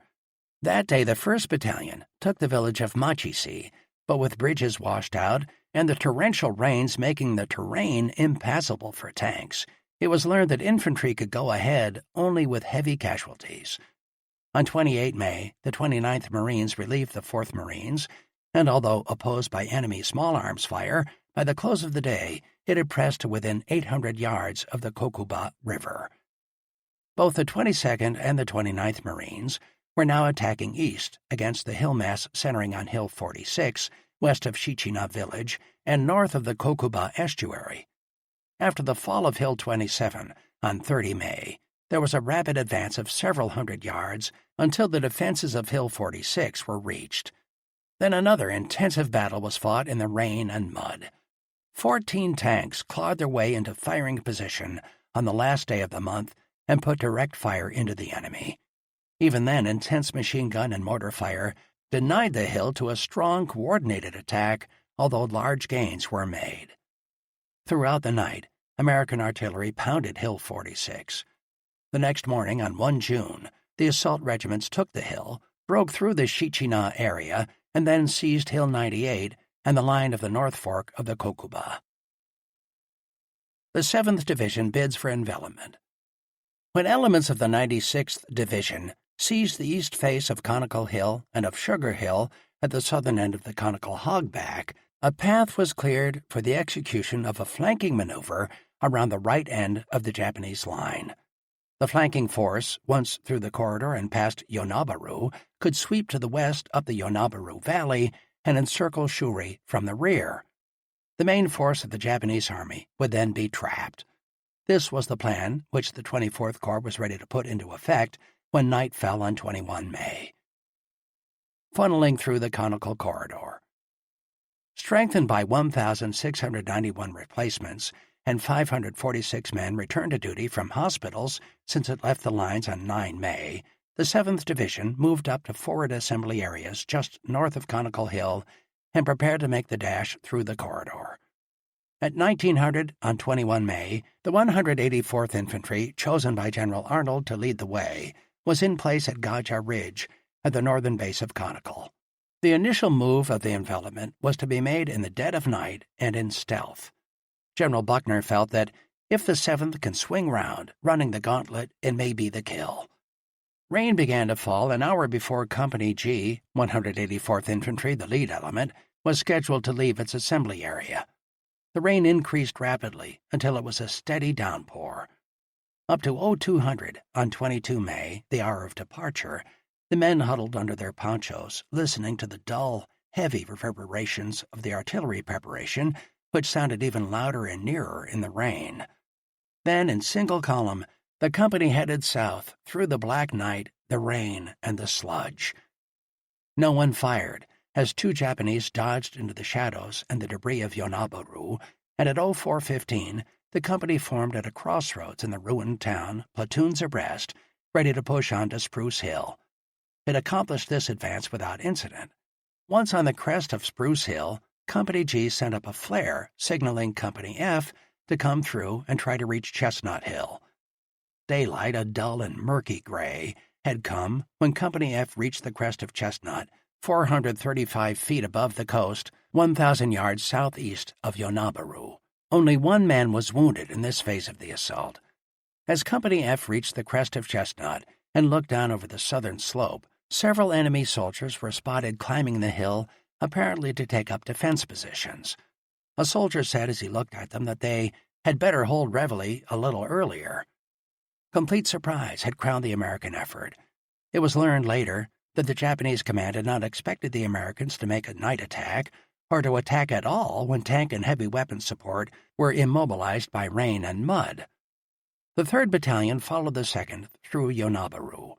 It then began advancing to the south toward Juniper and Bamboo Hills on a line southwest of Chestnut, the other high ground which the 184th was to seize before it would be considered safe for the 32nd Infantry to come through the corridor and turn west to cut behind Shuri. The attack continued on the rainy morning of 23 May, with the 2nd and 3rd Battalions pressing forward to these initial objectives. At the end of the day, except for a small gap between Company G on Juniper Hill and Company L on Bamboo Hill, the 184th Infantry had won a solid line stretching from the seacoast across the southern slope of Chestnut Hill and then across to Juniper and Bamboo. In 2 rainy days, the 184th had forced a 2,000-yard crack in the enemy's defenses south of Yonabaru and accomplished its mission. Now the 32nd Infantry could begin the second and decisive phase of the enveloping plan. The 32nd Infantry attempts an envelopment. While the 184th Infantry held the blocking line from Chestnut to Bamboo and thus protected the left flank and rear, the 32nd Infantry was to drive directly west along the Naha-Yonabaru Valley to cut off Shuri from the south. The success of the entire plan of encirclement depended upon the 32nd Infantry's carrying out its part.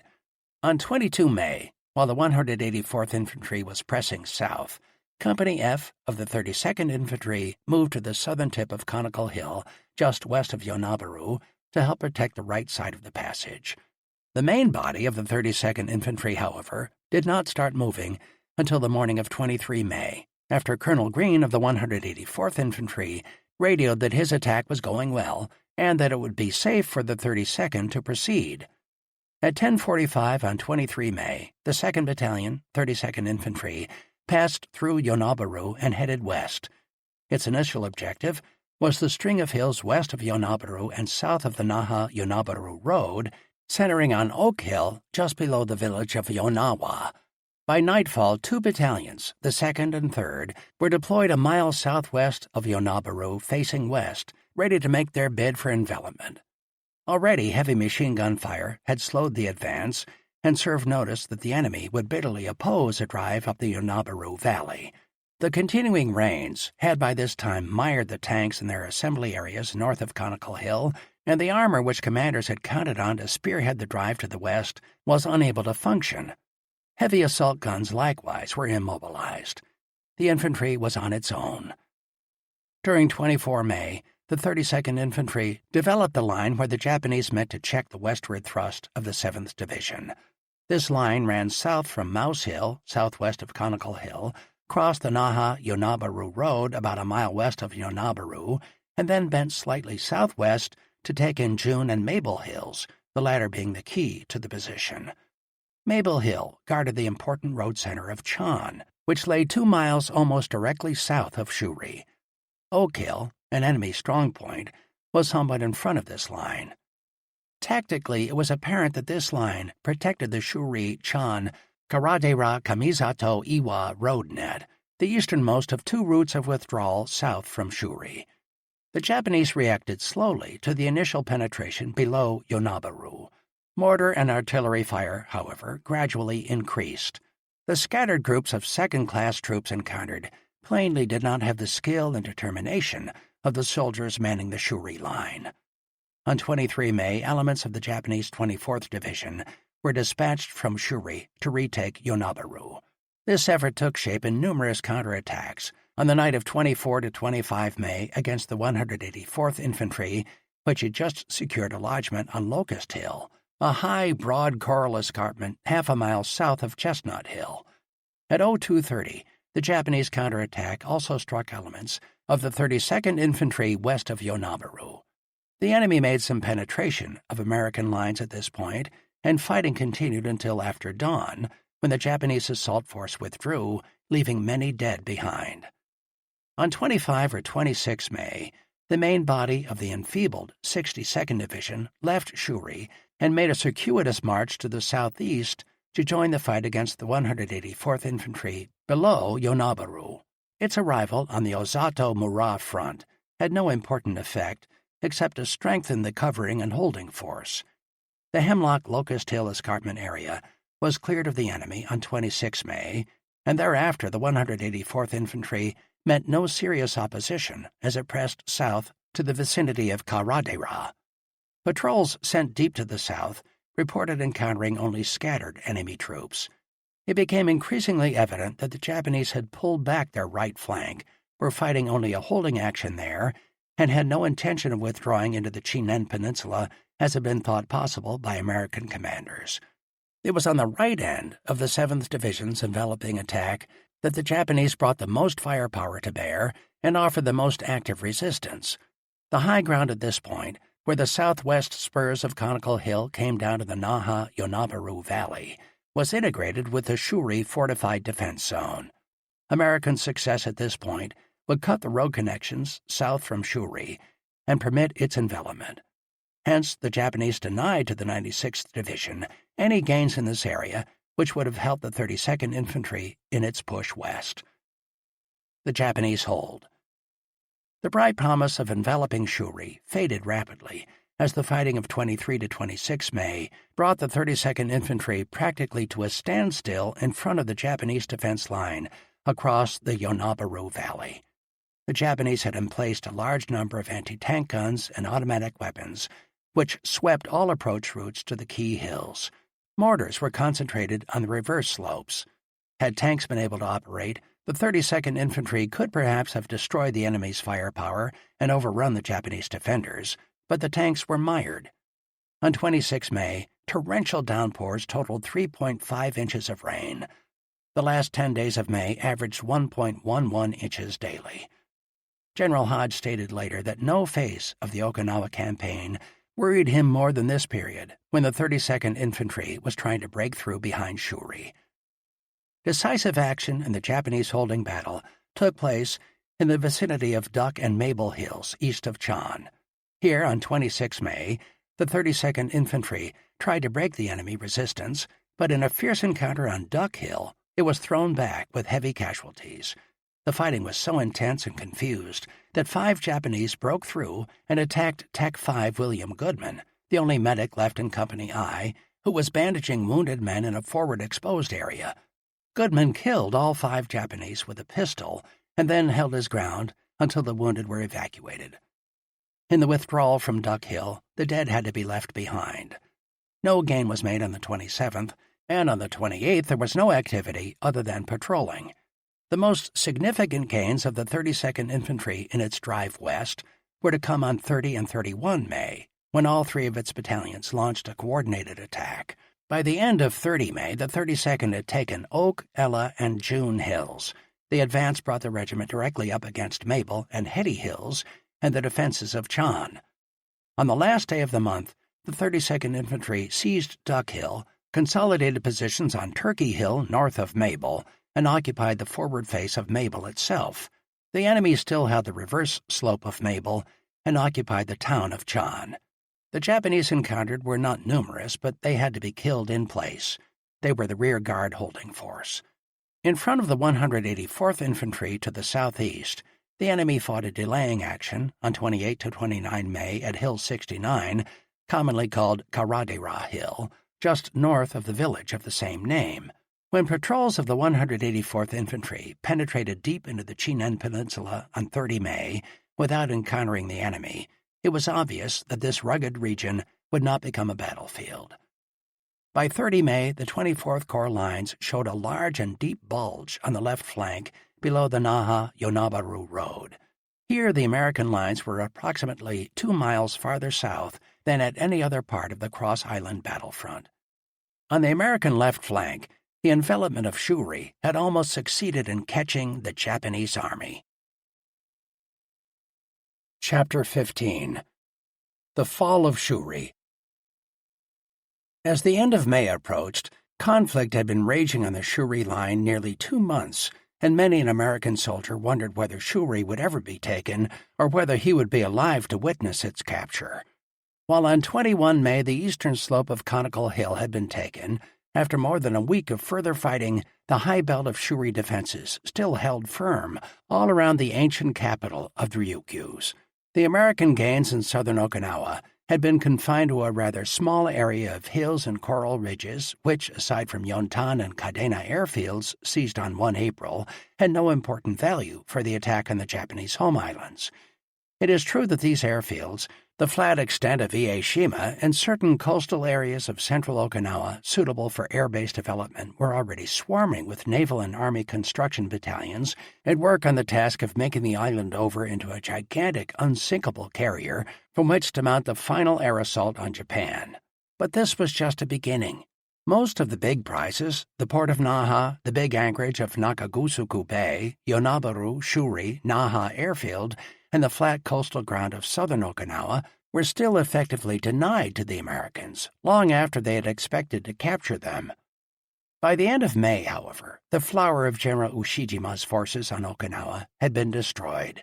The 3 major enemy combat units, the 62nd Division, the 24th Division, and the 44th Independent Mixed Brigade, had all been committed to the line and had all wasted away as a result of the incessant naval gunfire, artillery fire, air attacks, and the tank and infantry combat.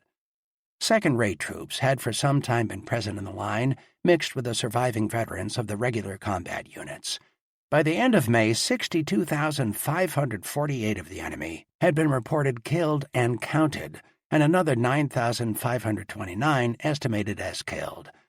As compared with 3,214 killed in northern Okinawa and 4,856 on Ieshima, 64,000 of these were reported killed in the fighting in the Shuri fortified zone. According to division reports, about 12,000 were killed by the 1st and 6th Marine Divisions and 41,000 by the 7th, 27th, 77th, and 96th Army Divisions, while in the line at one time or another under 24th Corps. The largest number were killed by the 96th Division, credited with 17,000. Even though these reports of enemy losses are undoubtedly somewhat exaggerated, there is no question that Japanese forces, especially infantry combat units, had been seriously depleted. A conservative estimate would indicate that 50,000 of the best Japanese troops had been killed in the Shuri fighting by the end of May. The enemy's artillery also was weakening noticeably as piece after piece was captured or was destroyed by naval gunfire, counter-battery fire, and air bombing. Nothing illustrates so well the great difference between the fighting in the Pacific and that in Europe as the small number of military prisoners taken on Okinawa. At the end of May, the 3rd Amphibious Corps had captured only 128 Japanese soldiers. At the same time, after 2 months of fighting in southern Okinawa, the 4 divisions of the 24th Corps had taken only 90 military prisoners.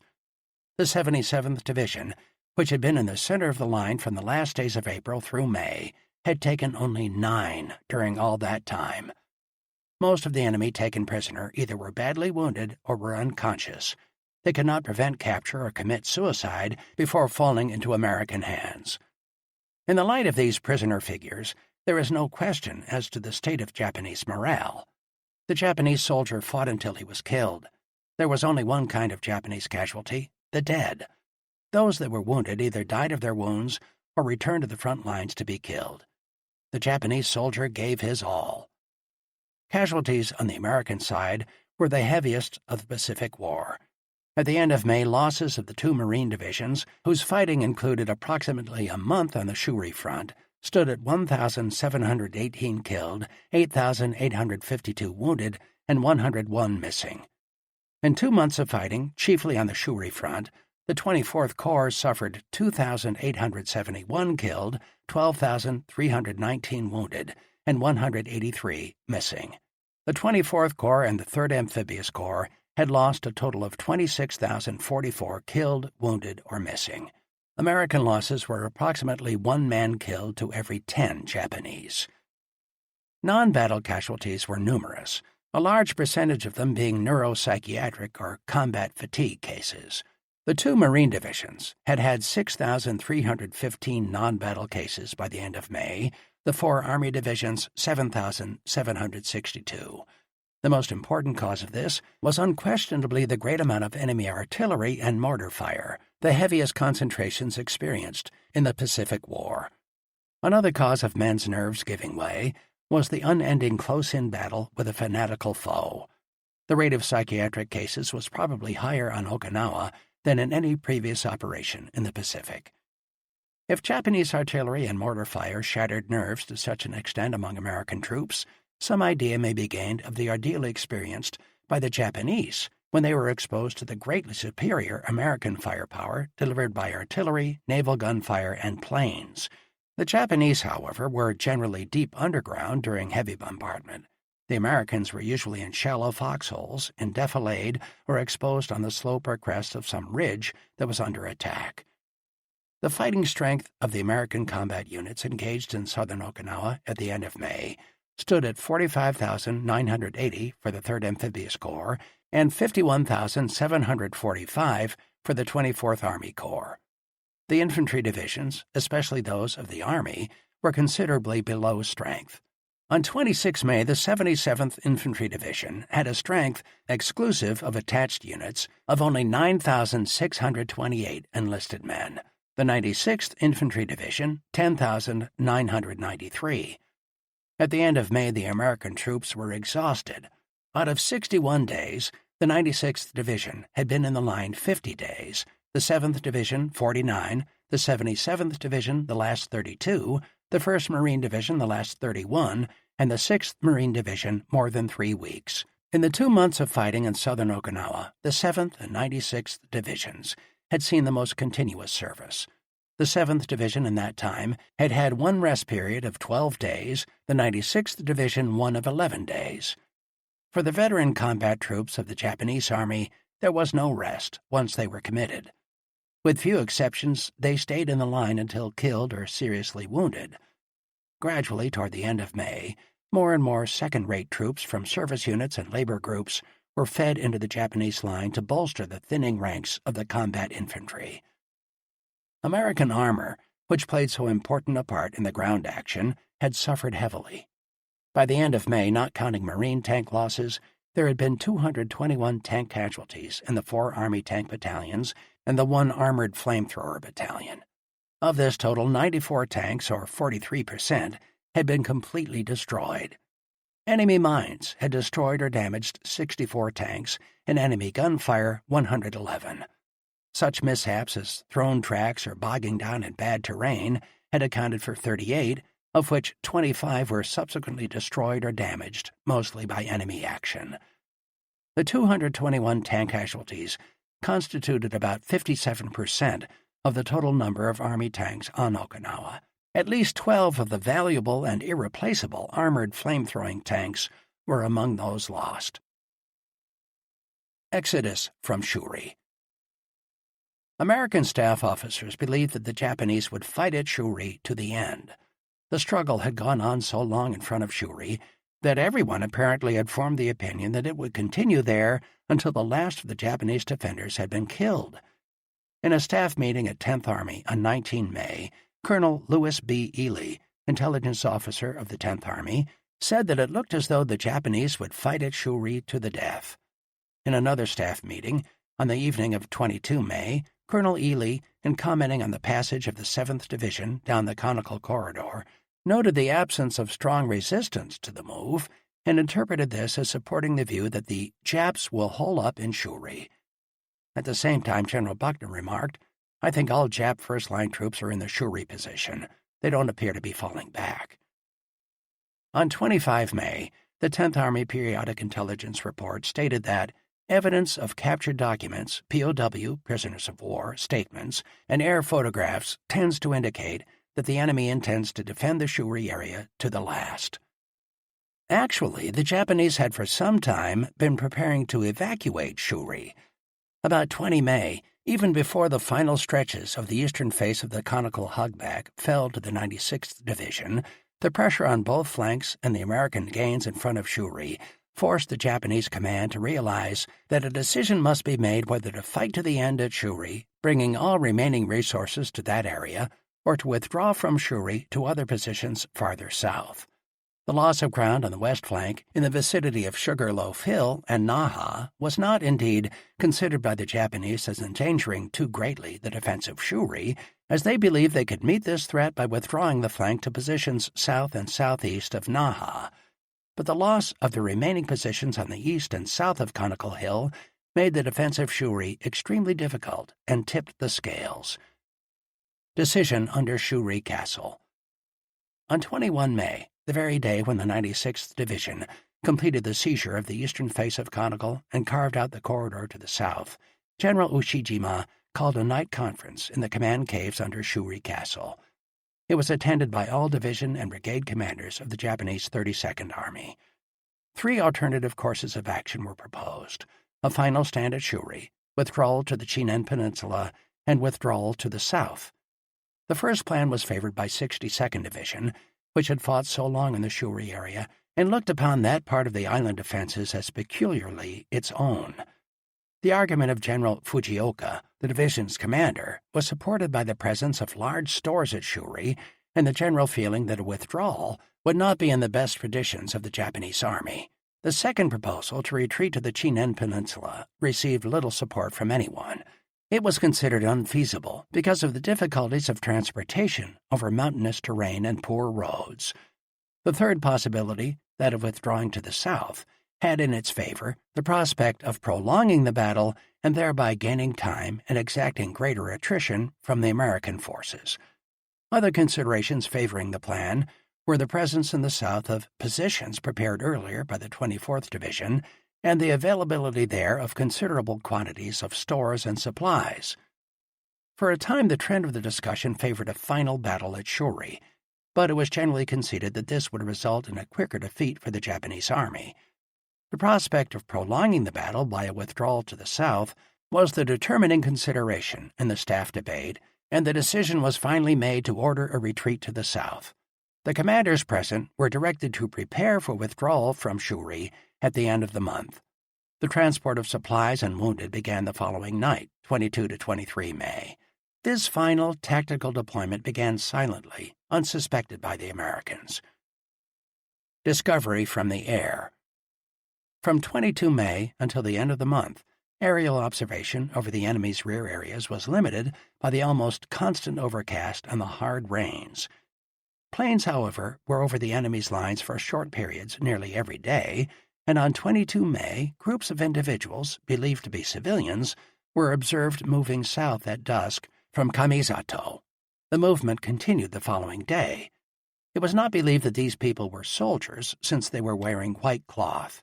Leaflets had previously been dropped behind the Japanese lines, telling the Okinawan civilians to identify themselves by wearing white and thus avoid being strafed and bombed. On 24 and 25 May, aerial observation noted continued movement southward, but the impression persisted that it was civilian. The first doubt of the correctness of this view came on 26 May. In the afternoon, the overcast lifted long enough for extensive aerial observation over the south end of the island. Movement extending from the front lines to the southern tip of the island was spotted.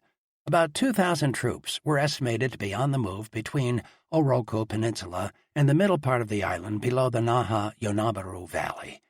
At 1800, from 3,000 to 4,000 people were seen traveling south just below Shuri. About 100 trucks were on the roads in front of the Yaeju Dake. At noon, 2 tanks were observed pulling artillery pieces, and an hour later a prime mover towing another artillery piece was spotted. During the afternoon, 7 more tanks moving south and southwest were seen. Pilots strafed the moving columns and reported that some of the soldiers seemed to explode when the tracers hit them, an indication that they probably were carrying satchel charges. Artillery and naval gunfire, guided by spotter planes, hit the larger concentrations of movement and traffic with destructive effect. Naval gunfire alone was estimated to have killed 500 Japanese in villages south of Tsukasan and to have destroyed 1 artillery piece and 5 tanks. Just before dark, in 1902, a column of Japanese with its head near Osato, just west of the Yuza Dake, was seen in the far south of the island, moving north. 15 minutes later, it was reported that this road was blocked to a point just above Makabe, with troops moving north.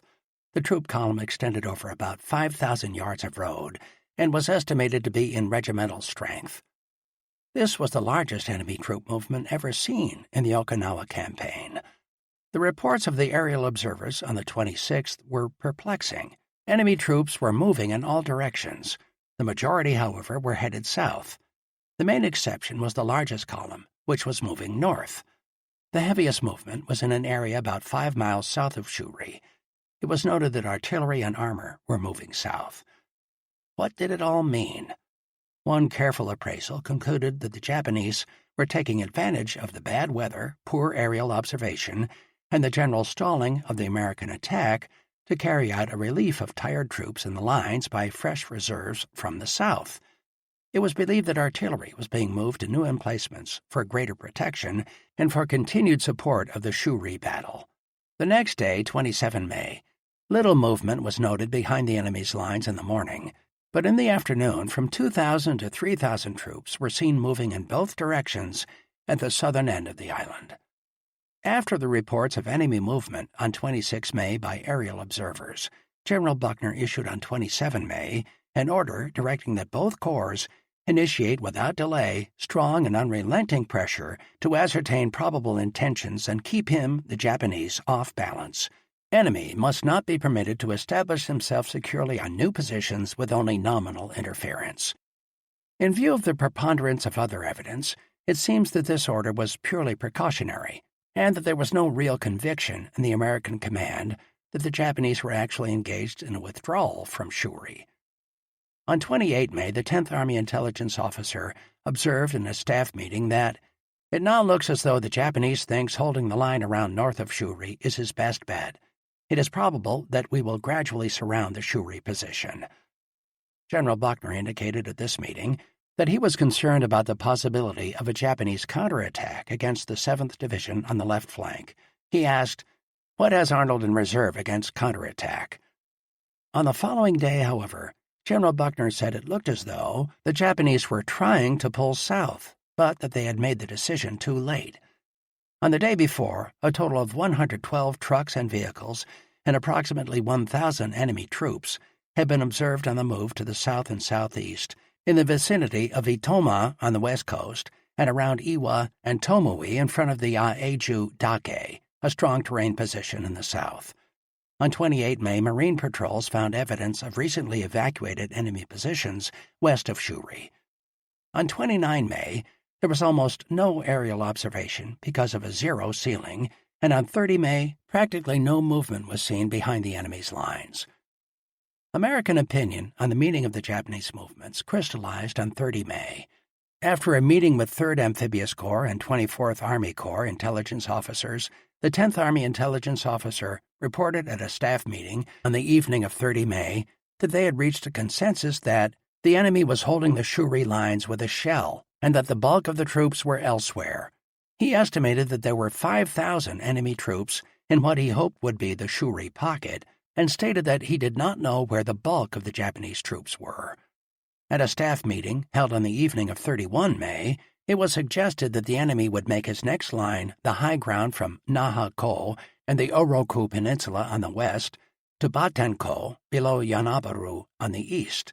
At this meeting, General Buckner stated that he, General Ushijima, made his decision to withdraw from Shuri 2 days too late.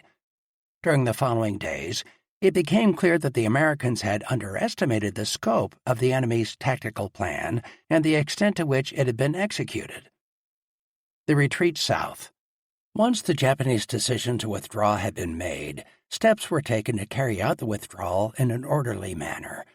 The major part of the transportation fell to the 24th Transport Regiment of the 24th Division. This unit had been exceptionally well trained in night driving in Manchuria, and as a result of its fine performance in the withdrawal from Shuri, it received a unit citation from the 32nd Army. When the withdrawal from Shuri began, only 80 of the 150 trucks of the transport regiment were left. 150 Okinawan Boei-Tai helped to load the vehicles. The formal order from 32nd Army Headquarters to withdraw from Shuri was apparently issued on 24 May. The movement of supplies and the wounded began first, one truck unit moving out the night of 22 May. Communication units proceeded between 22 and 28 May to Mabuni and Hill 89, where the 32nd Army proposed to establish its new command post. The 36th Signal Regiment left Shuri on 26 May and arrived at Mabuni by way of Tsukasan on 28 May. Other units moved out early. The 22nd Independent Anti-Tank Gun Battalion left the Shuri area on the night of 24 to 25 May, withdrawing to the Naha-Yonabaru Valley area, and at the end of the month continued on south to the southern end of the island. Remnants of the 27th Tank Regiment began to withdraw from Shuri on 26 May, passing through Kamizato. At the same time, the 103rd and 105th Machine Cannon Battalions left the Shuri and Shichina areas and began the movement south, hand-carrying some of their guns. Of the major combat units of the 32nd Army, the 62nd Division left first. It began moving out of Shuri on 26 May, 2 days ahead of the original schedule, fighting delaying actions in the zone of the 7th Division, where the bulge had been pushed deep to the southwest of Yonabaru. The 44th Independent Mixed Brigade, on the left flank in front of the 6th and 1st Marine Divisions, was to begin withdrawing from the front lines on 26 May, but because of the failure of naval ground troops to arrive and take over the lines, the evacuation of the front positions by the brigade had to be delayed 2 days, and it was not until 28 May that the withdrawal began in the western part of the line. The units of the brigade assembled behind the lines and made the move south en masse on the night of 1 to 2 June. One battalion, the 3rd, withdrew directly from Shuri. The 24th Division remained behind longest.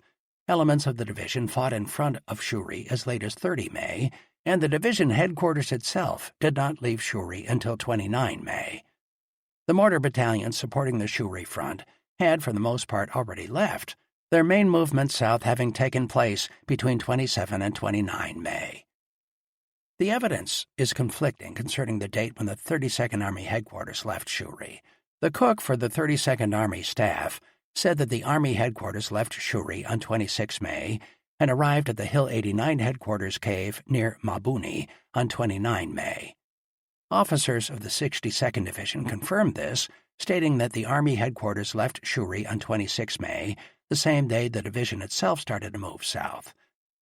On the other hand, Colonel Yahara, 32nd Army Operations Officer, and Mr. Shimada, Secretary to General Cho, stated that the Army headquarters did not move from Shuri until the night of 29 May. On the whole, the evidence seems to indicate that the Army headquarters moved from Shuri before 29 May. On that day, elements of the 1st Marine Division entered Shuri Castle, the 24th Division headquarters left Shuri, and only the last of the rear guard units were still in the line as a holding force.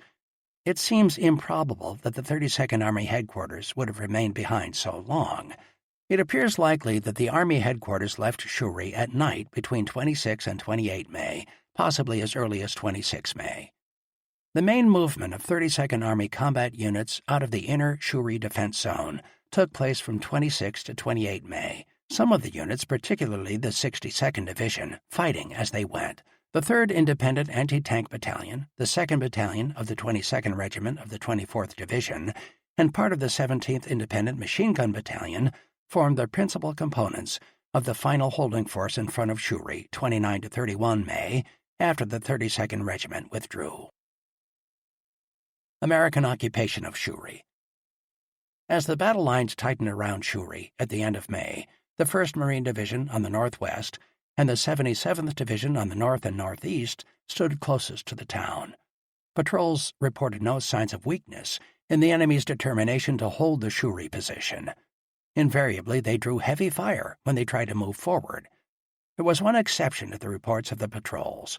On 28 May, a patrol brought back to the 5th Marines, 1st Marine Division, the news that Shuri Ridge, the high ground south of Wana Draw, seemed to be held more lightly than formerly. The Marines take Shuri Castle.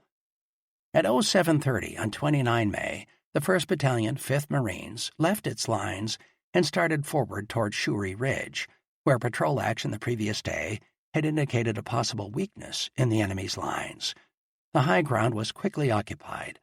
The 1st Battalion was now on the ridge that lay at the eastern edge of Shuri.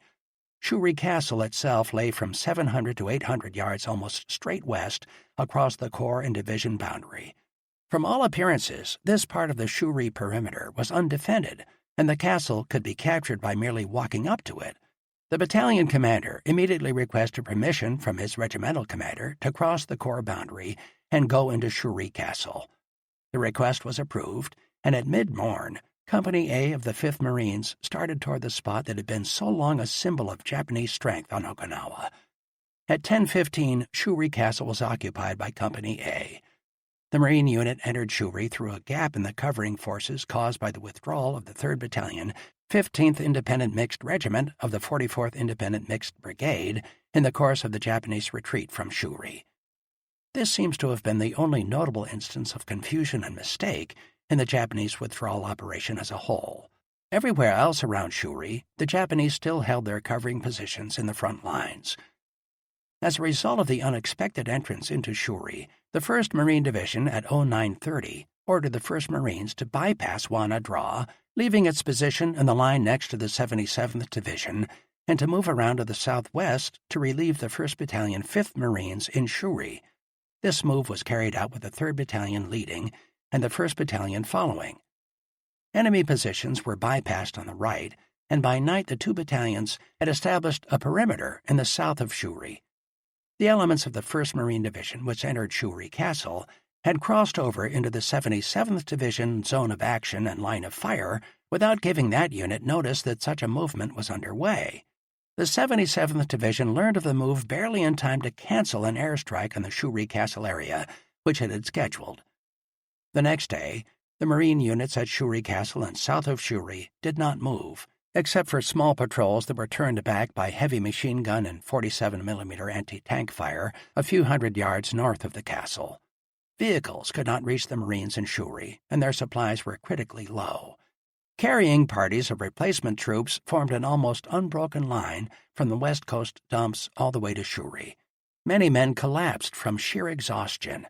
5 airdrops through heavy clouds to the Marines in Shuri relieved somewhat their critical supply situation on 30 May.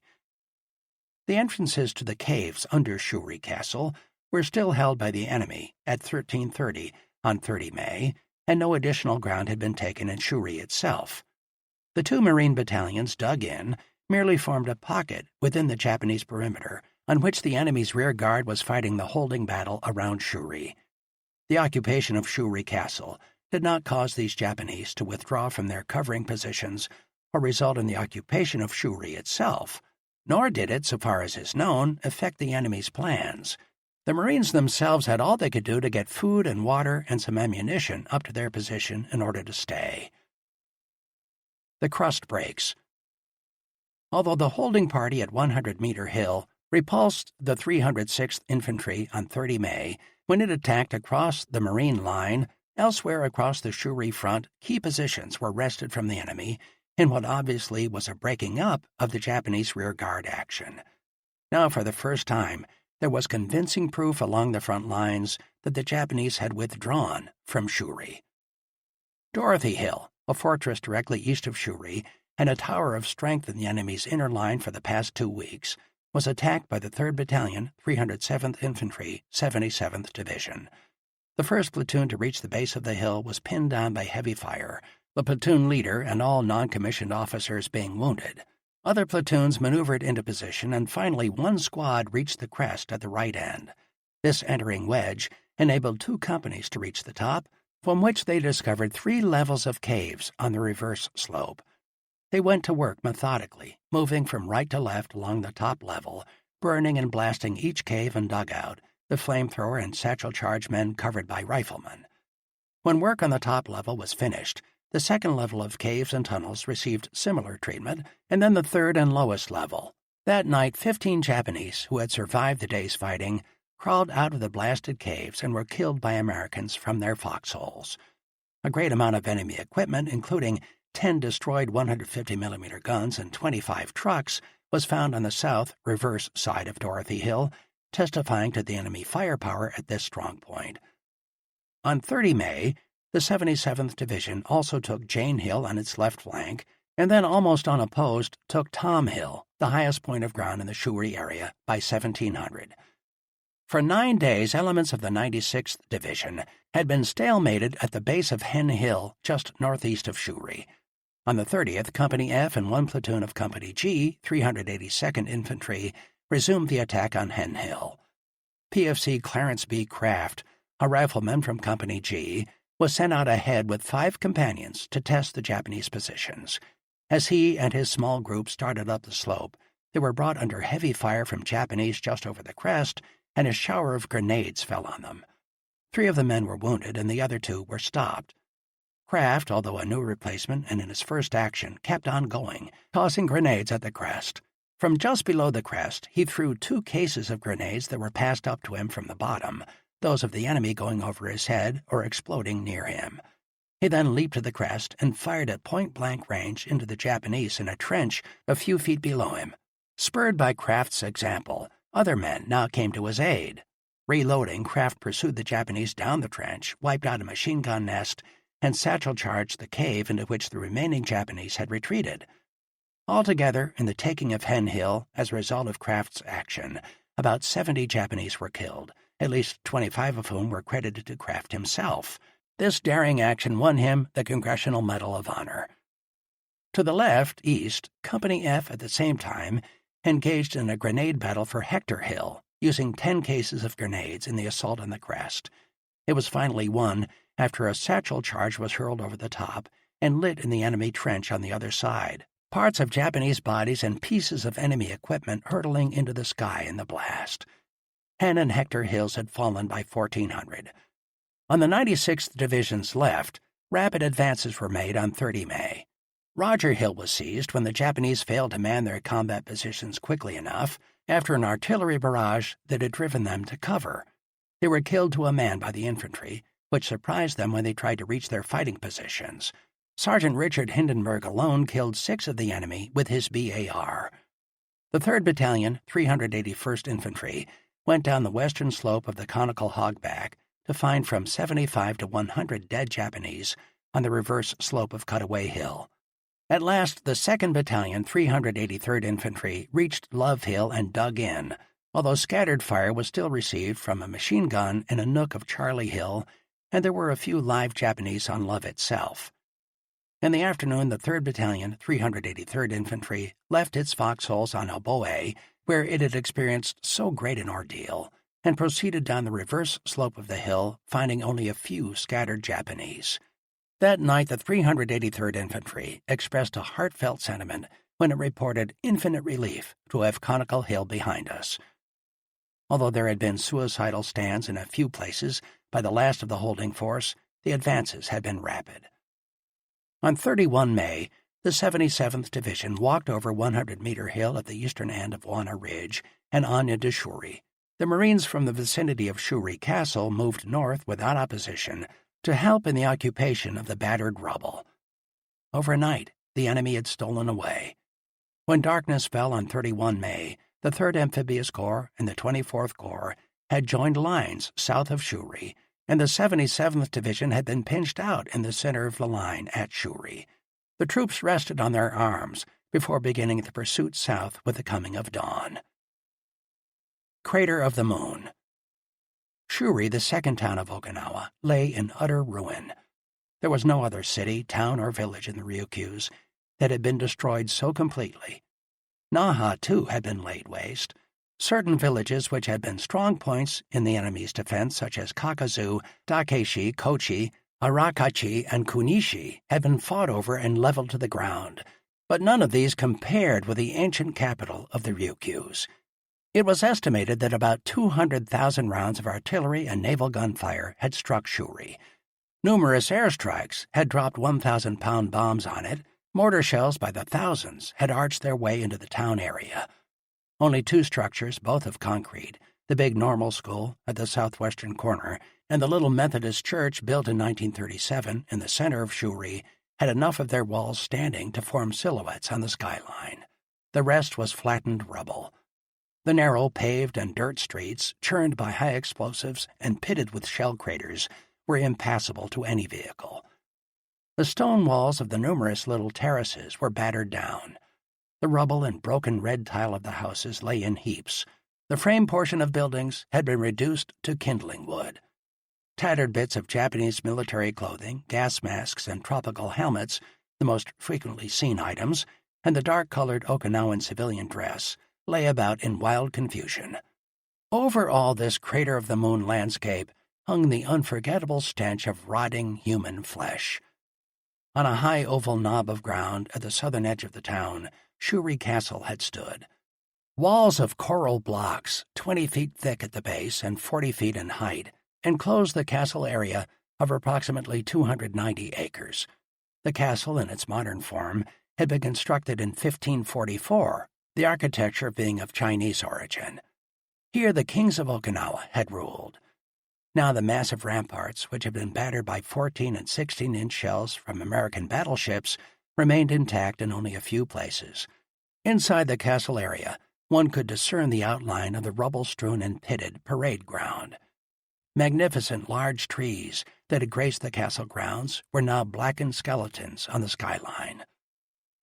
From the debris of what had once been Shuri Castle, two large bronze bells, scarred and dented by shell fire, were dug out by the troops. One of them was about 5 feet in height, the other 3.5. Cast about 1550, they were inscribed with characters that may be translated as follows. In the southern seas lie the islands of Ryukyu Kingdom, known widely for their scenic beauty. The Kingdom of Ryukyu embraces the excellent qualities of the 3 Han states of Korea and the culture of the Mings. Separated as it is from these nations by distance, still it is as close to them as lips to teeth. Behold, what is a bell? A bell is that which sounds far, wide, and high. It is a rare Buddhist instrument, bringing order to the routine of the monk. At dawn it breaks the long stillness of the night and guards against the torpidity of sleep. It will always ring on time, to toll the approach of darkness, and to toll the hour of dawn. It will startle the indolent into activity that will restore honor to their names. And how will the bell sound? It will echo far and wide like a peal of thunder, but with utmost purity. And evil men hearing the bell will be saved. Chapter 16. Behind the Front. The stubborn and protracted defense by the Japanese of the fortified Shuri area affected every phase of logistic and other operations in support of the Okinawa campaign, adding unforeseen complications to the execution of a mission which in itself was of great complexity and magnitude. As the time passed far beyond the limits set in the plans, the quantity of supplies and equipment used increased in direct proportion, while the reduction of the elaborate defenses required the expenditure of inordinate amounts of materiel, especially ammunition. The planned capture of the ports of Naha and Yonabaru for the delivery of cargo failed to materialize, and, as a result, the increased supplies required could not be unloaded in sufficient quantities. The carefully integrated shipping schedules for garrison and maintenance supplies were thereby upset. At the same time, construction of base facilities was delayed. Difficulties were compounded when, in the last days of May and the early part of June 1945, the invading forces found themselves fighting the weather as well as the enemy. Steady and heavy rains severed land communications on Okinawa, and the motorized 10th Army was bogged down in the mud. Only through the utmost use of all available resources, energetic improvisation, and resort to water and air transportation was it possible to keep the supplies rolling in to the appointed place in approximately the desired quantities and in time to defeat the enemy. As soon as the hilly terrain behind the Hagushi beaches was overrun by American troops, it became the scene of feverish activity. Roads were widened and improved, supply dumps established, anti-aircraft guns emplaced, and hundreds of military installations constructed.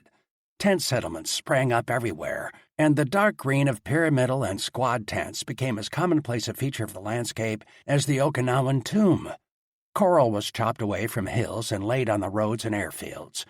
Bumper-to-bumper traffic raised clouds of dust on the main thoroughfares in dry weather and splattered along through deep mud in wet.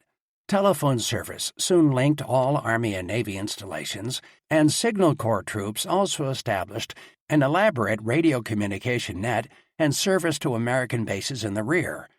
There were 170,000 Americans on the island a month after the landings, and about 245,000 on Okinawa and neighboring islands at the end of June. Supply operations. Bringing the supplies ashore. Unloading of the assault shipping was nearly completed by 16 April, ahead of schedule. Further progress was satisfactory through 6 May. Thereafter, however, the discharge of supplies failed to keep pace with unloading plans. Between 7 May and 15 June, tonnage unloaded was more than 200,000 measurement tons behind schedule. However, this was largely offset by the earlier achievements, and the cumulative effect was not evident until 5 June. The chief difficulty was the failure to capture the port of Naha with its harbor and dock facilities as early as planned. Unloading continued for the most part over the reef and beaches in the Hagushi area long after it was expected that they would have been abandoned in favor of rehabilitated port facilities. High winds, heavy rains, frequent air raids, and equipment shortages all contributed to the delays and the cumulative deficiencies. Particularly onerous was the necessity of selective discharge of cargo to bring ashore critical items of supply. Sometimes dock gangs had to be pulled off ships prior to unloading and placed on hot ships as emergencies developed. In the face of all these difficulties, more than 2 million measurement tons of cargo were unloaded on Okinawa from 1 April to 30 June, an average of some 22,200 tons a day. To supplement the tonnage unloaded at the Hagushi beaches, 10th Army developed a number of unloading points at other places along the coasts of Okinawa. Such points were opened between 5 and 9 April in northern Okinawa for close support of 3rd Amphibious Corps in its rapid advance northward during the early stages of the operation. After the Marines moved south to take part in the drive against the main enemy position, work was rushed to develop unloading facilities at Machinato on the west coast. By 25 May, LCTs were being unloaded at a temporary sand causeway. At the same time, temporary unloading points were developed on the coast between Machinato and Naha in further support of the 3rd Corps. On 7 June, the port of Naha was opened for the use of LCTs, and the rehabilitation of harbor and dock facilities was begun.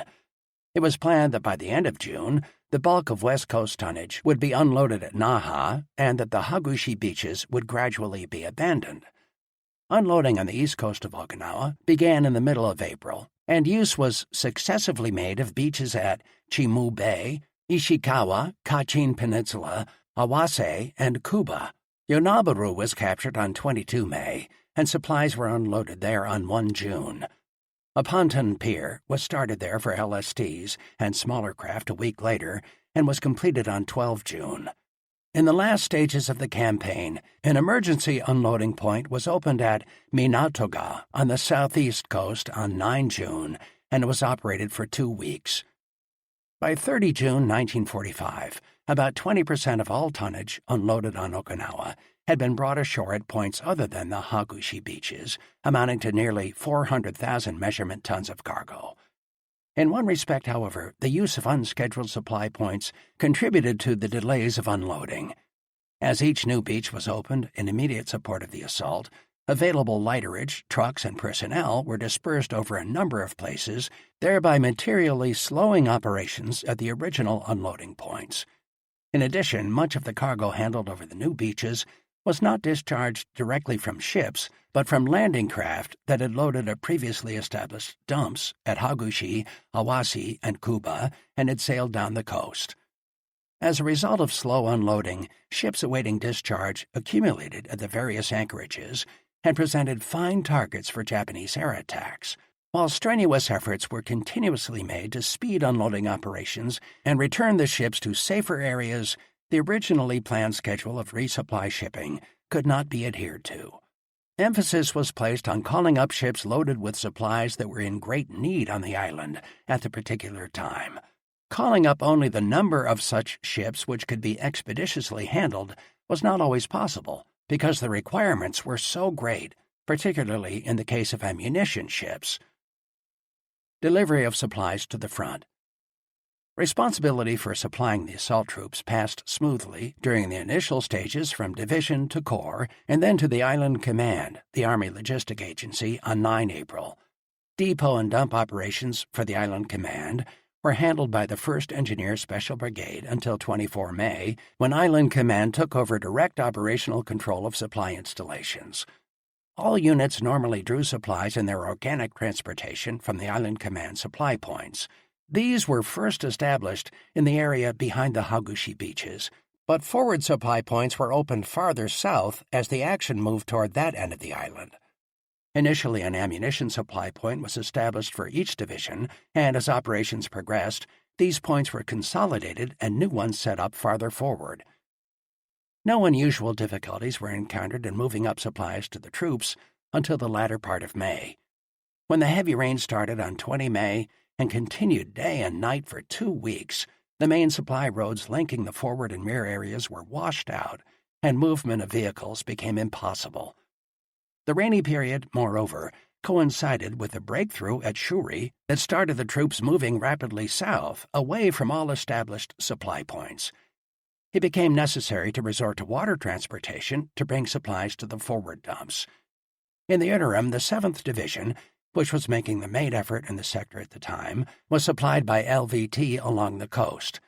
24th Corps established a supply point at Yonabaru on 31 May, and lighterage was made available by the Island Command and the Navy for the delivery of the necessary supplies. The first supplies arrived at Yonabaru on LCTs on 1 June. Several LCTs also ferried service troops and artillery forward and evacuated casualties. As the pursuit of the retreating Japanese continued, the Corps turned the Yonabaru supply point over to Island Command and concentrated on a new forward unloading point at Minatoga on the southern coast. To ensure the steady flow of ammunition to 24th Corps units, a cargo ship and 3 LSTs, loaded entirely with that class of supply, were anchored off Yonabaru and Minatoga and used as floating ammunition supply points. The 7th Division received some supplies by LVT at Minatoga on 6 June. The initial shipment of 4 LCTs loaded with rations and fuel and an LST with ammunition arrived on 8 June. 44 LVTs loaded with ammunition and bridging material were sent to Minatoga aboard an LST on 9 June. Shipments to the new supply point were continued from both east and west coasts of Okinawa by LST and LCT, with the LVTs being used as lighterage from ship to shore. During much of this time, supply of the assault elements on the line was almost entirely by hand carry. On the west coast, 3rd Amphibious Corps was being supplied ammunition by a cargo ship, an LST, and about 70 ducks making daily trips from rear areas, all unloading at Naha. 34 LVTs also made a daily trip from the Hagushi beaches to advance corps positions along the coast. Air delivery was also utilized at this time to bring supplies forward. The air delivery section of 3rd Amphibious Corps was responsible for all airdrops on the island.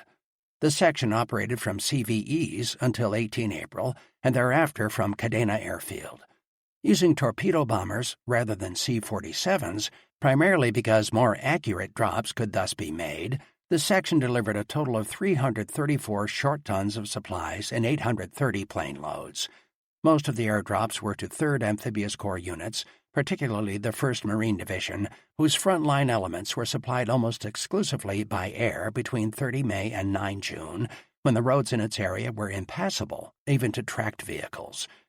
The tonnage delivered by air to 24th Corps in the week 2 to 9 June was small, but, because of its emergency nature, important.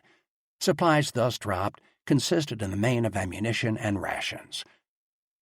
Maintenance and construction of supply roads were impeded by the lack of good road-building material and by rapid deterioration from rainy weather and heavy traffic. In the 24th Corps zone, the limestone coral used for road building in the early stages of the campaign proved to be unsuitable, and extensive use had to be made of rubble from destroyed buildings and stone walls. A rock crusher was not available. As the Corps drove southward, the lack of adequate sources of coral limestone became acute, and the use of building rubble had to be continued. When a rock crusher was made available at the end of the first week in June, it was set up and operated in a limestone quarry, and then moved to a site where the excellent stone from the razed Shuri Castle could be used. It was at this time, moreover, that the problem of road maintenance became overwhelming.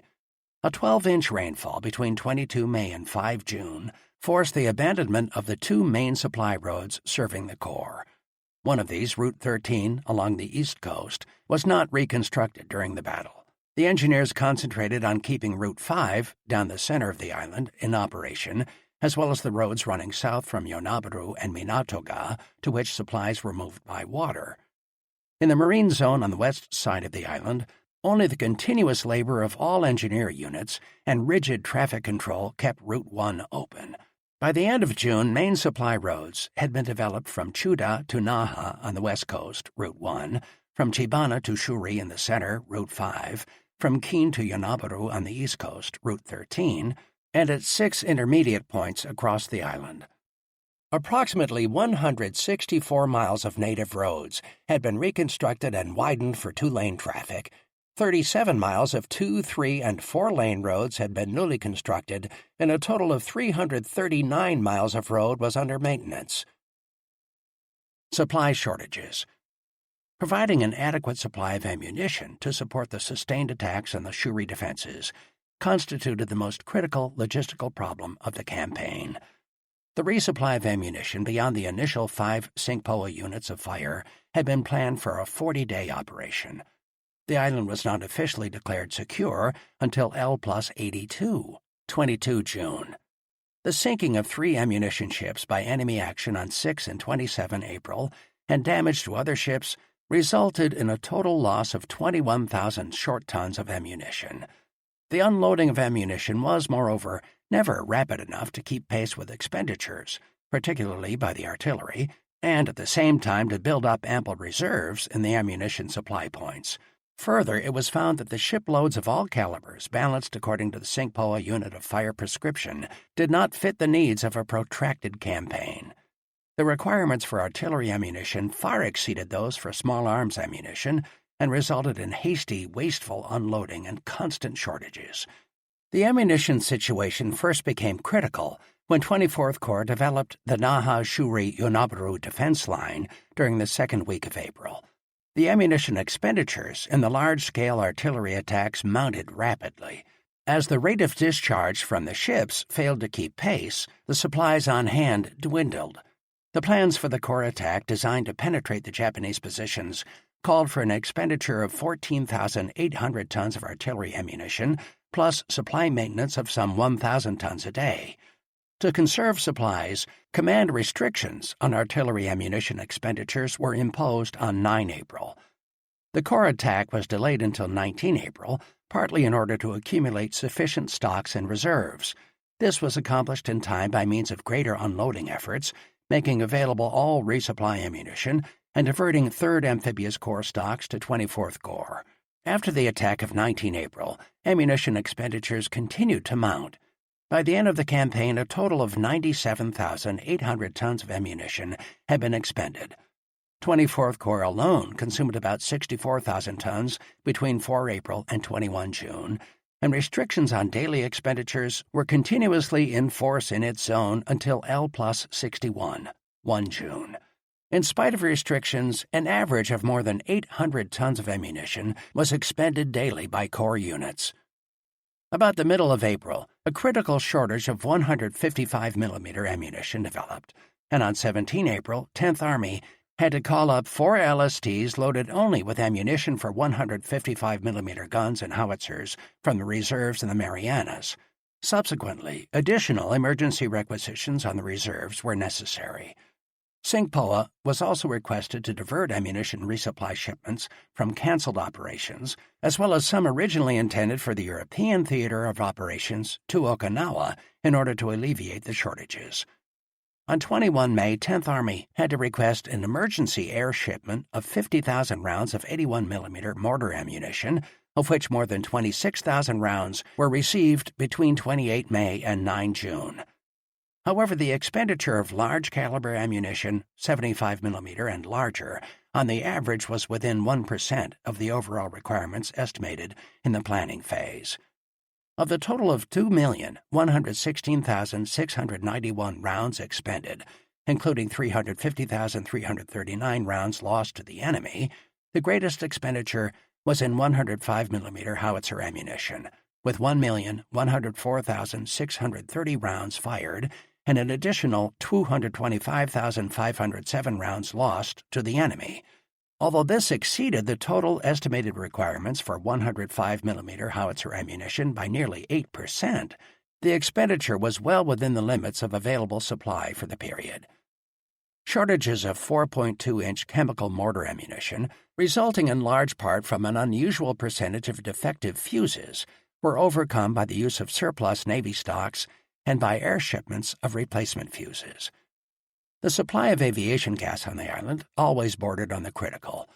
Although no air missions had to be canceled, generally the 2 airfields barely had enough gas to carry out all scheduled missions. The relative scarcity of aviation gas was due principally to slow unloading and the lack of bulk storage facilities ashore. Gas tanks were not completed until the end of April. Until then, gas had to be brought ashore in drums and cans, a slow, laborious process. The use of ducts to take gas directly from the ships to the fields materially expedited unloading. Reserves on hand, however, were never plentiful, and when a tanker failed to arrive on schedule at the end of April, 10th Army had to call on the Navy to supply the gas for land-based aircraft from fleet tankers. The loss of light and medium tanks during the campaign, much heavier than had been expected, caused another critical shortage, and replacements could not be secured in time. 10th Army reported the complete loss of 147 medium tanks and 4 light tanks by 30 June. Replacements were requested from Oahu on 28 April, but these had not arrived by the end of the campaign. As an emergency measure, all the medium tanks of the 193rd Tank Battalion, attached to the 27th Division, were distributed to the other tank battalions on the island. 24th Corps tank units received 50 of these tanks, which contributed materially to combat effectiveness. The 193rd, however, could not be re-equipped and returned to combat. Hospitalization and evacuation. Hospitalization and evacuation facilities for battle casualties on Okinawa were also strained by the fierce and costly battle against the Japanese defenses, resulting in higher battle casualties than had been expected.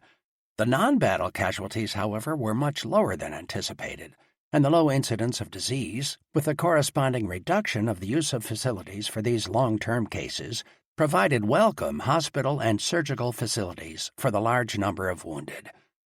In the normal course of events on Okinawa, a man hit on the battlefield was delivered by a collecting company in a jeep ambulance, weasel, or weapons carrier to a battalion aid station located from 200 to 400 yards behind the lines. After treatment, he was carried by standard or jeep ambulance to a collecting station, the first installation equipped to give whole blood transfusions. The next stop was the division clearing station, to which portable surgical hospitals were attached. Finally, the patient would reach a field hospital, from 4,000 to 6,000 yards behind the front. Evacuation to the field hospitals functioned satisfactorily on Okinawa until the end of May, when the heavy rains made the roads impassable. Evacuations from the divisions south of Naha Yonabaru ceased. It became necessary to evacuate casualties by LST from Yonabaru on the east coast on 2 June and from Machinato on the west coast on 31 May. By 10 June, water evacuation from Tantor Audio, a division of Recorded Books, presents Okinawa, The Last Battle by Roy E. Appleman, James MacGregor Burns, Russell A. Googler, and John Stevens. Narrated by Joe Barrett. Forward. The conflict with the Axis powers confronted the United States Army with problems on a scale never faced before. Problems as great in administration, training, supply, and logistics as in strategy and tactics. The United States Army in World War II sets forth in detail the nature of the problems faced, the methods used to solve them, and the mistakes made as well as the success achieved. The object is to provide a work of reference for military and civilian students, as well as a record of achievements which deserve an honorable place in the pages of history. Its value to the thoughtful citizen, as an aid to his comprehension of basic problems of national security, has been a major consideration. Its preparation has also been prompted by the thought that, in a faithful and comprehensive record, all who participated in the Army's vast effort would find a recognition merited by their service and sacrifice. The advantage to the Army and the scholar has been the decisive factor in proceeding with the least possible delay to the publication of such a series. No claim is made that it constitutes a final history. Many years will pass before the record of the war can be fully analyzed and appraised. In presenting an organized and documented narrative at this time, the Historical Division of the War Department has sought to furnish the War Department and the Army schools an early account of the experience acquired and to stimulate further research by providing scholars with a guide to the mountainous accumulation of records produced by the war. The decision to prepare a comprehensive account of military activities was made early in the war. Trained historians were assigned to the larger units of the Army and War Department to initiate the work of research, analysis, and writing. The results of their work, supplemented by additional research and records not readily available during the war, are presented in this series. The general plan provides for a division into subseries dealing with the War Department, the Army, Air, Ground, and Surface Forces, the Technical Services, and the Theaters of Operations. This division conforms to the organization of the Army during World War II, and though involving some overlapping in subject matter, has the advantage of presenting a systematic account of developments in each major field of responsibility, as well as the points of view of the particular commands. The plan also includes volumes on such topics as statistics, order of battle, military training, the Women's Army Corps, and other subjects that transcend the limits of studies focused on an agency or command. The whole project is oriented toward an eventual summary and synthesis. The present volume concerns one of the most bitterly fought battles of the Pacific War, in which the Army, the Marine Corps, and the Navy all played a vital part.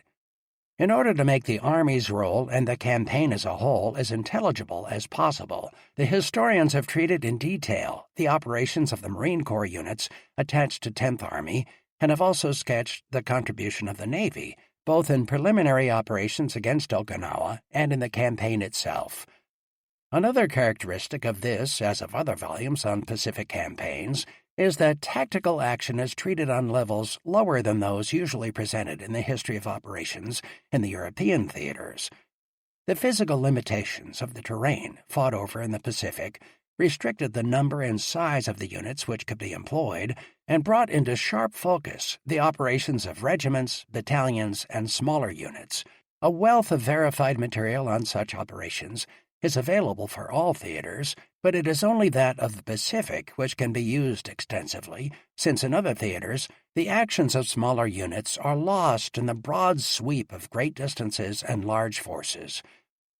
The description of small unit action has the merit of giving the non-professional reader a fuller record of the nature of the battlefield in modern war, and the professional reader a better insight into troop leading.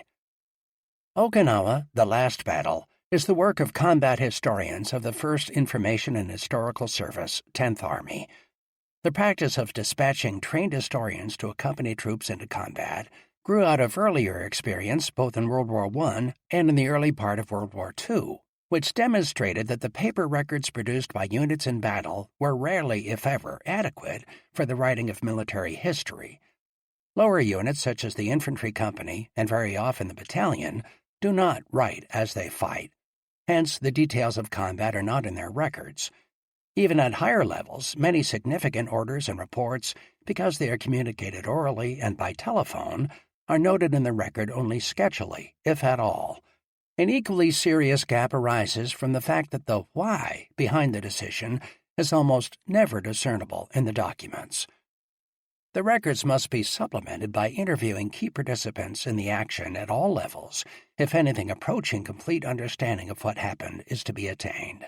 Unless such quick, on-the-spot study is made, memories will grow dim, or the man who knows the answer may become a casualty in a subsequent operation. Thus, the historians who took the field were given the mission of noting the messages, reports, and orders as they came in, of spotting the gaps in the story as it was thus unfolded, and of taking prompt steps to fill those gaps by asking questions. At first, historians were sent to the theaters as individuals or teams. Later, they were organized into units called Information and Historical Services, one of which was assigned to each field army. Though the 1st Information and Historical Service was the first of these to be activated, all the others were called on to deal with operations earlier. As a consequence, the 1st Information and Historical Service not only benefited in some measure by the lessons they learned, but was the first which was fully organized and prepared to take the field at the very start of a major operation, with plans laid for a systematic coverage of the campaign. In an organizational sense, therefore, the preparations for historical coverage of the Okinawa campaign were better than those for earlier operations. This explains why the history of the last operation has been issued first. Washington, D.C., 1 July 1947. Harry J. Maloney, Brigadier General, USA, Chief, Historical Division, War Department Special Staff. Preface. Okinawa, The Last Battle, was written by U.S. Army historians who participated in the Ryukyu's campaign as members of a group organized to accompany the American forces to the Ryukyus and secure at first hand the materials for a history of their operations. This group was formed in Hawaii as a section of the 1st Information and Historical Service, which was attached to 10th Army in January 1945. Before the embarkation of troops for Okinawa, most of the 10th Army's combat historians, as they were called, had joined at various points in the Pacific the units whose part in the coming battle they were to record. Similarly, Marine historians were already with 3rd Amphibious Corps headquarters and the Marine divisions which were to take part in the action. Lieutenant Colonel John Stevens was in command of the Army historians. His chief assistant was Master Sergeant James M. Burns, the author of Guam in the series American Forces in Action. Colonel Stevens and Sergeant Burns accompanied 10th Army headquarters. Captain Donald L. Mulford came from Leyte with 24th Corps and remained with it until late in May, when he was assigned to the 96th Division to replace its historian, Sergeant Bert Balmer, who had been wounded in action. At 24th Corps headquarters, Major Roy E. Appleman succeeded Captain Mulford. Captain Edmund G. Love an experienced historian of operations in the Central Pacific, was attached to the 27th Division. Captain Russell A. Googler and Captain Paul R. Leach, who had served, respectively, with the 7th and 77th Divisions on Leyte, accompanied these divisions to Okinawa. Captain Jesse L. Rogers, on his arrival at Okinawa in June, was assigned to the 96th Division to assist Captain Mulford. The marine historians on Okinawa were Major Almut Janks, 3rd Amphibious Corps, Sergeant Kenneth Schutz, and Sergeant Paul Trilling, 1st Marine Division, and Captain Phillips D. Carleton, 6th Marine Division. Army historians held frequent conferences during and after the campaign for the purpose of coordinating their work. Liaison with the marine historians was established soon after the initial landings at the target and was maintained throughout the operation.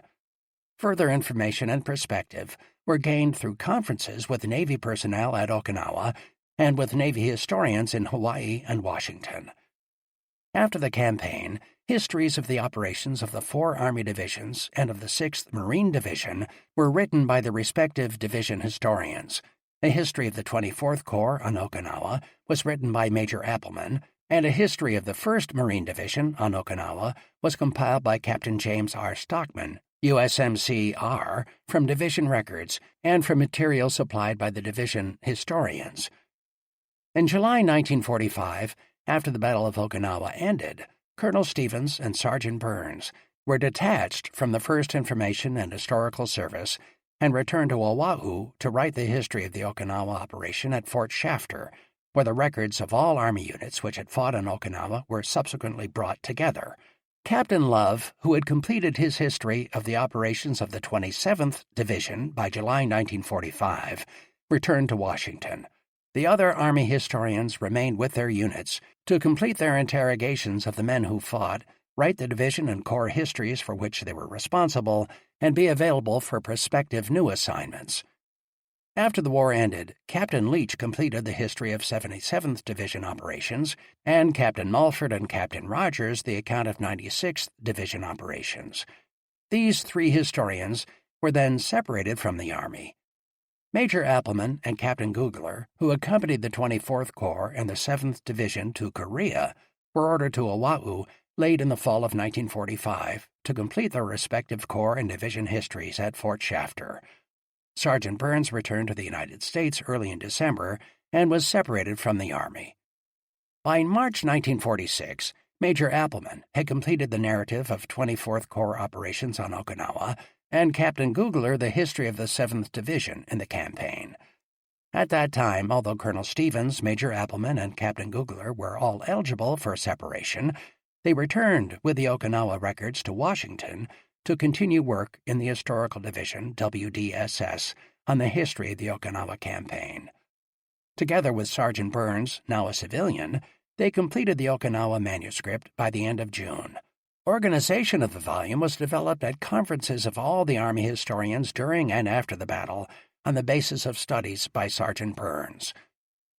The manuscript was turned over to the Pacific section of the Historical Division, WDSS.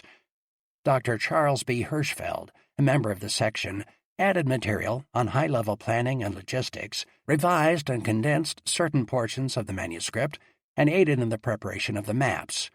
The authors are especially indebted to Dr. Lewis Morton, chief of the Pacific section, who supervised the preparation of the final manuscript and represented the authors during the editing process. The editing was performed by Dr. Albert K. Weinberg of the editorial branch, assisted by Miss Edith M. Poole and Miss Grace T. Wable. Washington, D.C., 1 July 1947. Roy E. Appleman, James M. Burns, Russell A. Googler, John Stevens. The U.S. Army Center of Military History. The Center of Military History prepares and publishes histories as required by the U.S. Army.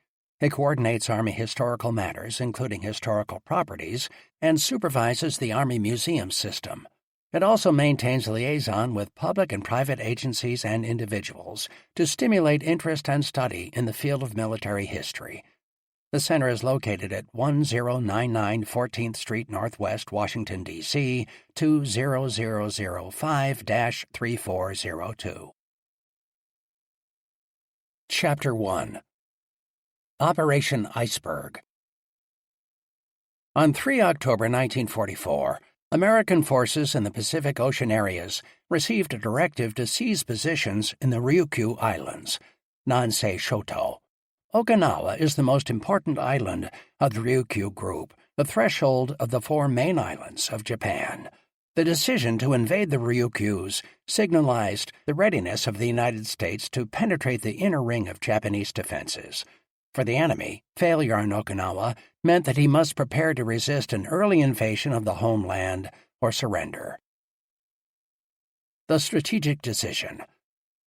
Operation Iceberg, as the plan for the Okinawa campaign was officially called, marked the entrance of the United States upon an advanced stage in the long execution of its strategy in the Pacific. Some 4,000 miles of ocean and more than 3 years of war separated Okinawa from Pearl Harbor. In 1942 and 1943, the Americans had contained the enemy and thrown him back. In 1944, their attack gathered momentum, and a series of fierce island campaigns carried them toward the Japanese inner stronghold in great strides. The Allied advance followed two main axes, one through the islands of the Central Pacific, the other through the South and Southwest Pacific.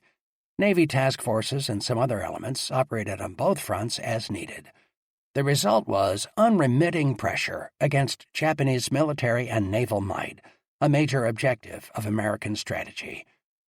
Near the close of 1943, a thrust at the Gilbert Islands from the Central Pacific, in which Tarawa, Makin, and Apamama were seized, paved the way for the assault on the Marshalls on 31 January 1944.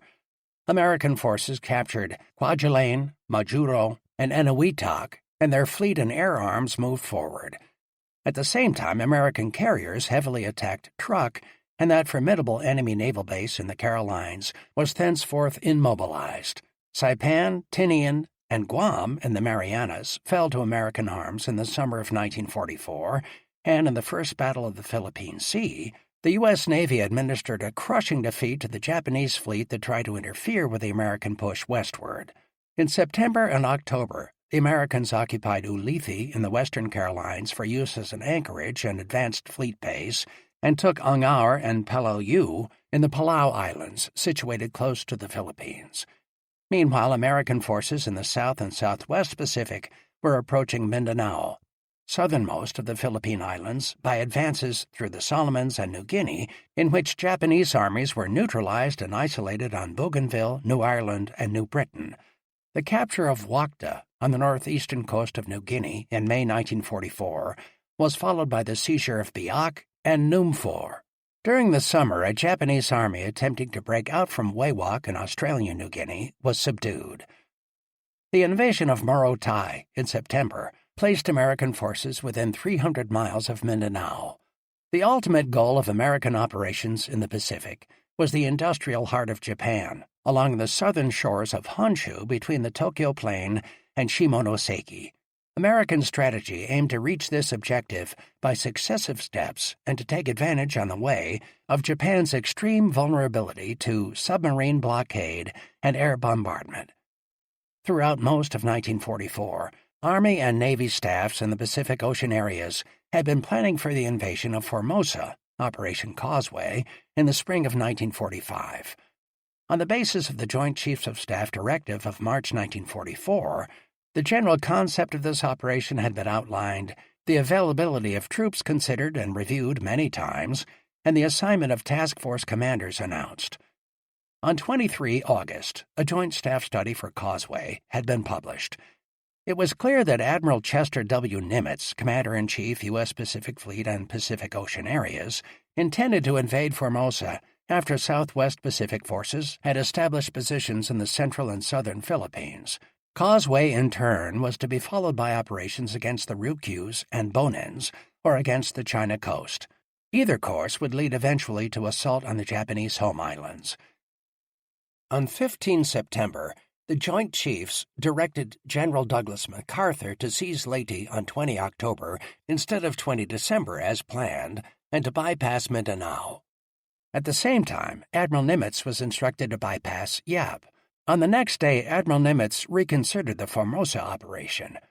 He believed that the early advance into the central Philippines, with the opportunity of acquiring the desired fleet anchorages there, opened up the possibility of a direct advance northward through the Ryukyus and Bonins rather than through Formosa and the China coast.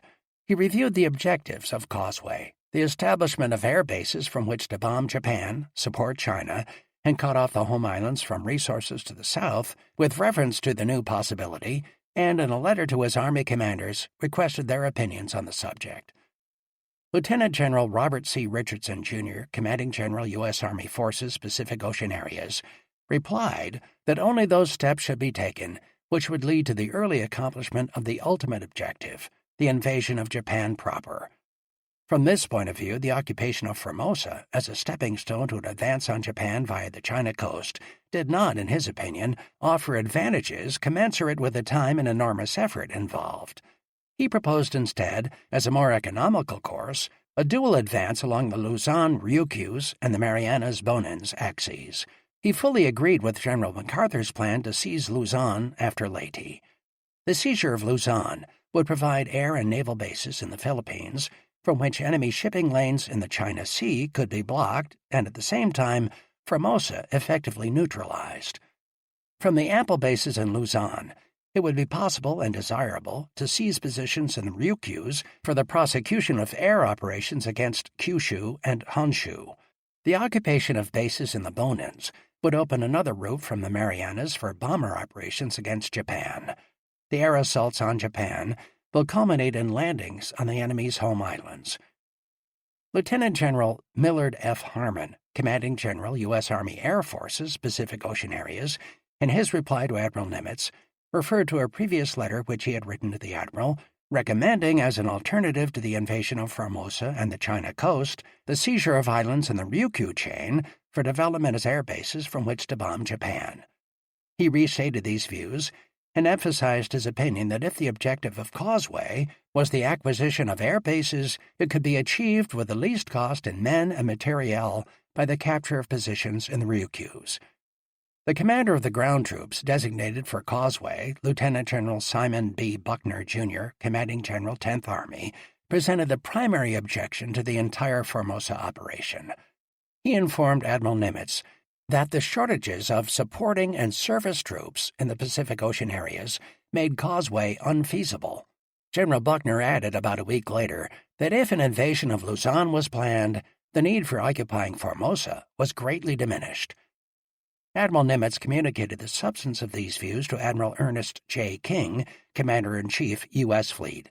The latter, who had been the chief proponent of an invasion of Formosa, proposed to the Joint Chiefs of Staff on 2 October 1944 that in view of the lack of sufficient resources in the Pacific Ocean areas for the execution of Causeway and the War Department's inability to make additional resources available before the end of the war in Europe, operations against Luzon, Iwo Jima, and the Ryukyus be undertaken successively prior to the seizure of Formosa.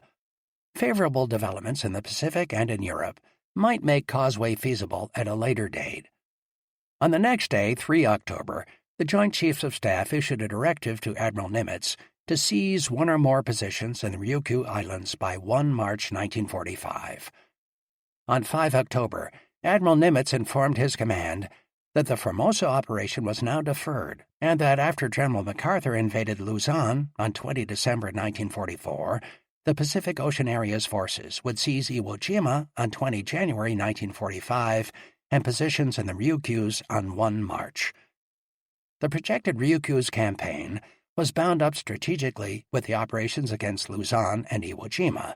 They were all calculated to maintain unremitting pressure against Japan and to effect the attrition of its military forces. The Luzon operation in December would allow the Southwest Pacific forces to continue on the offensive after taking Leyte.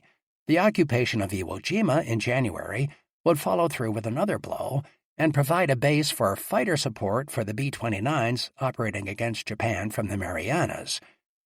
The seizure of Okinawa in March would carry the war to the threshold of Japan, cut the enemy's air communications through the Ryukyus, and flank his sea communications to the south.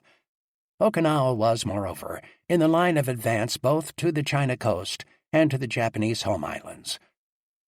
The direct advance to the Ryukyu's Bonin's line from the Luzon Marianas was thus conceived within the framework of the general strategy of destroying by blockade and bombardment the Japanese military forces, or their will to resist.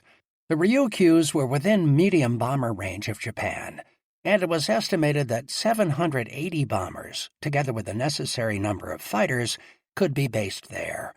An advanced fleet anchorage was available in Okinawa. From these airfields and naval bases, American air and naval forces could attack the main islands of Japan and, by intensified sea and air blockade, sever them from the Japanese conquests to the south. The captured bases could also be used to support further operations in the regions bordering on the East China Sea. Finally, the conquest of the Ryukyus would provide adequate supporting positions for the invasion of Kyushu and subsequently Honshu, the industrial heart of Japan. Nature of the target. The islands. The Ryukyu Islands lie southwest of Japan proper, northeast of Formosa and the Philippines, and west of the Bonins. The islands, peaks of submerged mountains, stretch in an arc about 790 miles long between Kyushu and Formosa and form a boundary between the East China Sea and the Pacific Ocean. The archipelago consists of about 140 islands, only 30 of which are large enough to support substantial populations. The climate is subtropical, the temperature ranging from about 60 degrees Fahrenheit to 83 degrees Fahrenheit. Rainfall is heavy, and the high humidity makes the summer heat oppressive. The prevailing winds are monsoonal in character, and between May and November each year, the islands are visited by destructive typhoons. Approximately in the center of the arc is the Okinawa group, Gunto, of some 50 islands clustered around the island of Okinawa. The Keirama Islands lie in an area from 10 to 20 miles west of southern Okinawa. Kume, Tonachi, Aguni, and Tori form a rectangle to the north of the Keirama group. Ieshima stands off the jutting tip of the Motobu Peninsula on northern Okinawa, while farther to the north lie the Iheya Islands and Yoron. A chain of small islands, called by the Americans the Eastern Islands, extends along the eastern shore of southern Okinawa. Lying in the path of the Japan Current, the entire Okinawa group is surrounded by seas warm enough to allow the growth of coral, and hence all the islands are surrounded by fairly extensive reefs, some of which extend several miles offshore. Okinawa is the largest of the islands in the Ryukyus. Running generally north and south, it is 60 miles long and from 2 to 18 miles wide, with an area of 485 square miles. It is entirely fringed with reefs. On the western side, the reef lies fairly close to shore and is seldom over a mile wide. On the eastern side, where the coast is more sheltered, the reef extends for some distance offshore, the widest and shallowest points being north of Nakagusuku Bay. When Commodore Perry's ships sailed into Naha Harbor on 26 May 1853, Okinawa was a semi-independent country, paying tribute to China and Satsuma. It was annexed in 1879 by Japan, which integrated the Okinawan people almost completely into the Japanese governmental, economic, and cultural structure. The racial origins of the Okinawans are similar to, but not identical with, those of the Japanese, and the Okinawan stock and culture had been subject to extensive Chinese influence. While the Okinawans generally resemble the Japanese in physique, they differ appreciably in their language, the native Luchuan tongue. The predominant religion among the Okinawans is an indigenous animistic cult, of which worship of fire and the hearth is typical. Veneration of ancestors is an important element in this religion, and the burial tomb the most characteristic feature of the Okinawa landscape, a feature which the Japanese were to convert into a formidable defensive position. The standard of living of the Okinawan people is low. The Japanese made no attempt to raise it, regarding the Okinawans as inferior rustics. Most of the inhabitants subsist on small-scale agriculture. When the invading Americans climbed up from the beaches, they found every foot of usable land cut into small fields and planted with sugarcane, sweet potatoes, rice, and soybeans. In 1940, the population of the island was 435,000. The terrain in northern Okinawa, the two-thirds of the island above the Ishikawa Isthmus, is extremely rugged and mountainous. A central ridge with elevations of 1,000 feet or more runs through the length of the region. The ridge is bordered on the east and west by terraces, which are dissected by ravines and watercourses, and it ends at the coast in steep cliffs. About 80% of the area is covered by pine forests interspersed with dense undergrowth. Troop movements are difficult in the region, as the use of vehicles is confined to the poor road that hugs the western shore. The Motobu Peninsula, which is nearly square in shape and juts to the west, has also a mountainous and difficult terrain. Two mountain tracts, separated by a central valley, run east and west the length of the peninsula. Successive coastal terraces are well developed on the north, east, and west of the peninsula. About 3½ miles off the northwest end of the Motobu Peninsula is the small flat-topped island of Ieshima, with a sharp pinnacle about 500 feet high at the eastern end. The southern third of Okinawa, south of Ishikawa, is rolling, hilly country, lower than the north but broken by terraces, steep natural escarpments, and ravines. This section is almost entirely under cultivation and contains 3/4 of the population of the island. Here, too, are the airfields and the large towns, Naha, Shuri, Itoman, and Yonabaru. It was in this area that the battle for Okinawa was mainly fought. The limestone plateau and ridges are ideal for defense and abound in natural caves and burial tombs, easily developed into strong underground positions. Generally aligned east and west, the hills offer no north-south ridgeline for troop movement, and thus they provide successive natural lines of defense, with frequent steep slopes created by artificial terracing. Rice paddies fill the lowlands near the coasts. The roads are more numerous than in the north, but with the exception of those in Naha and its vicinity, they are mostly country lanes, unsuited for motorized traffic. Drainage is generally poor, and heavy rains turn the area into a quagmire of deep clay-like mud. South of Zampa Point, on the west, there's a 15,000-yard stretch of coastline, which includes nearly 9,000 yards of beaches, divided by the Bishi River. These are known as the Hagushi Beaches, deriving their name from a small village at the mouth of the river. The beaches are not continuous, but are separated by cliffs and outcropping headlands. They range from 100 to 900 yards in length and from 10 to 45 yards in width at low tide, and some are completely awash at high water. A shallow reef with scattered coral heads borders the entire stretch of beach and in many places is almost a barrier reef, with deeper water between its crest and the shoreline than immediately to seaward. The beaches are for the most part coral sand, and most have at least one road exit. A low coastal plain flanks the beaches from Zampa Point south to Tsunabe. It is dominated by rolling hills, which afford excellent observation, good fields of fire along the beaches, and extensive cover and concealment. Less than 2,000 yards inland on the plain lie the Yontan and Kadena airfields, north and south of the Bishi River. A 400-foot-high hill mass, rising southeast of Tsunabe and extending across the center of the island, dominates the entire beachhead area. Composed of innumerable sharp ridges and deep ravines, it is a major obstacle to rapid troop movements and can be used effectively for a strong delaying action.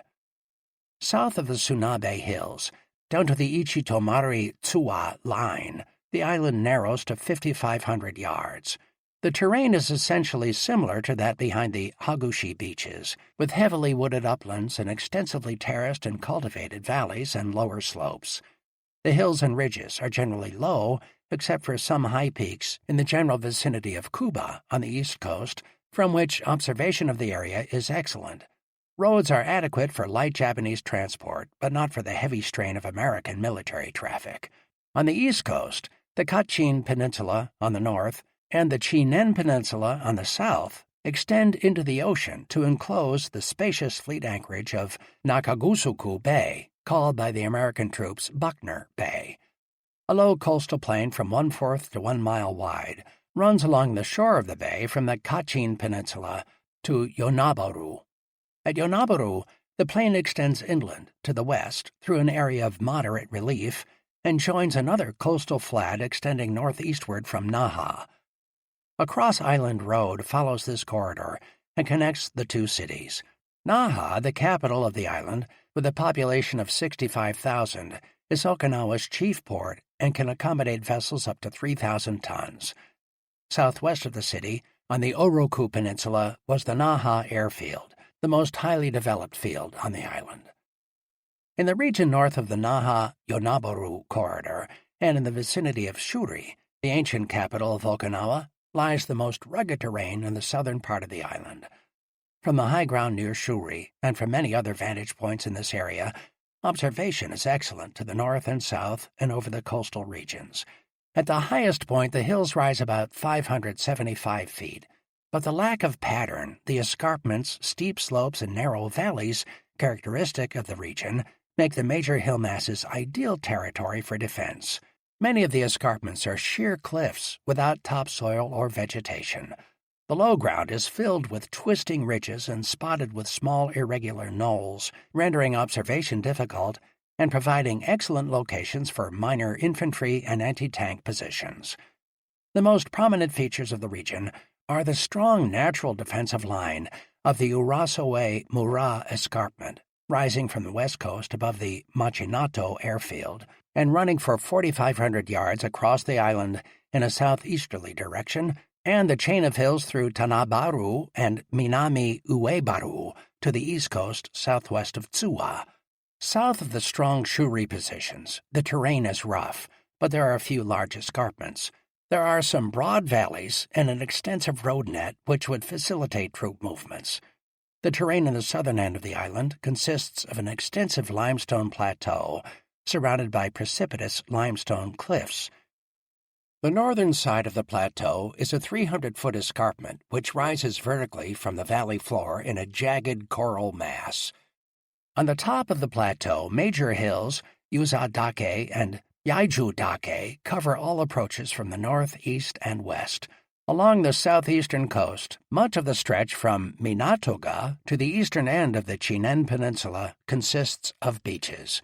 These are dominated by the rolling, dissected terrace forming the body of the peninsula and by the high plateau to the southwest. American intelligence of the enemy. American knowledge of the enemy and of the island of Okinawa was acquired slowly over a period of many months and in the face of many difficulties.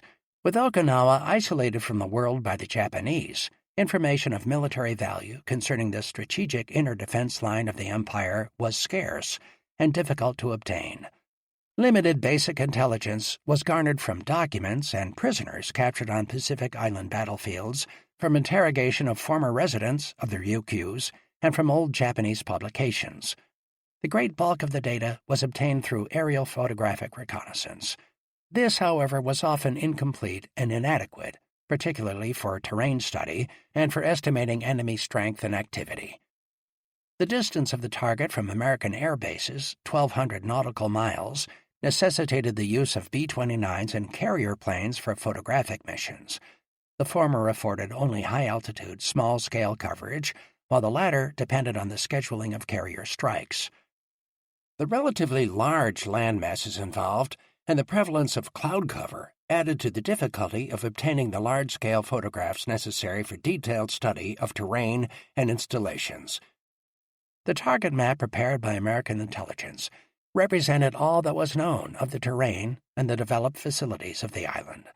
This map, scale 1 to 25,000, was based on aerial photographs obtained on 29 September and 10 October 1944 and was distributed about 1 March 1945. Incomplete coverage, varying altitudes of the plains, and cloudiness over parts of the island at the time prevented clear delineation, and certain portions of the map, including that of the high ground north of Shuri, had either poor topographic detail or none at all. Additional photographic coverage of the island was obtained on 3 and 22 January, 28 February, and 1 March 1945. That of 22 January was excellent for the proposed landing beach areas. To supplement aerial photography, a submarine was sent from Pearl Harbor to take pictures of all Okinawa beaches. The submarine never returned. Hydrographic information was complete, but its accuracy could not be checked until the target was reached. As the data agreed with the captured Japanese map, they were presumed to be accurate. The most reliable information on the depth of the water over the reefs was obtained from sauna strip photography and was made available to the troops in March. The first estimate of enemy strength, made in October 1944, put the number of Japanese troops on Okinawa at 48,600, including 2 infantry divisions and 1 tank regiment. In January 1945, this estimate was raised to 55,000, with the expectation that the Japanese would reinforce the Okinawa garrison to 66,000 by 1 April 1945. At the end of February, however, the January estimate was still entertained. All these figures were based on interpretation of aerial photographs and on the use of standard Japanese tables of organization. There was no documentary evidence corroborating the estimate of the number of troops on the island. It was believed that the Japanese had moved 4 infantry divisions to the Ryukyus during 1944. These were identified as the 9th, 62nd, 24th, and 28th Divisions. Army intelligence learned that one division, perhaps the 9th, had been moved from Okinawa to Formosa in December 1944. In March 1945, American intelligence estimated that the Japanese forces on Okinawa consisted of the following troops, which included 26 battalions of infantry.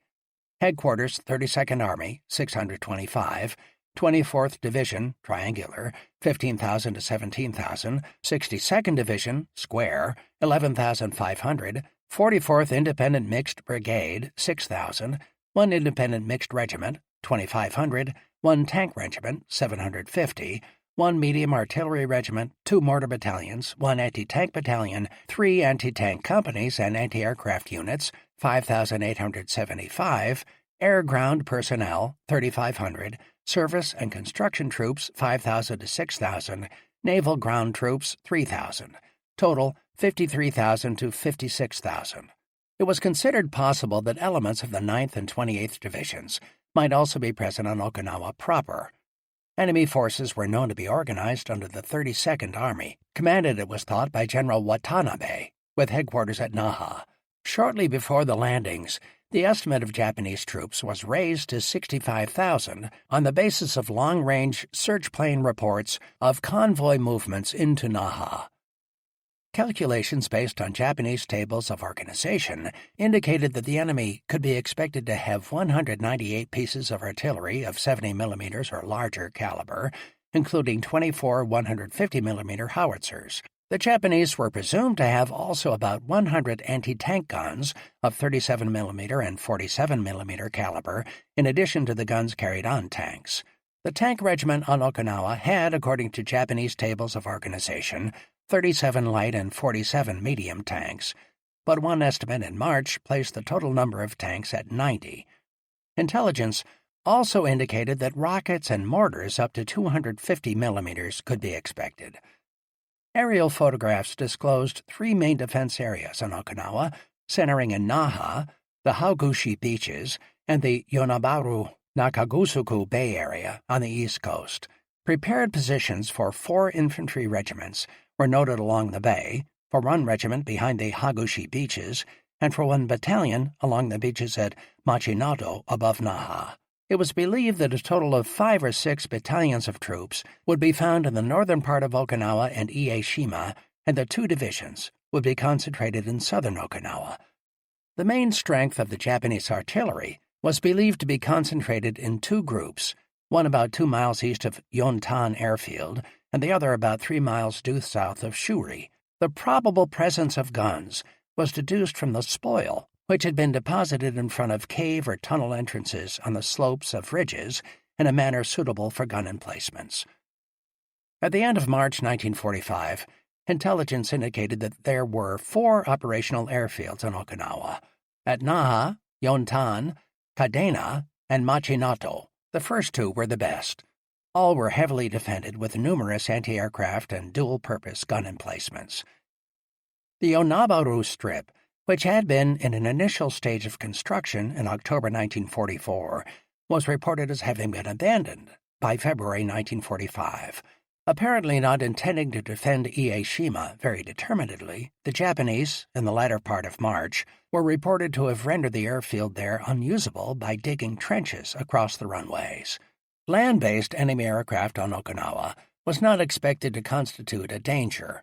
The Americans fully expected that the airfields would be neutralized by the time they invaded the island. It was reported on 29 March, however, that enemy fighter and transport planes were being flown in at night to the Kadena airfield. On 31 March, no activity was observed on any of the Okinawa airfields. It was constantly stressed that heavy enemy air attacks would probably be launched from Kyushu, 350 miles to the north. The potential threat of small suicide boats against shipping was also pointed out. 10th Army believed that the most critical terrain for the operation was the area between the Ishikawa Isthmus and the Chatan-Toguchi line, particularly the high ground inland which dominates the Hagoshi beaches and the valley of the Bishi River. The enemy could defend the beaches from prepared positions with one regiment, maintaining mobile reserves in the hills north and south of the river. Other reserves could be dispatched to the landing area within a few hours. It was expected that the Japanese would wait until the night of L-Day to move their artillery. Alerted by American preliminary operations, they might have a division in position ready for a counterattack on the morning of the landings. From terrain 3,000 yards inland that offered both cover and concealment, the Japanese could launch counterattacks of division strength against both flanks of the landing area simultaneously. If the landings were successful, the enemy's main line of resistance, manned by a force of from 9 to 15 battalions, was expected to be at the narrow waist of the island, from Chatan to Toguchi, south of the landing beaches. The plan of attack. The plan for the conquest of the Ryukyus was in many respects the culmination of the experience of all previous operations in the Pacific War. It embodied the lessons learned in the long course of battle against the Japanese outposts in the Pacific, lessons of cooperation and combined striking power of the services, of the technique of amphibious operations, and of Japanese tactics and methods of meeting them. The plan for Iceberg brought together an aggregate of military power, men, guns, ships, and planes that had accumulated during more than 3 years of total war. The plan called for joint operations against the inner bastion of the Japanese Empire by the greatest concentration of land, sea, and air forces ever used in the Pacific. Basic features of the plan. The immediate task imposed upon the American forces by the terms of the general mission was the seizure and development of Okinawa and the establishment of control of the sea and air in the Ryukyus. The campaign was divided into 3 phases. The seizure of southern Okinawa, including Keisei-shima and islands in the Keirama group, and the initiation of the development of base facilities were to constitute the first phase. In the next phase, Ie-shima was to be occupied, and control was to be established over northern Okinawa. The third phase consisted of the seizure and development of additional islands in the Nansei Shoto for use in future operations. The target date of the operation was set at 1 March 1945. Planning began in October 1944. The general scheme for Operation Iceberg was issued in the fall of 1944 by Admiral Nimitz as Commander-in-Chief, Pacific Ocean Areas, SINCPOA. The strategic plan outlined was based on 3 assumptions. First, the projected campaign against Iwo Jima would have progressed to such an extent that naval fire support and close air support units would be available for the assault on Okinawa. Second, the necessary ground and naval combat units and assault shipping engaged in the Philippines would be released promptly by General MacArthur for the Okinawa campaign. Third, preliminary air and naval operations against the enemy would ensure control of the air in the area of the target during the operation. Air superiority was the most important factor in the general concept of the operation as outlined by Admiral Nimitz's staff. The SINCPOA planners believed that American air attacks on Japan, from carriers and from airfields in the Marianas, combined with the seizure of Iwo Jima, would force a concentration of enemy air strength around the heart of the empire, on the home islands, Formosa, the China coast, and the Ryukyus. From these bases, strong and continuous air attacks would be made against the forces invading the Ryukyus. It would be necessary, therefore, to neutralize or destroy enemy air installations not only at the target, but also at the staging areas in Kyushu and Formosa. All available carrier and land-based air forces would be called on to perform this task and give the Americans the control of the air required in the area of operations. On Okinawa itself, the scheme of maneuver of the ground troops would be such as to gain early use of airfields that would enable land-based planes to maintain control of the air in the target area. Control of the sea was to be maintained by submarine, surface, and air attacks on enemy naval forces and shipping. The American forces. The isolation of Okinawa was to be effected with the aid of land-based air forces of commands outside the Pacific Ocean areas, POA. Planes from the Southwest Pacific Area, SWPA, were to engage in searches and continuous strikes against Formosa as soon as the situation on Luzon permitted. 20th Air Force B-29s from China and the Marianas were to bomb Formosa, Kyushu, and Okinawa during the month preceding the landings. The China-based 20th Bomber Command was to concentrate on Formosa, while the 21st Bomber Command from the Marianas would attack Okinawa and then shift to Kyushu and other vulnerable points in the home islands during the fighting on Okinawa. The 14th Air Force was to conduct searches along the China coast and also, if practicable, bomb Hong Kong. All the forces in Admiral Nimitz's command were marshaled in support of the iceberg operation. The Strategic Air Forces, POA, was assigned the task of neutralizing enemy air bases in the Carolines and the Bonin, of striking Okinawa and Japan when practicable, and of providing fighter cover for 20th Air Force bombing missions against Japan. The commander, Forward Areas Central Pacific, was to use his naval air strength to provide anti-submarine coverage, neutralize bypassed enemy bases, and in general furnish logistic support. Provision of intelligence on enemy naval units and interdiction of the sea approaches from Japan and Formosa were the tasks of the Submarine Force Pacific Fleet. The enemy was to be contained in the North Pacific area, and the lines of communication were to be secured in the Marshalls-Gilbert's area. Logistic support was to be provided by General Richardson's United States Army Forces, POA, USAF POA, the Air and Surface Forces, Pacific Fleet, and the South Pacific Force. All the armed forces in the Pacific Ocean areas, from the west coast to Ulithi and from New Zealand to the Aleutians, were directed to support the attack on Okinawa. The principal mission in seizing the objective was assigned to a huge joint Army-Navy task force, known as the Central Pacific Task Forces, and commanded by Admiral Raymond A. Spruance, commander of the Fifth Fleet. Admiral Spruance's forces consisted of naval covering forces and special groups, Task Force 50, which he personally commanded, and a joint expeditionary force, Task Force 51, commanded by Vice Admiral Richmond K. Turner, Commander Amphibious Forces, Pacific Fleet. General Buckner, commanding General 10th Army, was to lead the expeditionary troops, Task Force 56, under Admiral Turner's direction. Command relationships prescribed for the operation differed in some respects from those in previous operations against island positions remote from Japan. Because the campaign would entail prolonged ground combat activities by a field army on a large island close to the enemy's homeland, it was necessary to define clearly the relationships between Army and Navy commanders for the successive phases of the operation. Admiral Nimitz accordingly provided that, initially, the chain of command for amphibious operations would be Admiral Spruance, Admiral Turner, General Buckner. However, when Admiral Spruance determined that the amphibious phases of the operation had been successfully completed, General Buckner was to assume command of all forces ashore. He was thereafter to be directly responsible to Admiral Spruance for the defense and development of the captured positions. In time, Admiral Spruance would be relieved by Admiral Nimitz of these responsibilities, and General Buckner would take over complete command of the forces in the Ryukyus. As commander, Ryukyu's force, a joint task force of ground, air, and naval garrison troops, he would be responsible only to sink POA for the defense and development of the newly won bases and for the protection of the sea areas within 25 miles. Admiral Spruance, as commander of Task Force 50, had at his disposal Vice Admiral Mitcher's Fast Carrier Force, Task Force 58, a British carrier force, Task Force 57, special task groups for aerial search and reconnaissance and anti-submarine warfare, and fleet logistic groups.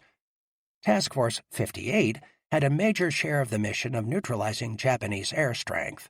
Its fast carriers were to strike Kyushu, Okinawa, and adjacent islands in the middle of March, to remain in a covering position east of the target area during the week preceding the invasion, to support the landings with strikes and patrols, and to be prepared for further forays against Kyushu, the China coast, or threatening enemy surface forces. The British carriers, the first to participate in Pacific naval actions with the American fleet, were given the task of neutralizing air installations on the Sakishima Group, southwest of the Ryukyus, during the 10 days before the landings. The Joint Expeditionary Force, Task Force 51, was directly charged with the capture and development of Okinawa and other islands in the group. It was a joint task force of Army, Navy, and Marine units, and consisted of the expeditionary troops, Task Force 56, shipping to transport them, and supporting naval and air units. Direct naval and air support for Task Force 51 was to be furnished by its amphibious support force, Task Force 52, made up of escort carriers, gunboat and mortar flotillas, minesweepers, and underwater demolition teams, and by the Gunfire and Covering Force, Task Force 54, of old battleships, light and heavy cruisers, destroyers, and destroyer escorts. The transports and tractor units of the Northern Attack Force, Task Force 53, and Southern Attack Force, Task Force 55, were to land the ground troops in the main assault on the Okinawa beaches, while a number of task groups were assigned the task of transporting the troops for subsidiary landings and the floating and area reserves. Task Force 51 also included a transport screen, a service and salvage group, and several specialized naval units.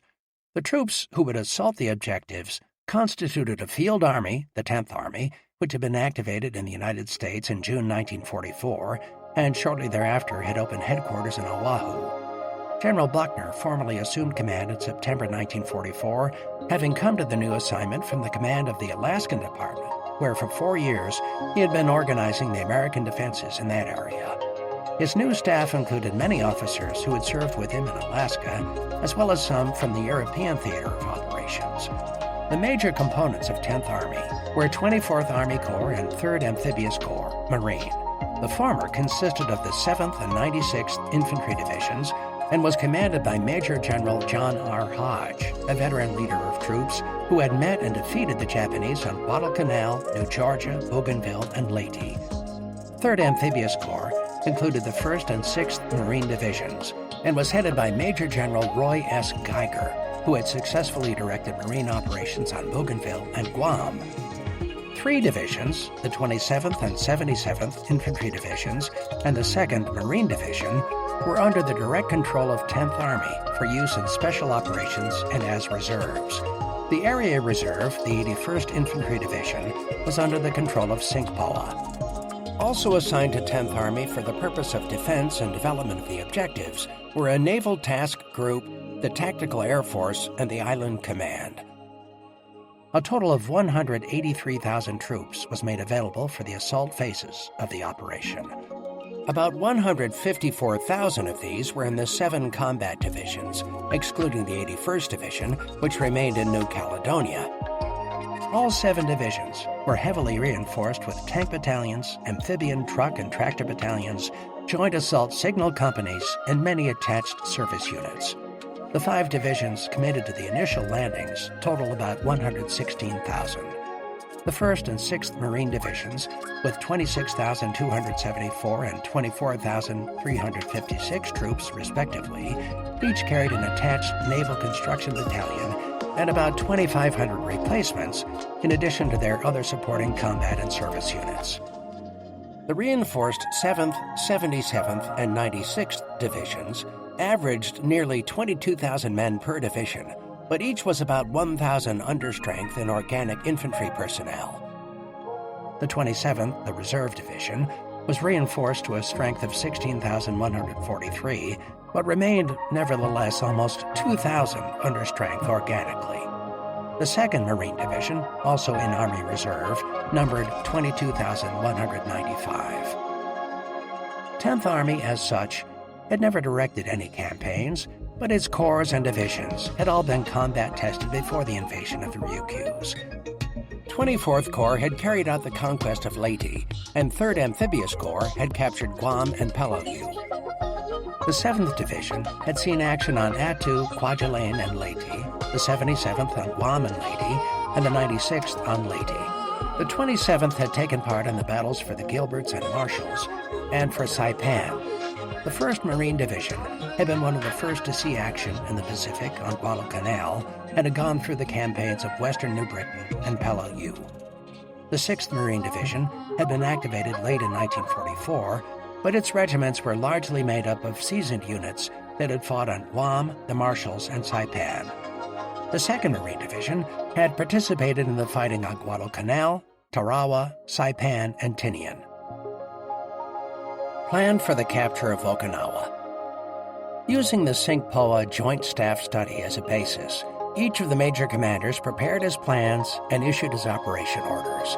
Although each plan and operation order was derived from that of the next superior echelon, planning was always concurrent. The joint nature of the operation also required extensive coordination of the three services in all operational and logistical problems. Joint conferences thrashed out problems of troop lists, shipping, supplies, and strategy. Corps and task force commanders worked together on the plans for amphibious operations. Corps and division staffs were consulted and advised by Army for purposes of orientation and planning. To ensure inter-service coordination, Navy and Marine officers were assigned to work with 10th Army General and Special Staff sections. In some cases, planning was facilitated by utilizing the results of work on other operations. Thus, the naval staff, developing the gunfire support plans, was able to use the operations at Iwo Jima to test and strengthen the general command and communications framework, which was generally similar for both operations. In the same way, 10th Army logistical planners took advantage of their work on the canceled Formosa operation, adapting it to the needs of the Okinawa campaign. Out of these planning activities came extremely important decisions that modified and expanded the scope of proposed operations. 10th Army found it necessary to enlarge the troop list by about 70,000 to include greater numbers of supporting combat elements and service units. Its staff presented and supported a plan for initial assault landings on the west coast of Okinawa, just north and south of Hagushi, as the most feasible logistically and as consonant tactically with the requirements of SINCPOA. The naval staff insisted on the necessity of a sustained week-long naval bombardment of the target and on the consequent need for a protected anchorage in the target area where the fleet units could refuel and resupply. As a result, it was decided to capture the Kerama Islands just west of Okinawa a week before the main landings, and the 77th Division was assigned this task. At the suggestion of Admiral Turner, a landing was to be feinted on the eastern coast of the island, and the 2nd Marine Division was selected for this operation. The commitment of these two reserve divisions impelled 10th Army to secure the release of the Area Reserve Division to the expeditionary troops, and the 27th Division was designated the Floating Reserve. In its place as Area Reserve, the 81st Division was ordered to stand by in the South Pacific. Finally, SINCPOA was twice forced to set back the target date because delays in the Luzon operation created difficulty in maintaining shipping schedules and because unfavorable weather conditions appeared likely in the target area during March. L-Day, Landing Day, was set for 1 April 1945. As finally conceived, the plan for the capture of Okinawa gave fullest opportunity for the use of the mobility, long range, and striking power of combined arms. After the strategic isolation of Okinawa had been affected by land and carrier-based aircraft, the amphibious forces were to move forward to the objective. Task Force 52, the Amphibious Support Force, and Task Force 54, the Gunfire and Covering Force, assisted by the fast carriers of Task Force 58, were to begin operations at Okinawa and the Kerama Group on L-8, 24 March. They were to destroy the enemy defenses and air installations by naval gunfire and air strikes, clear the waters around the objective and the beaches of mines and other obstacles, and provide cover and protection against hostile surface and air units to ensure the safe and uninterrupted approach of the transports and the landings of the assault troops. After the landings, they were to furnish naval support and air cover for the land operations. Minesweepers were to be the first units of the Amphibious Support Force to arrive in the target area. Beginning on L-8, They were to clear the way for the approach of the bombardment units and then to sweep the waters in the landing and demonstration areas to the shoreline. Underwater demolition teams were to follow the minesweepers, reconnoiter the beaches, and demolish beach obstacles. Naval gunfire was to support the capture of Okinawa by scheduled destructive bombardment in the week before the landings, by intensive close support of the main and subsidiary landings and the diversionary feint, and thereafter by delivering call and other support fires. The fire support ships with their 5 to 16-inch guns were organized into fire support units, each consisting of 2 old battleships, 2 or 3 cruisers, and 4 or 5 destroyers that were to stand off the southern part of the island in accordance with definite areas of responsibility. In view of the size of the objective and the impossibility of destroying all targets, fire during the pre-landing bombardment was to be laid on carefully selected targets. The principal efforts were to be directed to the destruction of weapons threatening ships and aircraft and of the defenses opposing the landings. Profitable targets were at all times to be sought by close observation, exploratory firing, and constant evaluation of results. Covering fires were to be furnished in conjunction with fire from gunboats and mortar boats in support of minesweeping operations and beach demolitions. On L Day, beginning at 0600, the naval guns were to mass their fires on the beaches. Counter-battery and deep supporting fires were to destroy the defense guns and keep enemy reinforcements from moving up to oppose the landings. As the assault waves approached the beaches, the fires of the big guns would lift to targets in critical areas inland and to the exterior flanks of the troops. Mortar boats and gunboats were to lead the boat waves to the shore, delivering mortar and rocket fire on the beaches. All craft would begin 40mm fire on passing the line of fire support ships and would fire at will until H hour.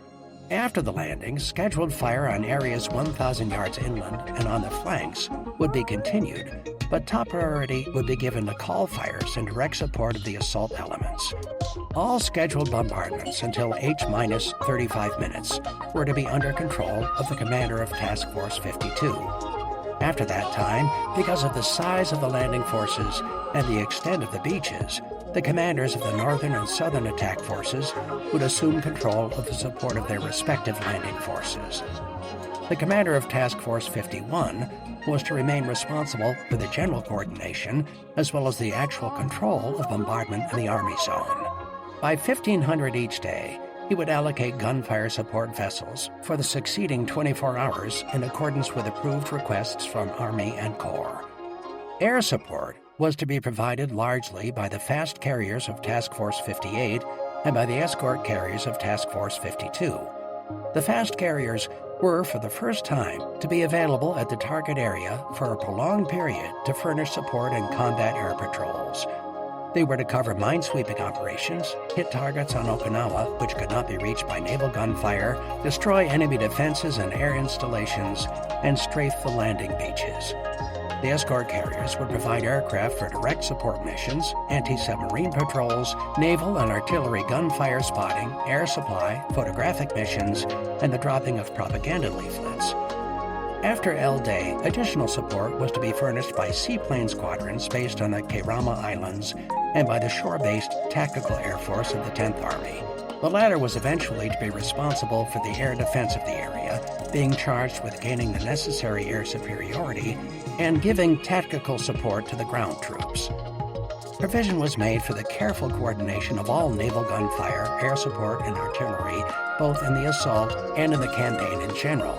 Target information centers, to be established at Army, Corps, and division levels, would collect and disseminate data on all targets suitable for attack by the respective arms and keep a record of attacks actually carried out.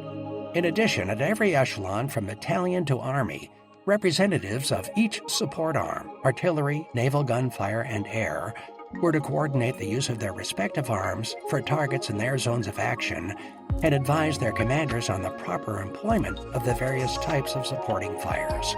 Requests for support would thus be coordinated and screened as they passed up through the various echelons for approval. Under cover of the sustained day and night attacks by the naval and air forces, the first phase of the campaign the capture of the Kerama and Keisei Islands and of the southern part of Okinawa was to begin. On L-6, the Western Islands Attack Group was to land the reinforced 77th Division on the Kerama Islands. The seizure of these islands was designed to give the Joint Expeditionary Force, prior to the main assault on Okinawa proper, a base for logistic support of fleet units, a protected anchorage, and a seaplane base.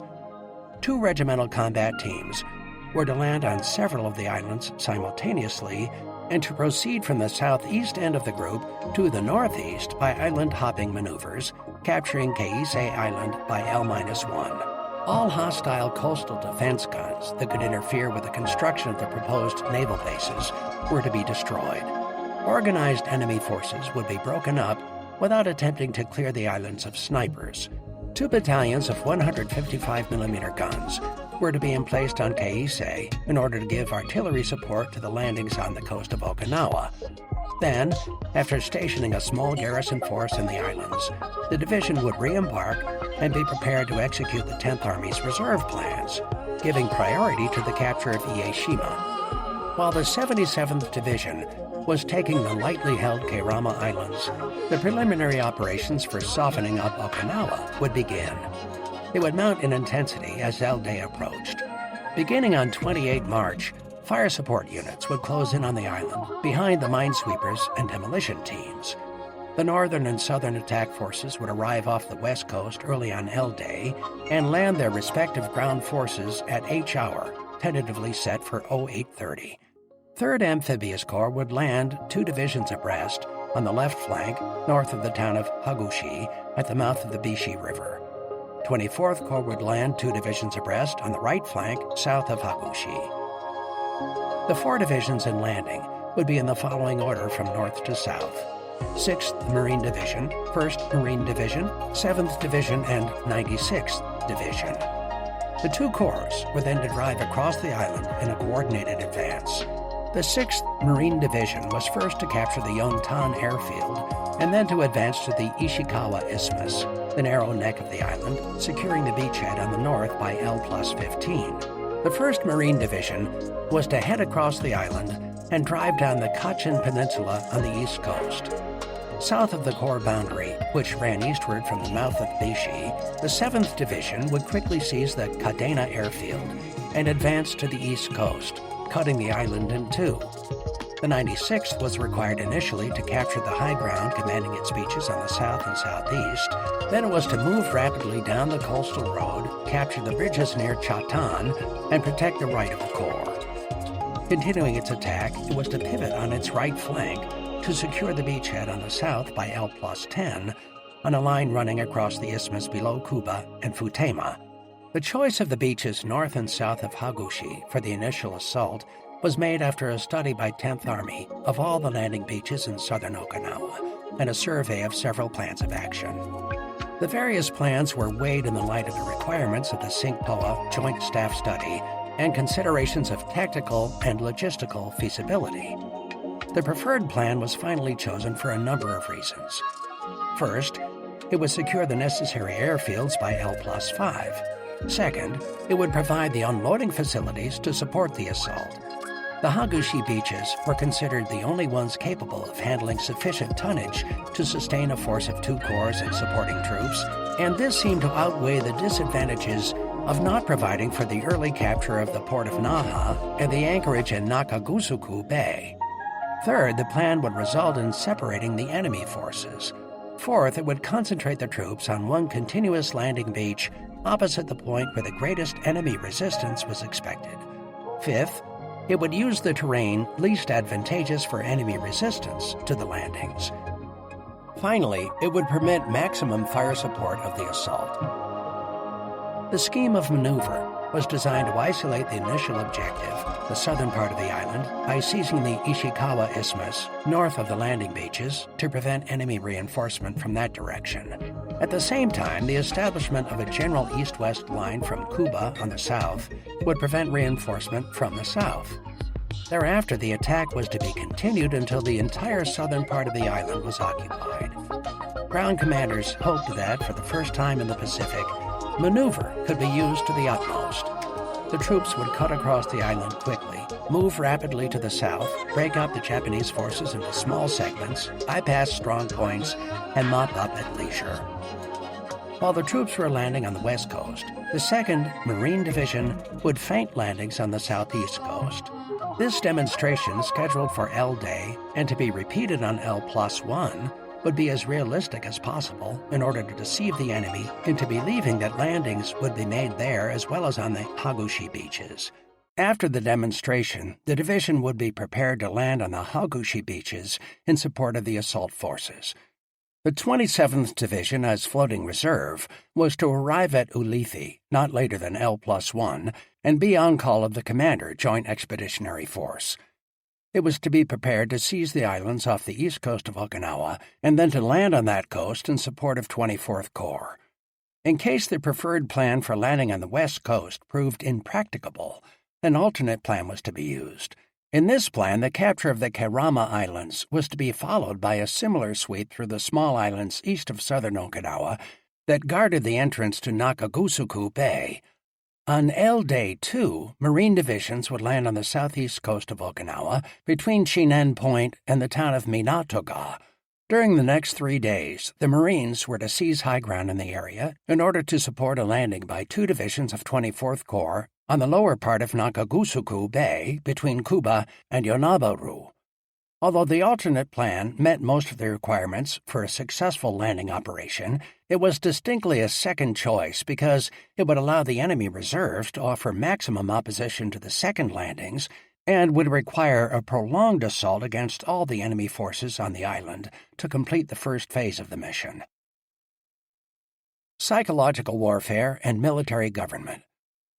Despite general skepticism as to the effectiveness of psychological warfare against the Japanese, an attitude which resulted from its failure in many previous operations, the American plan called for an intensive effort to weaken the enemy's will to resist.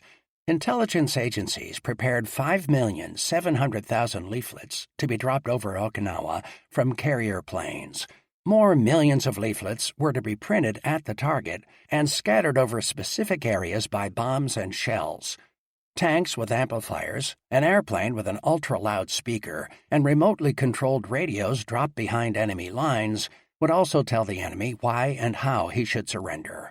The plans for psychological warfare were also directed toward influencing the Okinawans, and in this connection there was greater optimism. Because the Okinawans were of a different stock and culture from the Japanese and had been treated by their rulers as inferiors rather than as elements to be assimilated to Japanese nationalism and militarism, it was hoped that the civilians would not be as hostile, or at any rate as fanatical, as the Japanese. The Okinawans also presented the American planners with the problem of military government. The problem was twofold, that of removing the Okinawans from the front lines and that of caring for them. It was necessary to handle the problem in such a way as to facilitate military operations and to make available to the occupying forces the labor and economic resources of the areas. Approximately 300,000 natives lived in southern Okinawa. Thousands of others were in the north and on nearby islands. Never before in the Pacific had Americans faced the task of controlling so many enemy civilians. Basic responsibility for military government in the conquered Japanese islands devolved on the Navy, and Admiral Nimitz was to assume the position of military governor of the Ryukyus. However, in view of the fact that most of the garrison forces were Army troops, Admiral Nimitz delegated the responsibility to General Buckner. The latter planned to control military government operations during the assault phase through his tactical commanders. Corps and division commanders were made responsible for military government in the areas under their control and were assigned military government detachments whose mission was to plan and organize civilian activities behind the fighting fronts. As the campaign progressed and increasing numbers of civilians were encountered, teams attached to military government headquarters of 10th Army would assume charge, organize camps, and administer the program on an island-wide basis. During the garrison phase, the island commander, on order of General Buckner, would exercise command over all military government personnel. Major General Fred C. Wallace would act through a deputy commander for military government, Brigadier General W. E. Christ. The major problem of military government was to feed and provide emergency medical care for the approximately 300,000 civilians who were expected to be within the American lines by L+40. Each of the combat divisions mounted out with 70,000 civilian rations of such native staples as rice, soybeans, and canned fish, and also with medical supplies. Military government personnel would land in the wake of assault units to handle a huge disaster relief program. Additional supplies of all kinds were to be included in the general maintenance shipments. Mounting the attack. Organizing the supply line. The planning and execution of Iceberg presented logistical problems of a magnitude greater than any previously encountered in the Pacific. For the assault echelon alone, about 183,000 troops and 747,000 measurement tons of cargo were loaded into over 430 assault transports and landing ships at 11 different ports, from Seattle to Leyte, a distance of 6,000 miles. After the landings, maintenance had to be provided for the combat troops and a continuously increasing garrison force that eventually numbered 270,000. Concurrently, the development of Okinawa as an advanced air and fleet base and mounting area for future operations involved supply and construction programs extending over a period of many months subsequent to the initial assault. Close integration of assault, maintenance, and garrison shipping and supply was necessary at all times. Factors of distance dominated the logistical picture. Cargo and troops were lifted on the West Coast, Oahu, Espiritu Santo, New Caledonia, Guadalcanal, the Russell Islands, Saipan, and Leyte, and were assembled at Eniwetok, Ulithi, Saipan, and Leyte. The closest Pacific Ocean area bases were at Ulithi and the Marianas, 5-day sailing time to Okinawa, at 10 knots. The West Coast, which furnished the bulk of resupply, was 6,250 nautical miles away, or 26 days sailing time. Allowing 30 days to prepare and forward the requisitions, 60 days for procurement and loading on the West Coast, and 30 days for sailing to the target, the planners were faced with a 120-day interval between the initiation of their calculations and the arrival of supplies. This meant in practice that requisitioning had to be started before troop bases had been fixed and the details of the tactical plans worked out. Distance, moreover, used up ships and compelled the adoption of a schedule of staggered supply shipments, or echelons, as well as a number of other improvisations. Mounting the troops, where they were stationed, in the scattered reaches of the Pacific Ocean and Southwest Pacific areas, required close and intricate timing to have them at the target at the appointed moment. Broad logistic responsibilities for the support of Iceberg were assigned by Admiral Nimitz to the various commanders chiefly concerned. Admiral Turner, as commander of the Amphibious Forces Pacific Fleet, furnished the shipping for the assault troops and their supplies, determined the loading schedules, and was responsible for the delivery of men and cargo to the beaches. General Buckner allocated assault shipping space to the elements of his command and was responsible for landing the supplies and transporting them to the dumps. The control of maintenance and garrison shipping, which was largely loaded on the West Coast, was retained by SINCPOA.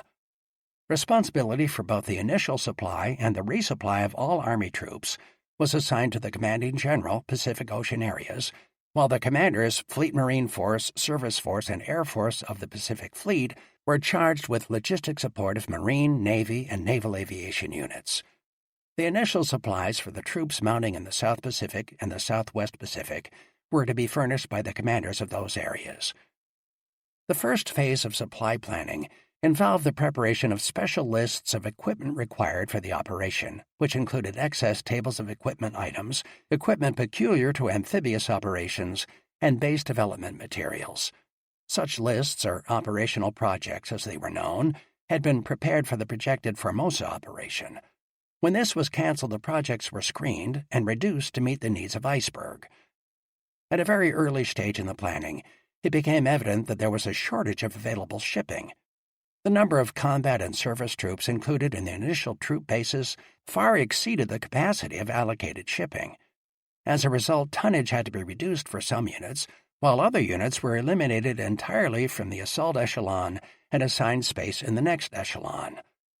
Later, in January 1945, it became apparent that there was still not enough shipping space in the assault echelon to transport certain air units and base development materials designed for early use. It was necessary to request Singpoa to increase the overall allocation of LSTs and LSMs, as well as to curtail cargo tonnage and provide for the quick return of LSTs to Saipan to load 8 naval construction battalions. Providing the assault troops with their initial supplies was not a difficult problem, as generally there were sufficient stocks on hand at each of the mounting areas. When the assault units embarked, they took with them a 30-day supply of rations, essential clothing and equipment, fuel, and medical and construction supplies. Initial ammunition quotas consisted of 5 Singpoa units of fire. On Leyte, 24th Corps found that SWPA logistics agencies did not have sufficient rations on hand to supply it as required, and the shortage was overcome by having the Corps joined at Okinawa by 2 LSTs loaded with rations from 10th Army Reserve stocks in the Marianas. Equipment issued to the troops included weapons and instruments of war never before used against the Japanese. New type flamethrower tanks with an increased effective range and a larger field capacity were available for the invasion. Each division was issued 110 sniper scopes and 140 snooper scopes, devices for seeing in the dark by means of infrared radiation. The former were mounted on carbines and permitted accurate night firing, while the latter were on handheld mounts and could be used for night observation and signaling. Army artillery and anti-aircraft units used proximity (VT) fuses over land areas for the first time in the Pacific. During the campaign, tests were conducted with a new mortar locating device, the sound locator set GR6, and the 57mm and 75mm recoilless rifles and 4.2-inch recoilless mortars. Supplies to maintain the troops at the target were scheduled to arrive in 21 shipments from the West Coast. Loaded ships were to sail from Pacific ports at 10-day intervals, beginning on L-40, 20 February 1945, and to arrive at the regulating stations at Ulithi and Eniwetok, beginning on L-5, there to await the call of General Buckner. These maintenance shipments, planned to provide automatic resupply until L+210, 31 October 1945, were based on the estimated population buildup at the scheduled time of arrival. The principal emergency reserves were kept at Saipan and Guam. The main logistical task of the operation, in Admiral Nimitz's opinion, was the rapid development of air and naval bases in the Ryukyus to support further operations against Japan. The base development plan for Okinawa, published by Singpoa, provided for the construction of 8 airfields on Okinawa, 2 of which were to be operational by L+5, a seaplane base, an advanced fleet base at Nakagusuku Bay, and the rehabilitation of the port of Naha to accommodate support shipping. Base development responsibilities also included immediate support of the assault by the early construction of tank farms for the bulk storage of fuel and for the improvement of waterfront unloading facilities and of roads. Later, a large construction program was planned that included roads, dumps, hospitals, communications facilities, water supply systems, and housing and recreational facilities. A plan for the development of Ie-Shima as an advanced air base was also prepared. General Buckner was charged with the responsibility for base development in the Ryukyus. Assigned to 10th Army for the execution of the base development plan was the Island Command Okinawa, or Army Garrison Force, with Major General Fred C. Wallace in command. Some of the Island Command troops were to land in the assault echelon and to provide logistic support for the assault troops during and immediately after the landings. At the conclusion of the amphibious phase, the Island Command was to act as 10th Army's administrative and logistical agency, operating in effect as an Army Service Command and an advanced section of the communications zone. As such, it was to be in charge of the base development program, as well as of the garrisoning and defense of the captured positions. Garrison troops and base development materials were scheduled to arrive at Okinawa in 17 echelons. These were based primarily on the unloading capacity of the Hagushi beaches. The tonnage in each echelon was kept within the estimated discharge capacity between the arrivals of the echelons. Most of this garrison shipping was loaded on the West Coast and Oahu, but some originated in the South Pacific and the Marianas. Training and rehearsal of troops. The great distances that separated the elements of its command, together with the limited time available, precluded combined training or rehearsal by 10th Army of the maneuver which would land 2 corps abreast on a hostile shore. To the extent that circumstances permitted, however, the scattered units of the 10th Army engaged in individual training, combined arms training, and special training in amphibious, cave, and mountain warfare. Particular efforts were made to train ground troops in the use of the new snooper scopes and sniper scopes, and the one standard tank battalion, which was converted to an armored flamethrower battalion, received instruction in the use and maintenance of its tanks. Many service units received little specialized training because of the pressure of their regular duties, and in some cases, the circumstance that they had been released to 10th Army only a few days before mounting from Hawaii. When, in December 1944, 24th Corps received its warning order, it was in action over a large part of southern Leyte, engaged in virtually separate operations on the east and west coasts of the island. The Corps was not released from tactical responsibility until 10 February 1945, and it did not complete the assembly of all its units in the staging area at Dulag until 18 February. Training and rehearsals had to be sandwiched between the rehabilitation program for its combat-weary units and the mounting out for the new operation. The 7th, 77th, and 96th Divisions were able to engage only in a very limited amount of training specifically oriented to the Okinawa operation, but all managed to train in the use of the sniper scope and of flamethrowers. The Corps was, however, able to engage in a full-scale non-firing rehearsal with the 7th and 96th Divisions and amphibious elements of the Southern Attack Force in Leyte Gulf from 15 to 19 March 1945. In addition to training in the techniques of amphibious landings, the troops practiced the breaching and scaling of seawalls. Assault regiments of the 2 divisions landed and moved inland for 1,000 yards in a simulated attack, after which critiques were held and the exercise repeated. The 77th Division conducted practice landings separately in Leyte Gulf from 9 to 16 March. The 27th was able to engage in intensive training in Espiritu Santo between October 1944 and 25 March 1945, when it embarked for the target. 4 landing rehearsals were also held between 20 and 25 March. All the Marine divisions scheduled for the Okinawa campaign had several months in which to train and rehearse. The 1st Marine Division, finding training facilities restricted in the Russell Islands, arranged for each of its regiments to take a month's training on Guadalcanal, where adequate artillery, mortar, and small arms ranges were available. The 6th Marine Division trained on Guadalcanal, conducting numerous division problems and field exercises. On Saipan, the 2nd Marine Division had the advantage of practicing against the Japanese still holed up in the hills. The 3rd Amphibious Corps conducted a combined rehearsal with the 1st and 6th Marine Divisions at Guadalcanal from 2 to 7 March. Full-scale problems were worked out, troops and token supplies were landed, and a communications net established. Mounting out. Responsibility for the loading of the assault units was decentralized through delegation to the commanders at the various mounting points. The commanding general, 10th Army, however, retained control of the mounting of units from Oahu. The commanders of the 3rd Amphibious Corps and 24th Corps were responsible for embarking their respective troops in the South Pacific and Leyte. The 2nd Marine Division supervised the loading of its own troops and other units mounting from Saipan. Units which originated on the west coast were moved to the assigned mounting points for integration with the assault echelon. All loading was conducted according to the transport doctrine of the Amphibious Forces Pacific Fleet and the logistical directives published by 10th Army. 1 transport squadron of 15 APAs, transports, and 6 AKAs, cargo ships, together with a requisite number of LSTs and LSMs, was allocated to each division, and additional allocations were made for Corps and Army troops. Altogether, 111 APAs, 47 AKAs, 184 LSTs, and 89 LSMs were loaded in mounting the Joint Expeditionary Force.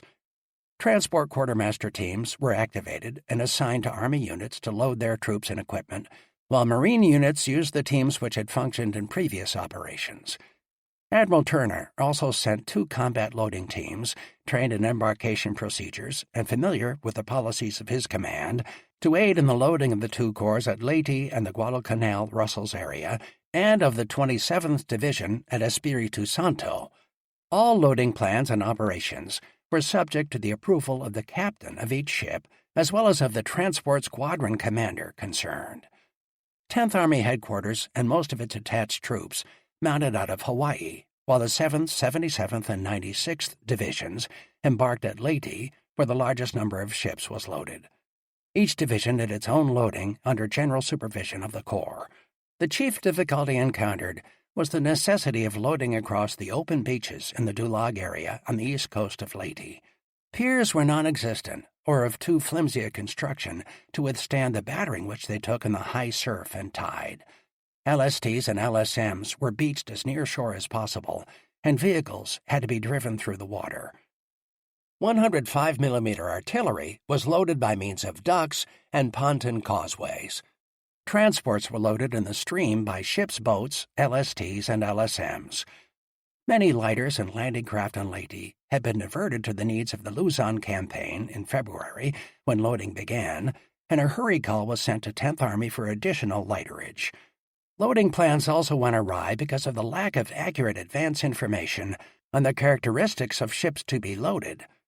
Much time was consumed by the necessity of unloading newly arrived supplies across the open beaches and reloading them in the assault shipping. The 27th Division loaded separately at Espiritu Santo, where it met difficulties of transportation and misunderstandings with naval officials. 3rd Amphibious Corps and its units mounted out in the Guadalcanal-Russell's area. Loading was out in the stream, but was facilitated by an ample supply of lighterage and by excellent sandy beaches. Assault troops were embarked on transports initially and were transferred to landing ships at the staging point at Ulithi, a method which shortened the time to be spent in the uncomfortable, crowded LSTs and LSMs.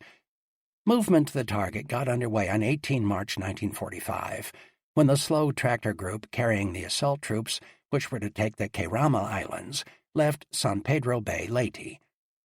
Transports with other 77th Division troops sailed from Leyte 3 days later, and the remainder of the division followed on 24 March. The tractor groups of the Southern Attack Force sailed from Leyte on 25 March, and the faster transports followed 2 days later. The course from Leyte was approximately northeast by north to a point about 300 miles south of Okinawa, when it was changed to north by northwest directly to the target. Units of 3rd Amphibious Corps in the Northern Attack Force sailed from the Guadalcanal area on 12 March, arriving on 21 March at Ulithi, where 4 days were spent in topping off supplies and effecting the transfer of troops to landing ships. The Northern Tractor Flotilla left from Ulithi on 25 March. The tractor groups carrying the 2nd Marine Division to the demonstration beaches left Saipan the same day. When the remainder of the Northern and Southern Attack Forces and the demonstration group set forth on 27 March, Americans and Japanese were already engaged in land fighting in the Kerama Islands. Chapter 2. Invasion of the Ryukyus. Operations preliminary to the landing on Okinawa were as protracted and elaborate as the tactical and logistical planning. From October 1944 to April 1945, American forces from the Pacific Ocean areas, the Southwest Pacific area, and the China Theater conducted an intensive campaign to neutralize Japanese air and naval strength. In the last week of March, while the Kerama Islands were being seized, the Navy concentrated on a furious bombardment of the main target. Before the troops for the assault mounted out, American forces had invaded Luzon and Iwo Jima. Preliminary neutralization of enemy strength. The first attack on Okinawa was made by Vice Admiral Mark A. Mitcher's Fast Carrier Task Force, operating as part of the Third Fleet, in the preliminary operations for the landings on Leyte. 9 carriers, 5 fast battleships, 8 escort carriers, 4 heavy cruisers, 7 light cruisers, 3 anti-aircraft cruisers, and 58 destroyers arrived off Okinawa early on 10 October. Admiral Mitcher made every effort to achieve surprise. The force followed the track of bad weather caused by a typhoon moving toward Okinawa from the southeast.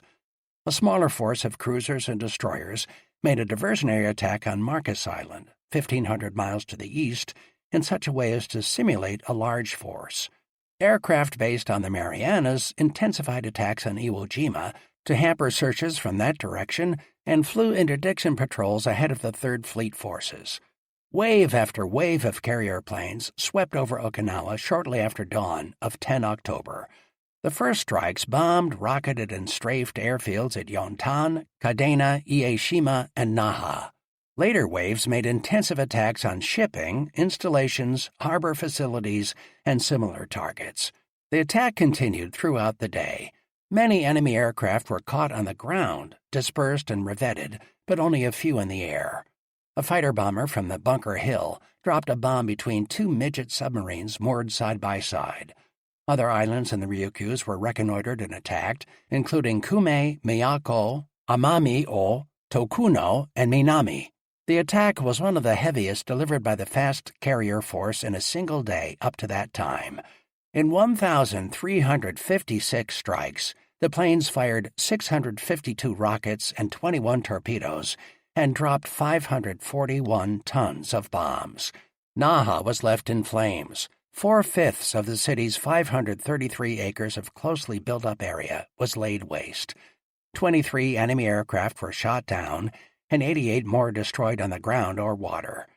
20 cargo ships, 45 smaller vessels, 4 midget submarines, a destroyer escort, a submarine tender, a minesweeper, and miscellaneous other craft were sunk. The enemy is brazenly planning to destroy completely every last ship, cut our supply lines, and attack us, was the gloomy observation of a Japanese soldier on the island on that day. Admiral Mitcher's estimate of results was probably conservative. A Japanese Army report on the attack listed in addition a destroyer and a minesweeper as sunk. According to the report, almost 5 million rounds of machine gun ammunition and 300,000 stacks of unpolished rice were among the supplies destroyed. The report noted that anti-radar window had been used by the Americans and that propaganda leaflets had been dropped. Nowhere did the Japanese report mention one of the most significant accomplishments of the task force during the day, photographic coverage of important areas throughout the Ryukyus. Okinawa was not assaulted again until 1945, when carrier planes raided the Ryukyu and Sakashima Islands on 3 and 4 January during a heavy attack on Formosa by the Fast Carrier Task Force. The primary objective of the task force was the destruction of enemy air strength on Formosa in preparation for the invasion of Luzon, and the attack on Okinawa was limited in extent because of the long distance the fighters had to fly to the target. On 22 January, Admiral Mitcher's carrier force moved a second time against the Ryukyus, with the primary mission of photographing the islands. Unfavorable weather interfered with some of the sorties, but pilots obtained photographic coverage of 80% of priority areas and attacked ground installations, aircraft, and shipping. The operations were small compared to those of 10 October, but to the enemy they must have seemed impressive.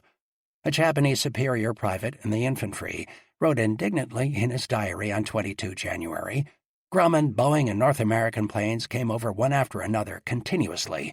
Darn it, it makes me mad. While some fly around overhead and strafe, the big bastards fly over the airfield and drop bombs. The ferocity of the bombing is terrific. It really makes me furious. It is past 1500, and the raid is still on. At 1800, the last 2 planes brought the raid to a close. What the hell kind of bastards are they? Bomb from 0600 to 1800. I have to admit, though, that when they were using tracers this morning, it was really pretty." On 1 March, the Fast Carrier Task Force, now operating as Task Force 58, a part of Admiral Spruance's 5th Fleet, delivered another strike on the Ryukyus at the end of a 3-week battle cruise in Japanese home waters, which included an attack on Tokyo. Sweeping down the long Ryukyu chain, American planes hit Amami, Minami, Kume, Tokuno, and Okino, as well as Okinawa. Cruisers and destroyers shelled Okino Daito, 450 miles from Kyushu, in the closest surface attack to the Japanese homeland made by the fleet up to that time.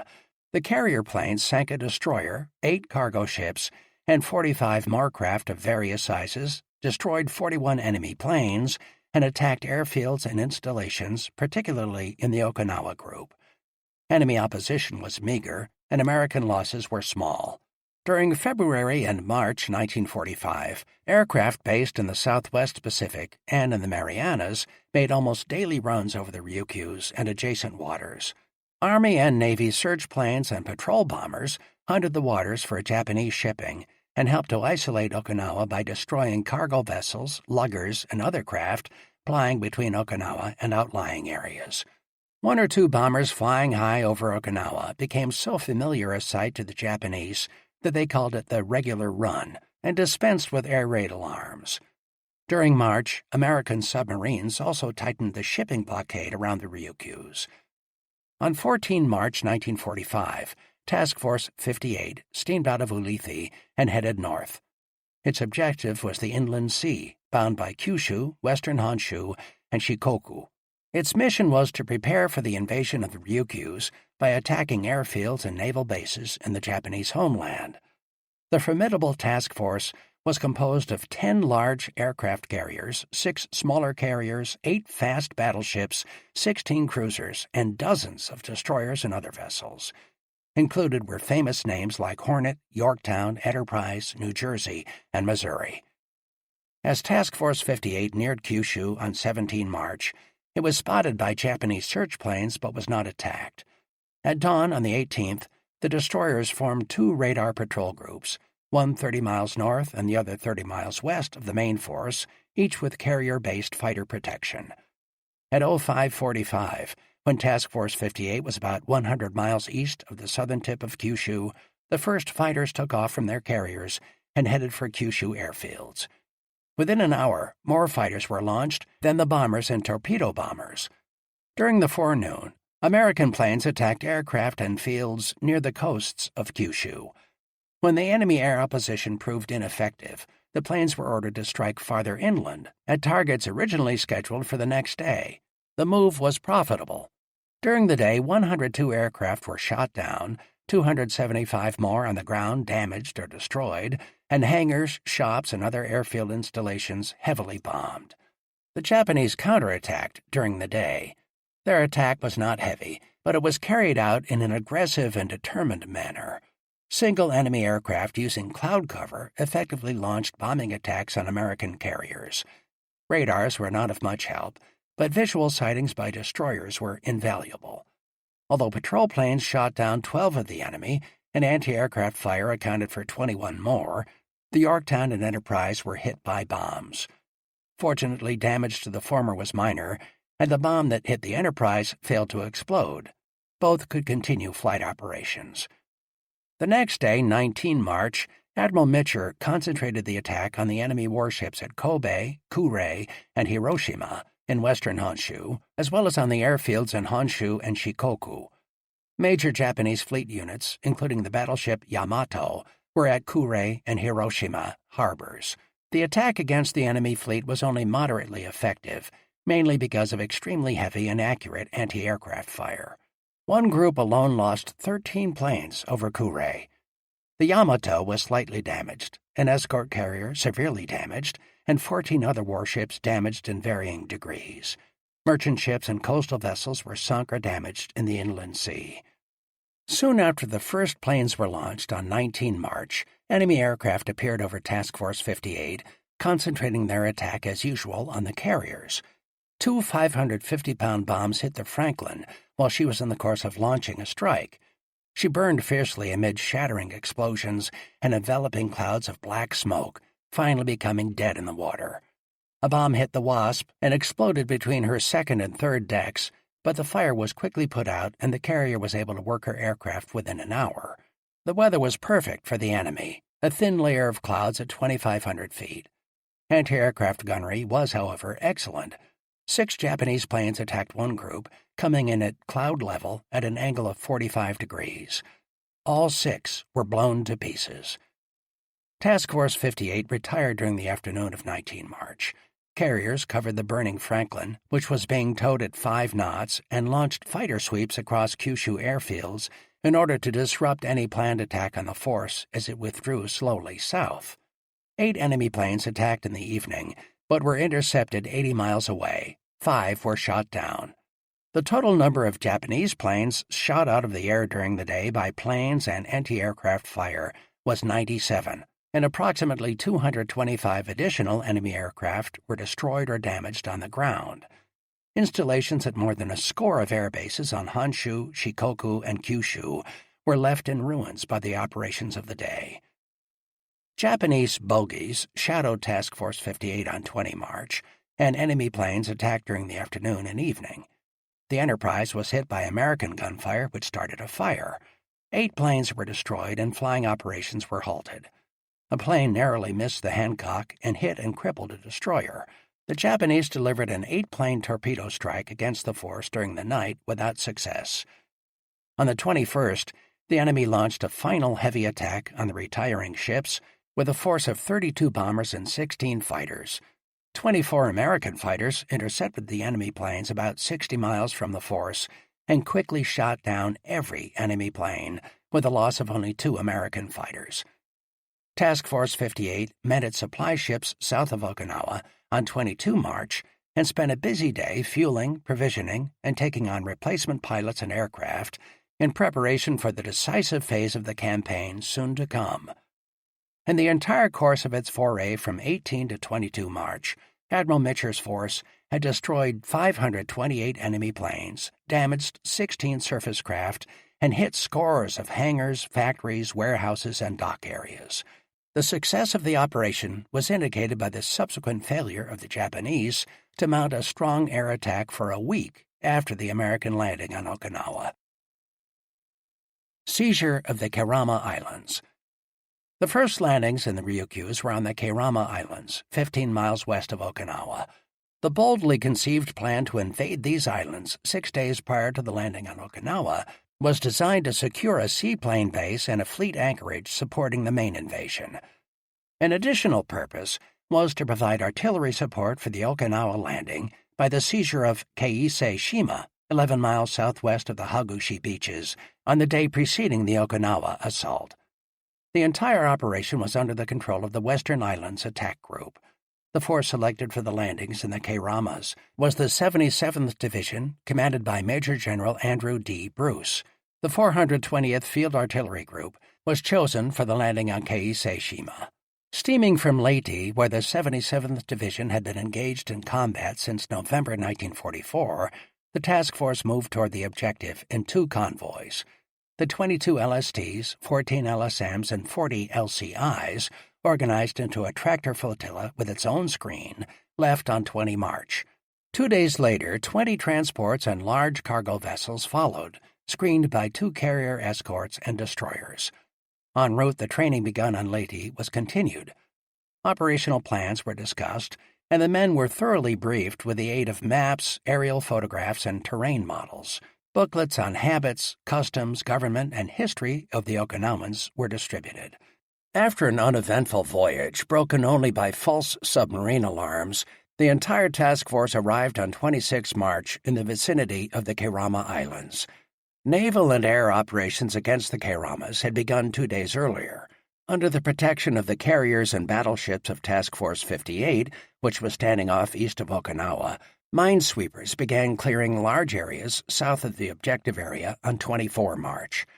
On 25 March, Vice Admiral William H. Blandy's amphibious support force arrived, and minesweeping was intensified. By evening of 25 March, a 7-mile-wide lane had been cleared to Kerama from the south and a slightly larger one from the southwest. Few mines were found.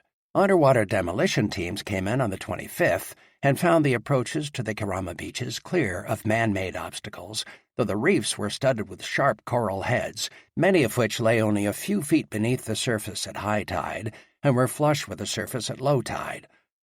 While the demolition team surveyed the approaches, observers from 77th Division assault units studied their objectives. A fringing reef of irregular width surrounds each island. The coasts of the islands are generally steep and irregular. Narrow benches of coral rock lie along the coasts in many places. The beaches are narrow and are usually bulwarked by 4-foot seawalls. The only beaches of any considerable length are at the mouths of steep valleys or within small bays. All but the smallest of the islands are, for the most part, masses of steep rocky slopes, covered with brush and trees, and from about 400 to 800 feet in height. Wherever possible, the inhabitants grew sweet potatoes and rice on the terraced slopes of the hills and in small valley flats near the beaches. There are no roads and only a few pack animal trails. No island in the group is suitable for an airstrip. None can accommodate large masses of troops or extensive base facilities. The military value of the Keiramas lies in 2 anchorages, Keirama Kaikyo and Aka Kaikyo, separated from each other by Amuro Islet in the center of the group and bounded on the east by Tokashiki and on the west by Aka